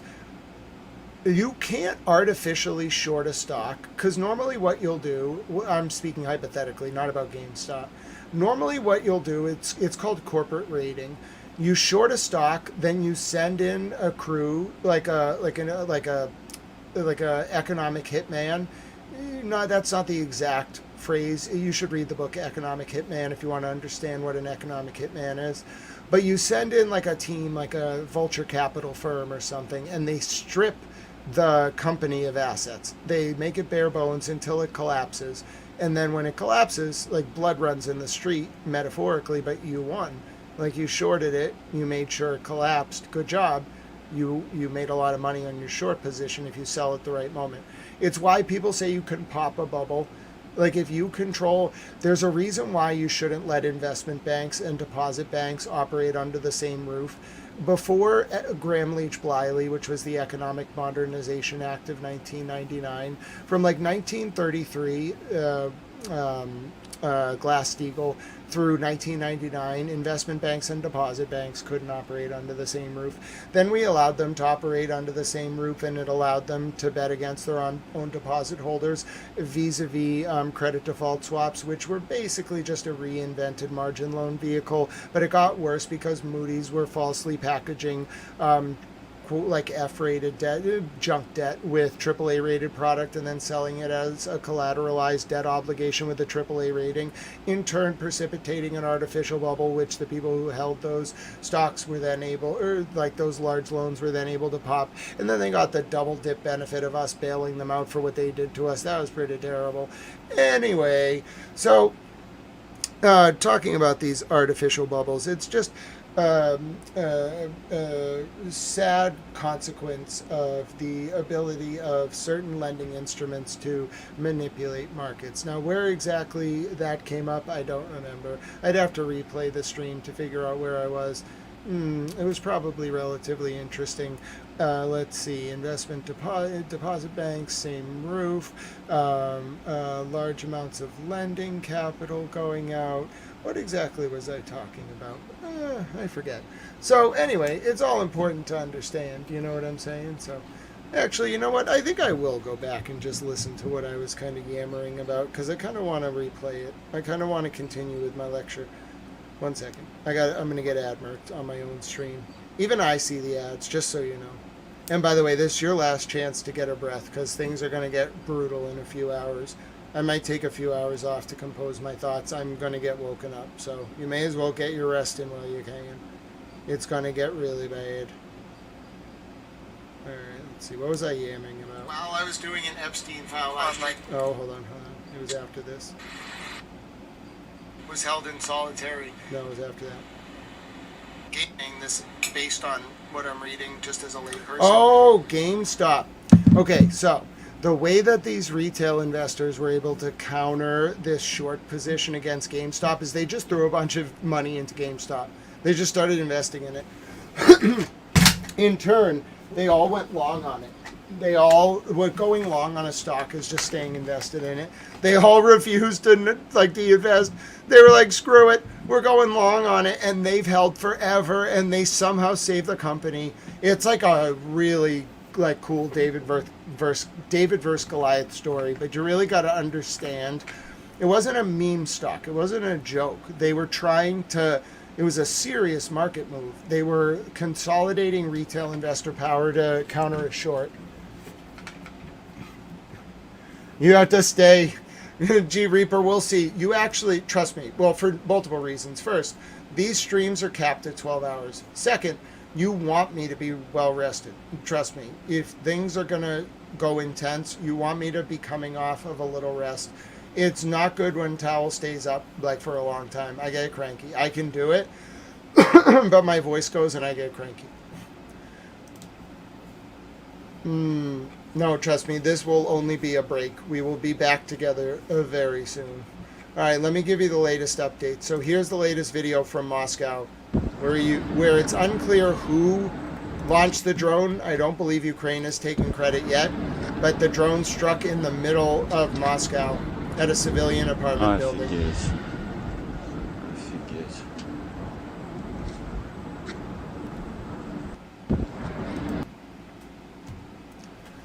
All right, and then I'll show you now Alvchek, Luhansk Oblast, following FP2 strikes against Russian targets. So Ukraine is hitting all over the place in Russia.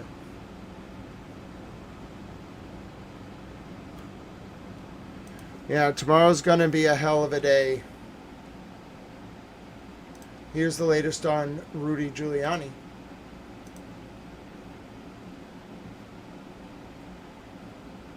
Conversation. Breaking. Rudy Giuliani is in critical but stable condition, according to his representative. Mayor Giuliani is a fighter who has faced every challenge in his life with unwavering strength, and he's fighting with that same level of strength as we speak, Ted Goodman said in a statement. We do ask that you join us in prayer for America's mayor, Rudy Giuliani. Post your reply. I pray for him. I hope he recovers. Notwithstanding my critiques of his various political methodologies or strategies, I do pray that he recovers. Well, here's what the IRGC has to say in response to President Conversation. Trump's announcement. We will turn the Strait of Hormuz into a crematorium for American ships and warships. Oh, okay. By the way, President Trump announced that they were just going to, America was just going to escort ships through the strait. If you're just tuning in, that's not what we're doing. We're going back to war with Iran. We're going to fully open the strait. Listen to what CENTCOM just said. I'm going to stretch a little bit. Conversation. U.S. military supports launch of Project Freedom in Strait of Hormuz. U.S. Central Command, CENTCOM, forces will begin supporting Project Freedom, May 4th, to restore freedom of navigation for commercial shipping through the Strait of Hormuz. The mission, directed by the President, will support merchant vessels seeking to freely transit through the essential international trade corridor. A quarter of the world's oil trade at sea and significant volumes of fuel and fertilizer products are transported through the strait. Our support for this defensive mission is essential to regional security and the global economy as we also maintain the naval blockade, said Admiral Brad Cooper, CENTCOM commander. Last week, the U.S. Department of State announced a new initiative, in partnership with the Department of War, to enhance coordination and information sharing among international partners in support of maritime security in the Strait. The Maritime Freedom construct aims to combine diplomatic action with military coordination, which will be critical during Project Freedom. U.S. military support to Project Freedom will include guided missile destroyers, over 100 land and sea-based aircraft, multi-domain unmanned platforms, and 15,000 service members. Well, there you go. Ooh. My name is Grant Smith Ellis. All right. Compose yourselves, say your prayers, eat your Wheaties, if they even still sell Wheaties. Get your Pete Bunny towels. The next time this channel goes live, I imagine things will be intense. I imagine I'm going to get woken up out of my sleep by a very loud ringing sound. And I'm then going to run over to the computer, make a coffee, and we will be together. I'm going to do the presidents. I'm not even feeling music. That's how sad I am by all this. I'm just saddened. Here's Tippecanoe and Tyler too. This is Pete Bunny Towel. Free Pete Bunny Towel. Yes, I'm going to make Pete Bunny Towel plushes. They're going to be called Bunny Towel plushes, I think. He's a stuffed Pete Bunny Towel. I'm going to make plushes. I'll remind Towel Girlfriend. She could definitely help with that. Bunny Towel plushies. We can definitely do that. I just got to design him. And they'll probably be made to order. But yeah, we can do that. God bless you, George. I'll sleep as long as I can. All right. I am on Towel Girlfriend Nikki time. So I did wake up at like 4 in the morning today. Let's do the presidents in order. Tippecanoe and Tyler too. So we got President Washington, President Adams, President Jefferson, President Madison. Skip forward date, which is President Van Buren, 13 Andrew Jackson during the bank wars. Then you got Tippecanoe and Tyler too. So you got Polk, Taylor, Pierce, Buchanan, Lincoln, Johnson, Grant, Rutherford B. Hayes, Garfield, Chester A. Arthur, Cleveland, Harrison, Cleveland, McKinley, Teddy Roosevelt, William Howard Taft, Woodrow Wilson, Harding, Coolidge, Hoover, FDR, Truman, Eisenhower, Kennedy, Johnson, Nixon, Ford, Carter, Reagan, Bush 1, Clinton, Bush 2, Obama, Trump, Biden, Trump. How about them apples? God bless you, Lane Matrix, and Tiffany Bob, and George, and Doc Watson, my friend, and Bunny Towel Mom. It was so good to see so many of you, and Tiffany Bob. We had a great night. I wouldn't say it's going to be a great morning, but, you know, it was pleasant. It was great to spend time with you. Oh, Standing Stones, I'm glad you enjoyed that.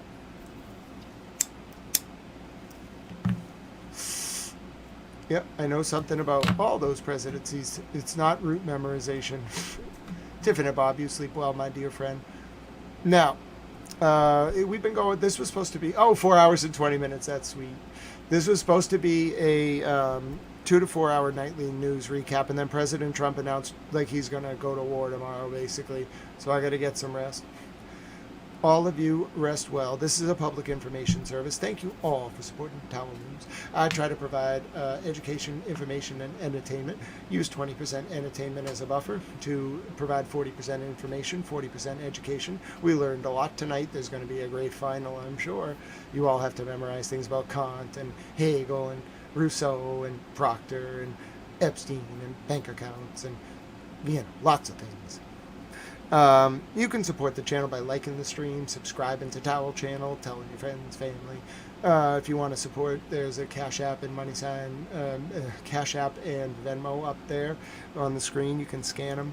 There's also, I'll put the links in the chat. Oh, good night to all of you. It was so good to see you. First 48M Petty, my dear friend, and 20th Century Foxy. There's ways to donate to the. God bless you to all of you who supported Towel Channel tonight. Please don't donate if it would be a burden or otherwise overwhelm you or take food off your table or for your loved ones. But there's a Cash App, money sign Grant Smith Ellis, a Venmo at Grant-E1, and a PayPal, paypal.me/Grant Ellis. As I just said, the links are in the chat. Also, if you don't have a Cash App, you can sign up for one via the link in the chat. If you follow that link, the one that's just about to load, then if you don't have a Cash App and you sign up and send $5 to anyone, I get $30 and you get $5. It's great. Reaper, it was great to spend time with you. You're wonderful, my friend. I'm going to give you all a song, by the way, before we go. We only have time for one closing song tonight. We'll have some interesting songs tomorrow. Now, if you haven't been on this stream before, then you may not know that there's some pre-licensed songs. We really like this song to end. Now listen, you don't got to go home, all right? You really don't, but you can't stay here, all right? So I got a song for you. Those of you who have listened before will know this one. It's a classic. It's a Towel classic. We all like it very much. We learned some great new songs tonight. But actually, you know what? I'll give you one song before closing time. Just one. All right? This is called Nobody Has to Stay, and it's by Mariah. All right? It's a very peaceful song. Closing time will come next. Oh, yes, there's also a Discord. Feel free to follow the link in the chat.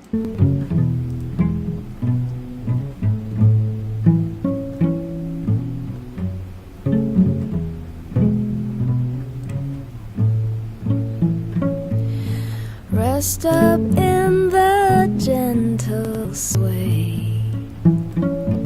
Sister, make a flower place.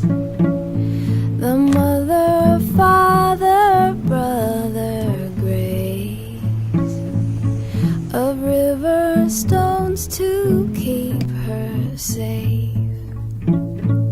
Come away with me today. Everything should be okay. Fill your pockets while you pray, with some to eat and some to say.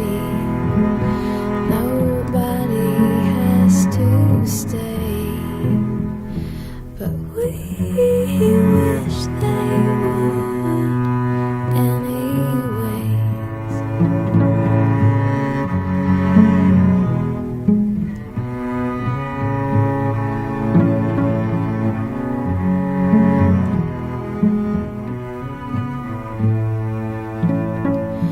It is the evening of the days where we have chosen to remain.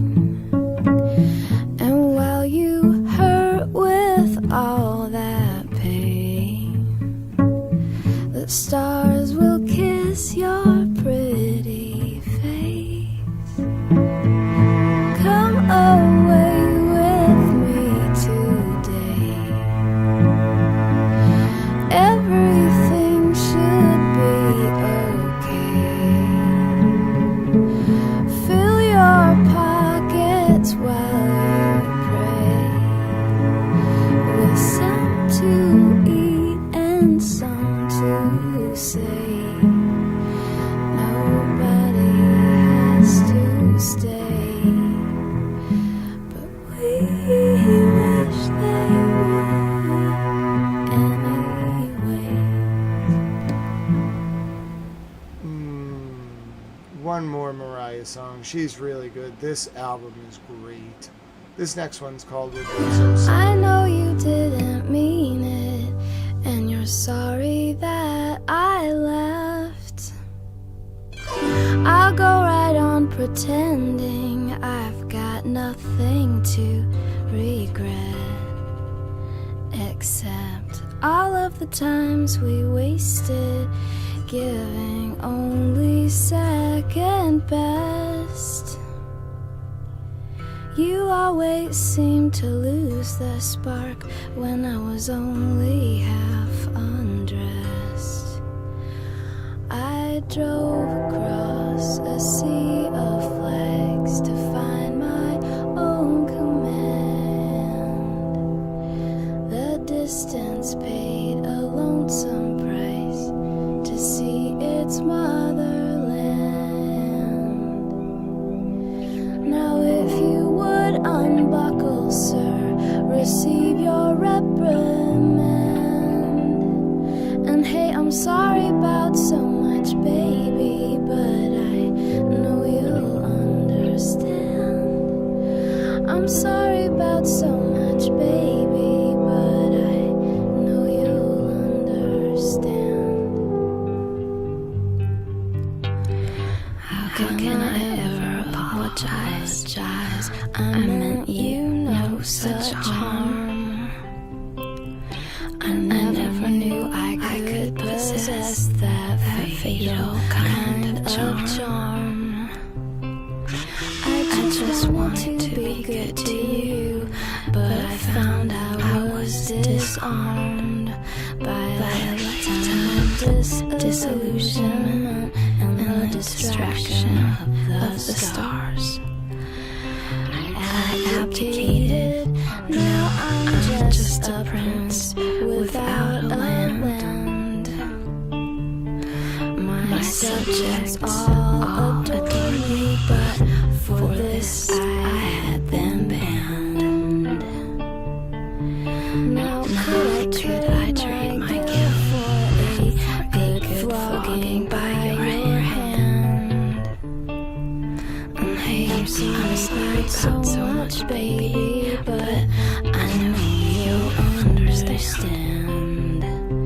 I'm sorry about so much, baby, but I know you'll understand.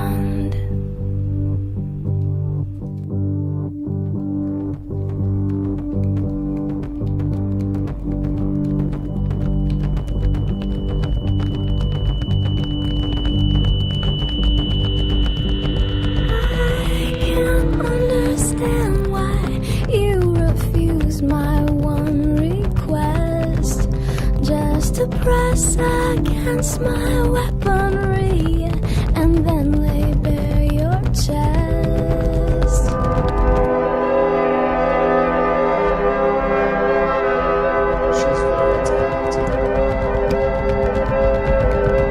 Challenges like these can be won or lost or laid to rest. Now we both agree to separate from the lonely castle steps. The kingdom is destabilized, the watchtower unmanned. The bedroom lies abandoned and the future is unplanned. But we've got the past to remind us of love, chivalrous and grand. And hey, I'm sorry about so much, baby, but I know you'll understand. I'm sorry about so much, baby, but I know you'll understand. She's great. She's very talented. We can do one by Gordy for my friend G Reaper. Then we'll do closing time. Then I'm going to bed. What do we want by Gordy? Do we want Red Line? Oh, Icon Killer's pretty good. All right. This is for my friend G Reaper. It's not as sleepy. It's not sleepy by any means. It's great. Red Line's great. This is good too. This is Gordy Kiefer. In the middle of the night, I'm like a leopard on a heifer. Sneaking through your window, taking diamonds off your dresser. I got your sweet keys, plus the beat and the end of weed on the seat of your Jeep, and my mullet's at his feet. Hold up, baby, I smell pussy. Slipped into the tub and took your boyfriend's tushy. Cocked it, fucked it, left the dude silly while you staring at my ass and playing with your rubber dilly. 29 teeth lying on bloody concrete. I lay back, licking my pop, ripping the beat. It take 10 men to fucking apprehend me while I'm sitting in lotus position, 7 seas deep. Rato, couldn't say vato, up in my saddle. My shadow be sticking homies, we're putting battle and I rattle like serpentine up in the trees when the breeze touch kitty pink squeeze. I'ma make them seize. Icon killer, fuck with the cat. Yo, bitch, I'm icon killer, fuck with the cat. Two system is the splitter, thick thigh pussy pillar, in car fucker. I leave a lover, chucker brother, under the cover, suffocate on father. Baby, let apathy, what you know about me. I put the bone knife to your neck, pull free like stick 'em ass bang like a drum. Chick by the dick and I'm bound to come while sipping Santa Margarita, crying to fucking the Vita in my 2-seater. Bruce Lee kick back, leave a brother gone in the sun like a dawn, shriveled up like a grape. Said I'm stepping on a watermelon in my mouth while I'm kissing on him. 2 crocs, 2-step while he tripping on me. Stained up linen sheets, Pellegrino spilling, and the sweet boy sit while he fucking pissing. Blue jeans, iced out, pussy dripping, kitty milking the rhythm of rocking in a fucking prison gate. It's definitely for the kids, George. I don't know what it is either, George, but you know what? I just try to bop to it. You have a great night, my friend. We'll see you tomorrow, whatever tomorrow brings. Superpower hit him, fuck with the cat. Yo, bitch, I'm icon killer, fuck with the cat. 2 system is the splitter, thick thigh pussy pillar. No, Tiffany Bob, I totally get it. If I heard this for the first time and didn't have the context, I'd be like, where did this come from? What is this? Have a great night, George. I suffocate him, find another. My gut get fat with the heart from my lover. The bloody beat, heat, picking meat out my cab teeth while he's sucking the kitty, kissing my sweet feet. Hold up,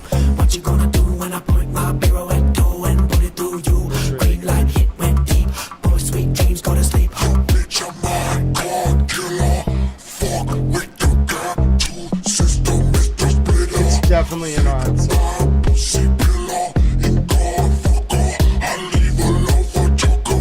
I like it.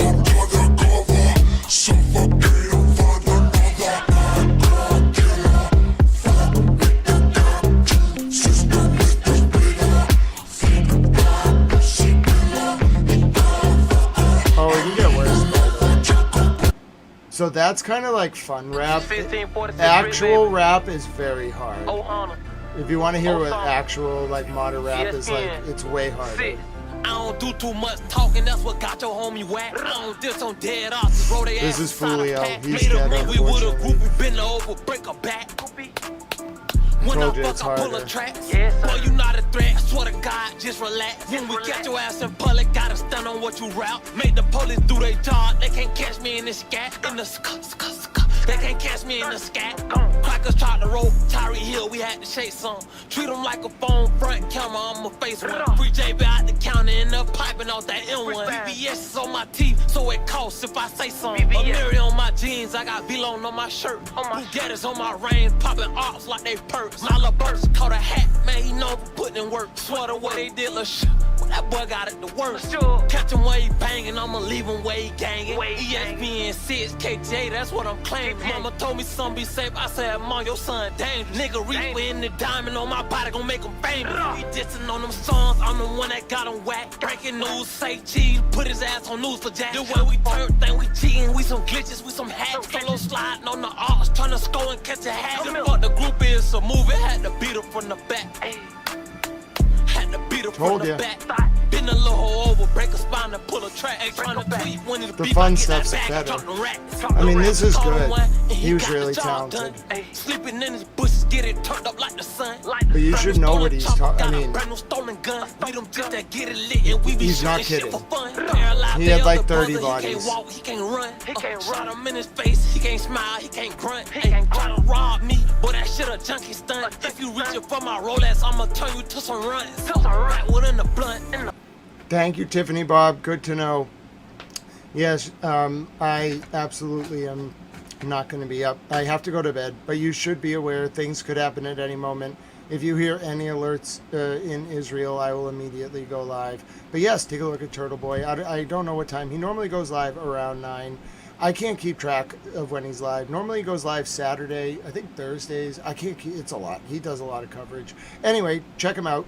He definitely had a role in that Tiffany Overstreet story and uncovering that. So, but yeah, a lot of people, Turtle Boy, he's a journalist from Massachusetts, covers a lot of like, it looks like he covers kind of like weird social drama, but what he really covers is like police corruption. You just got to kind of like see through the drama's like cover to protect his sources, and then the heart of it is always police corruption or like public corruption or like somebody doing something ridiculous and trying to like hide in plain sight, and he exposes it.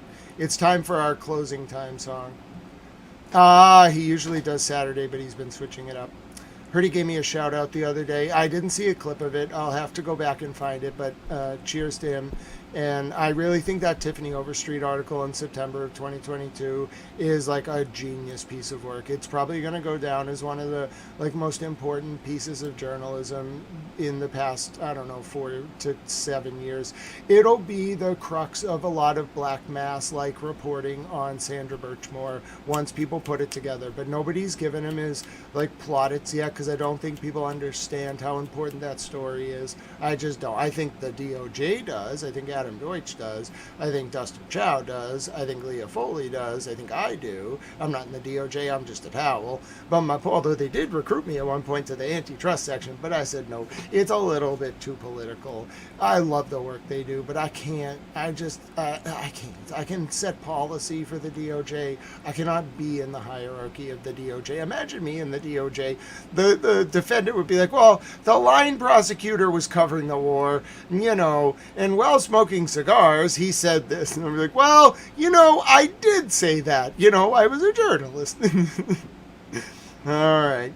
So anyway, with all of that said, my name is Grant Smith Ellis. You don't got to go home, but you can't stay here. You know what that means. Last song of the night. We always use songs to close it out. They're in the YouTube Creator Music Studio. It's great.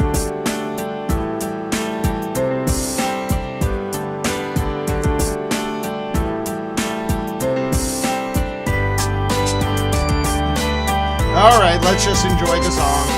I don't know enough about all those other people to pass judgment. I do like this song. Closing time, open all the doors and let you out into the world. As TB says, there's something out there for everyone. Closing time, turn all of the lights on over every boy and every girl. We do love this song. Closing Yes, he does, Tiffany Bob. one last call for alcohol. So I'm glad you like it, Honest Rick. God bless you, my friend. Closing time. You don't have to go home, but you can't stay here. I know who I want to take me home. I know who I want to take me home. I know who I want to take me home. Take me home. Closing time.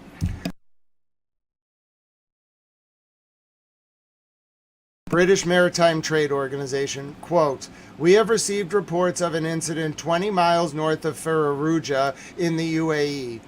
There you go. It begins. You might get 2 hours, so enjoy it. Rest up. The second you see a notification from me, stuff has hit the fan. Time for you to go out to the places you will. I am not G Reaper, but you send me a message, my friend. I don't know who that is, but I will absolutely learn about them. Closing time. This room won't be open till your brothers or your sisters come. So gather up your jackets, move it to the exit. I hope you have found a friend. Quote from the IRGC coming in right now via a member of the Iranian delegation. Quote, "No ships will be allowed to exit the Persian Gulf without permission from the Iranian armed forces." Quote, "Only a fool would attempt to ignore an Iranian warning." Stop. Here we go. Closing time.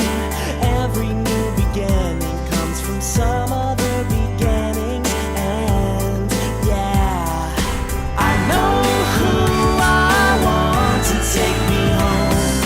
I know who I want to take me home. I know who I... There's now a giant fire in Cincinnati as well. Why are all these fires just happening in random American cities? Doesn't that sound a little odd? A tanker has been hit. A tanker has been hit. I repeat, a tanker has been hit. I repeat, a tanker has been hit.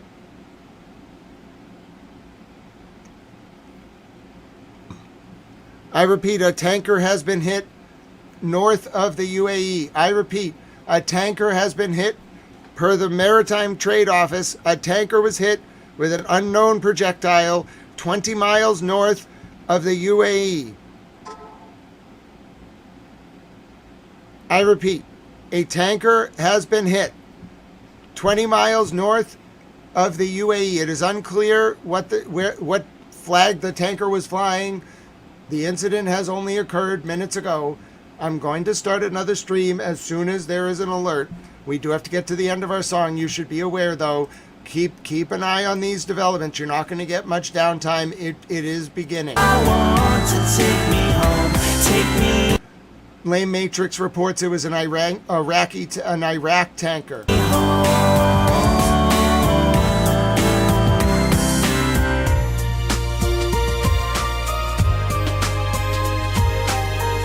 I have the trade warning. I have the warning here. There has been an attack.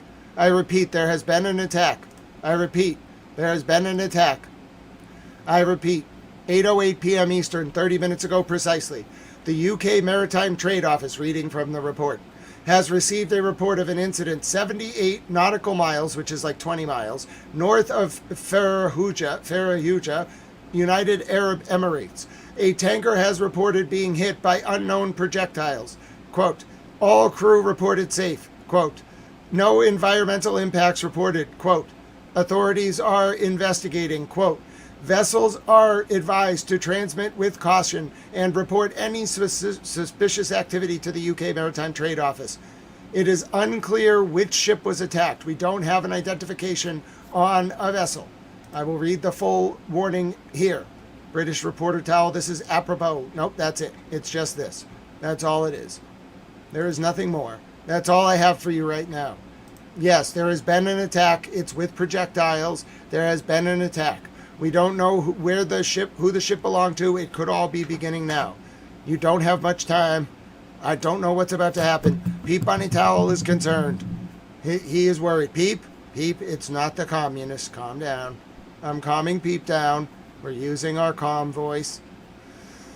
Oh no. I haven't had to use my calm voice in a while. Okay, we got to get ready to close this stream. We'll play it in the background. Oh goodness. Oh goodness. Oh no. Oh, this is very bad. Oh, this is bad. Oh, this is bad.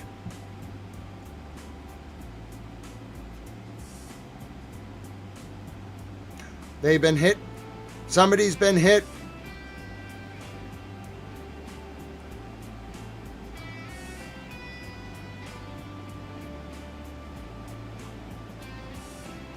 It was hit with a missile. It's been hit by a missile. IRGC sources are saying it was hit by a missile.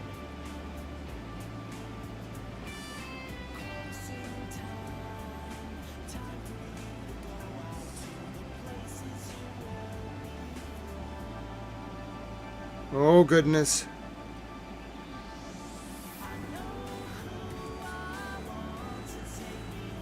Oh, no. Oh, no.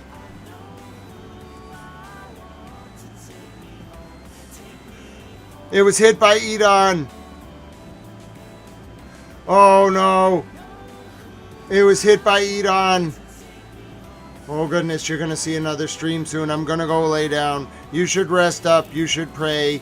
Save the goat. Hashtag save the goat. It was struck by Edon. Edon has hit a tanker in the Gulf with missiles.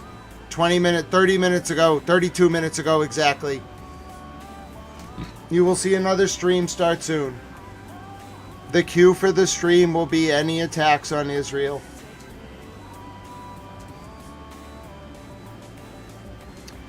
Ladies and gentlemen, bunker down.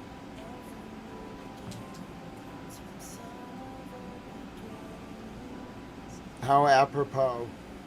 Every new beginning comes from some other beginning's end. All right. I got to save my voice.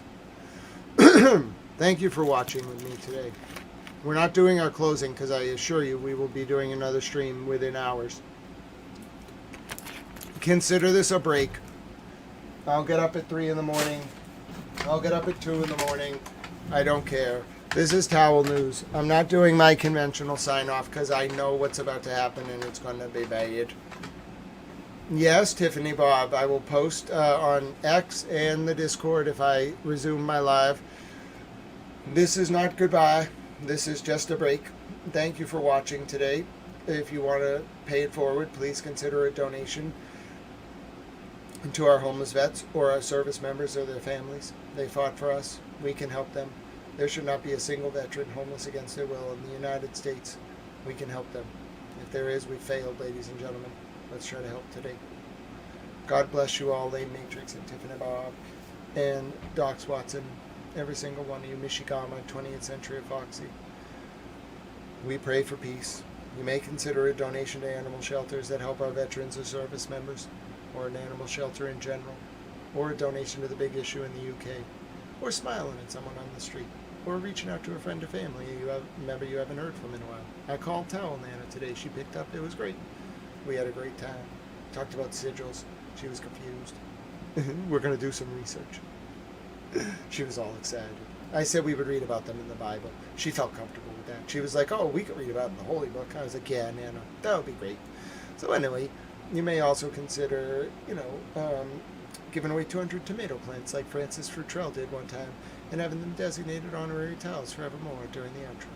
Yes, in that way, may we pray the current realpolitik currently continues to change and does not shift back to one centered on preserving, expanding, and demonstrating our power, but instead centers on one designed to preserve, expand, and demonstrate our capacity to engage in small acts of service and kindness rooted in unconditional love, therein allowing us to live up to our Tal Eudaimonia, or Summum Bonum, our greatest good in the ancient Greek or Latin respectively, and in turn bringing about a new digital epic defined by Aquarius the Water Bearer standing tall and carrying a deep bunny towel. I believe it's possible because of you all. Thank you so much for being with me today. Thank you for welcoming me into your home or wherever it is that you're watching. I'm going to rest. Expect an alert. I expect to be live again very soon, probably in a few hours.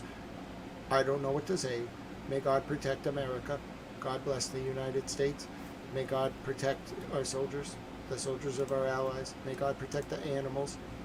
I'm going to get you, I actually have, this is not the end of your broadcast day, but I have a way I actually want to sign off.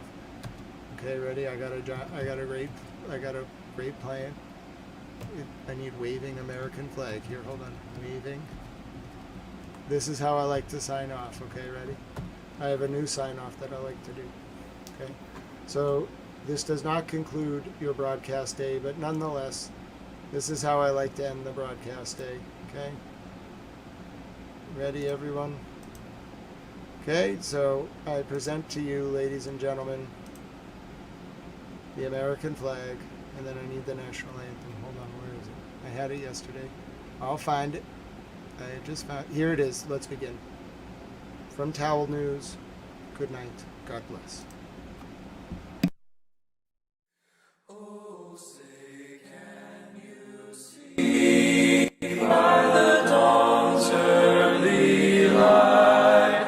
What so proudly we hailed at the twilight's last gleaming, whose broad stripes and bright stars through the perilous fight o'er the ramparts we watched were so gallantly streaming.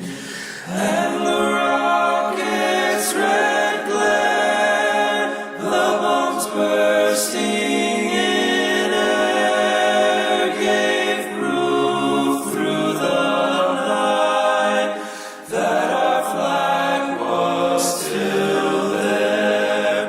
Oh, say does that star-spangled banner yet wave o'er the land of the free and the home of the brave. Good night, good day, good morning. From Towel News, from Grant Smith Ellis, signing off for just a few hours at 8:47 p.m. Eastern, U.S. wartime, Sunday, May 3rd, 2026. It is 2:47 a.m. in South Africa, Monday, May 4th, 2026. It's 3:47 a.m. in Tel Aviv, Israel, and it's 4:27 a.m. in, no, 4:17 a.m. in Tehran, Iran. The sun rises on a world on the verge of war. Good night from Towel News. God bless, and may God protect us all.